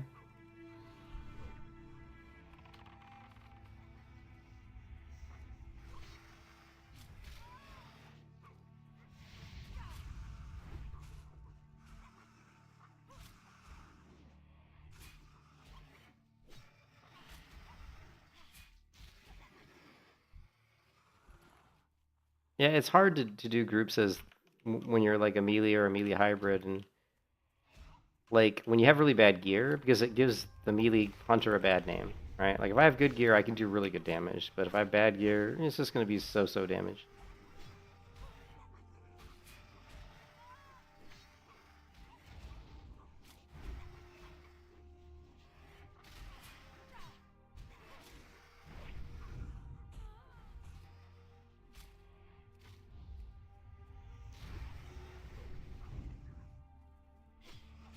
Oh, another one.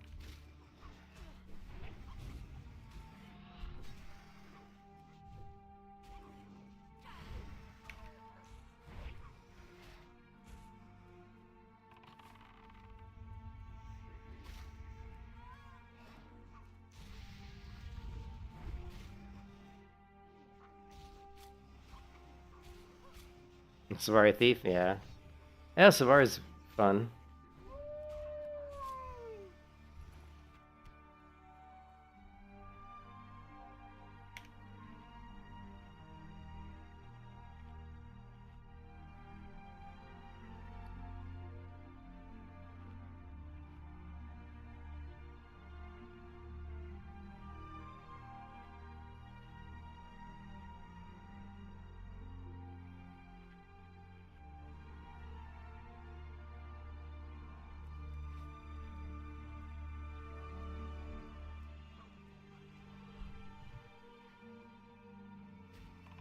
You off to work?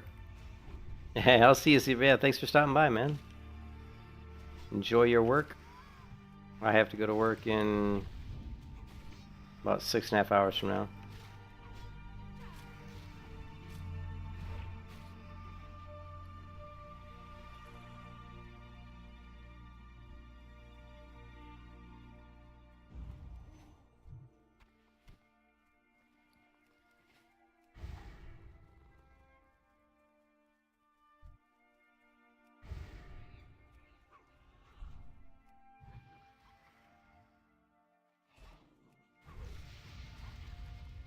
We didn't do these quests over here. Good. We should just do those.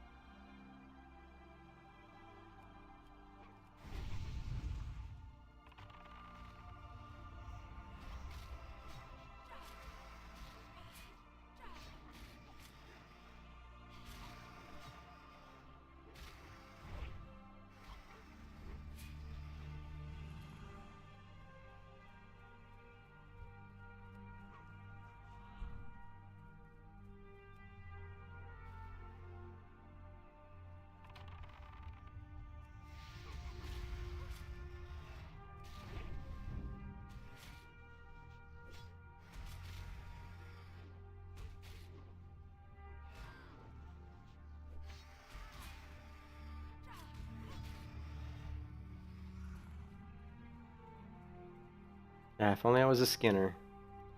Been making all that money off the skins. Oh well.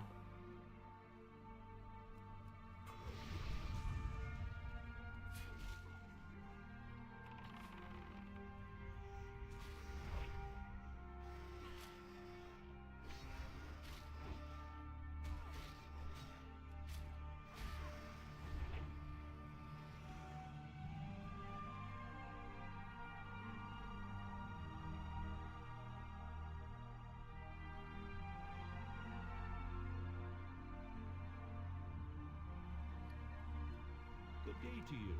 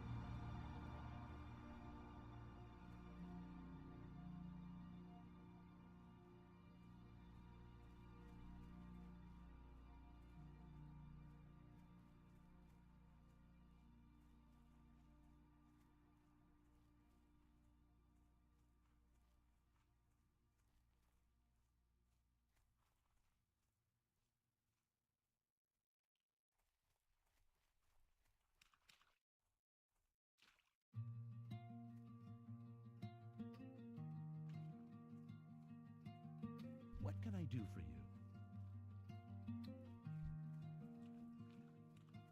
Another day gone, seems I just arrived. All so close, but low on time. Move so far, or so near. Carry the weight of leaving here. Always something on the hill. Always chasing around the bend. Always hoping time stands still. Always knowing the road will end. Caught in tide of wanting, bound in the line of waiting. Need something? Been too blind to realize that everything I wanted was right here.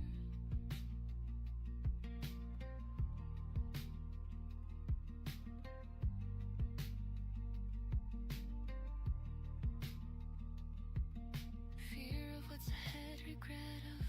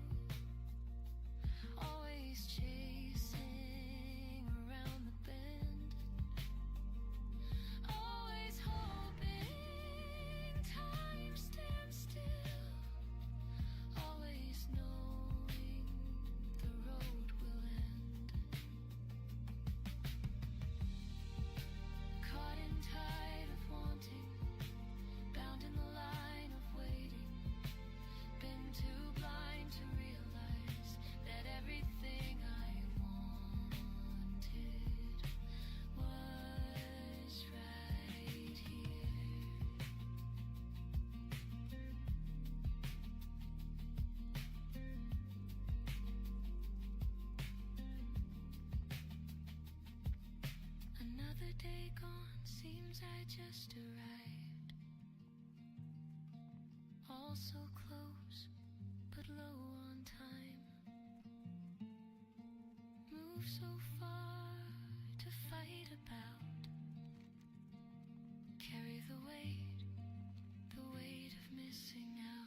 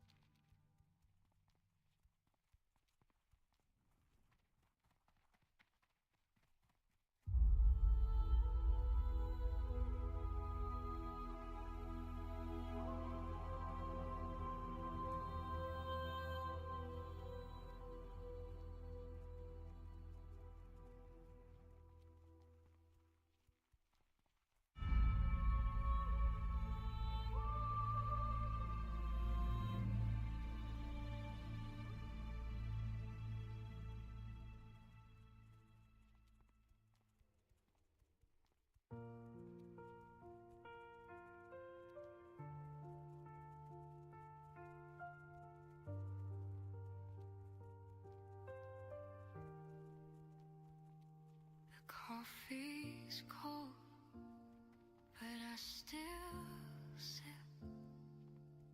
Every word you said plays on repeat. Empty rooms where your laughter stayed.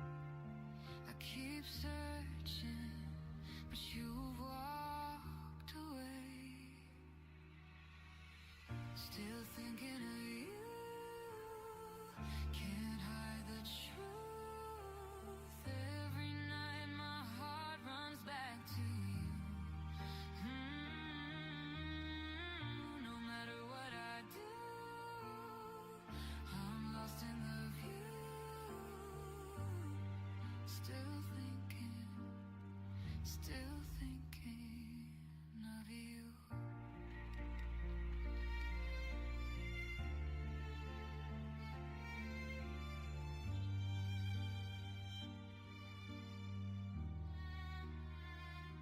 Time moves on, but I can't pretend.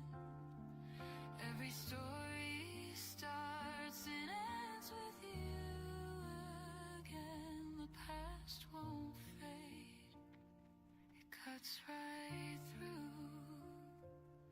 I'm still thinking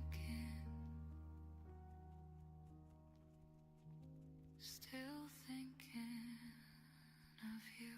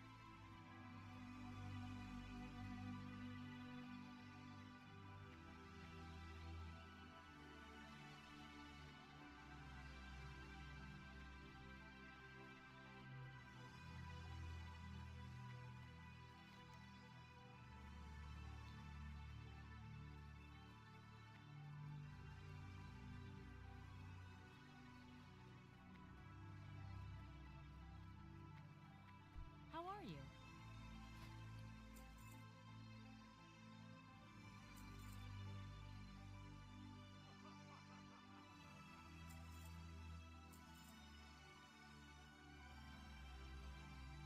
Have a good one. Hey there. Have a good one. See you later.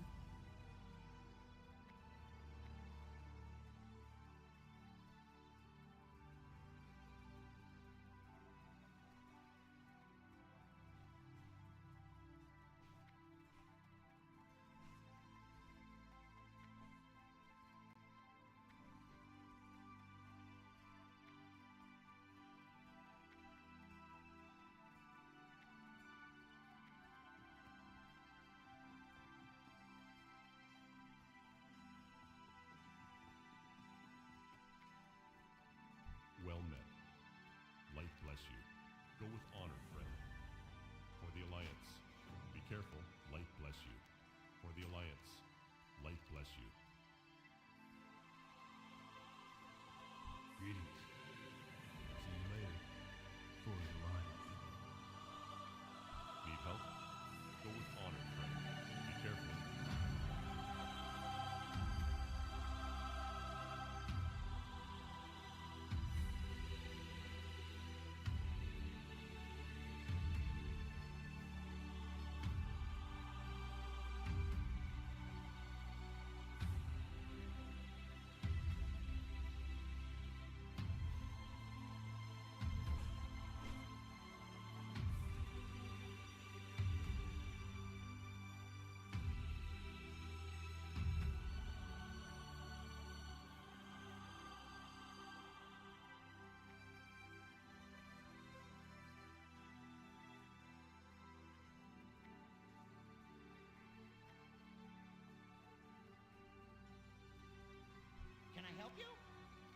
seeing you.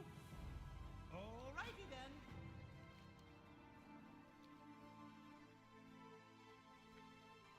then. It feels weird. What do you mean it feels weird? Well, if you come from WoW and you haven't played it in a long time, yeah, it's a little floaty.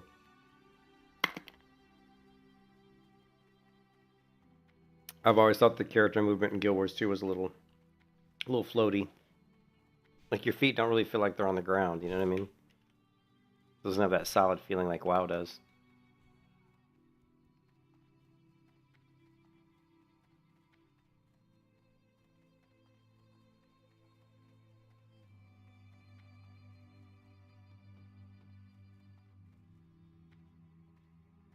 Yeah, the combat, it's weird. It takes getting used to. Like if you play, what'll happen is when you play it, you'll get used to it and it'll start to feel better.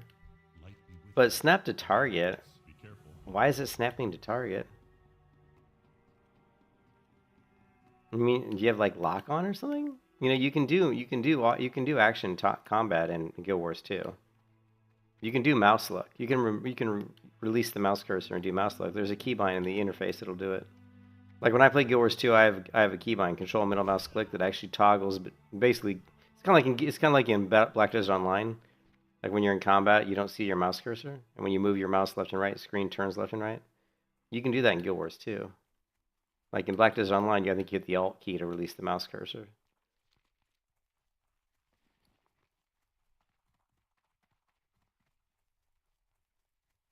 Wow, we ended up with 3 male shoulders. Hello. Safe travels.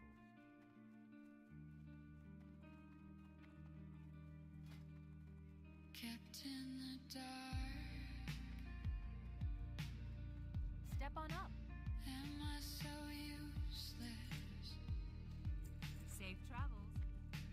Mouth folded shut.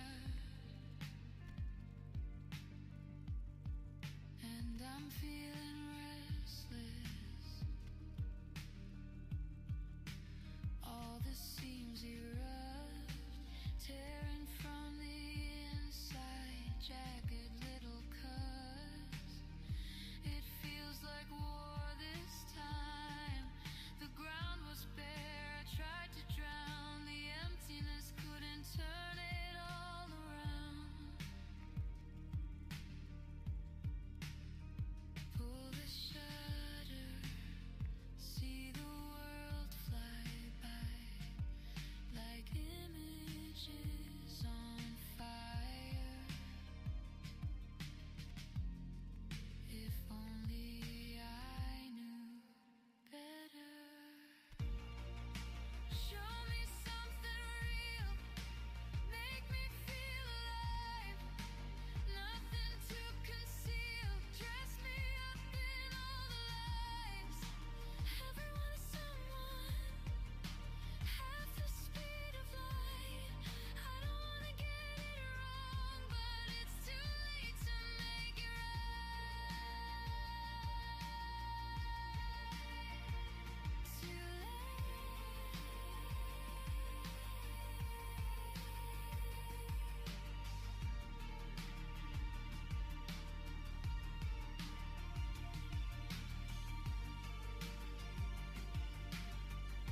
Yeah, it takes some getting used to.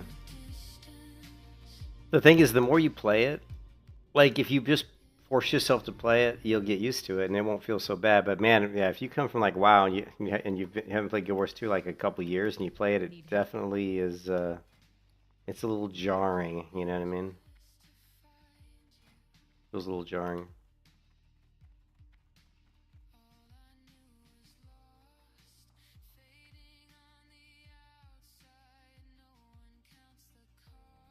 How are you?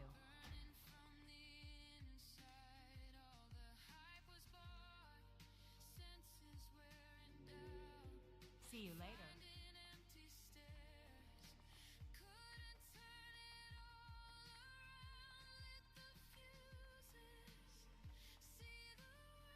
You need something?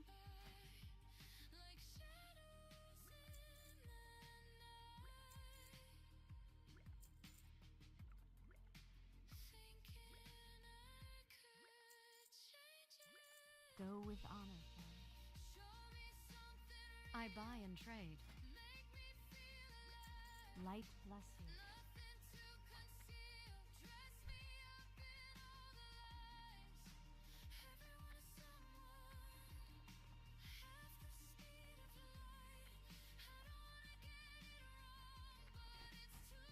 Alright, well, I'm gonna head to bed. We're almost level 40. We'll hit 40 next time, and then we'll, like, maybe tonight we'll do Scarlet Monastery full clear. Hopefully. But I'm gonna catch you guys later. I'm gonna go to bed. Take care, Srave. Enjoy Guild Wars 2, and I will catch you in the next stream, man. Peace out.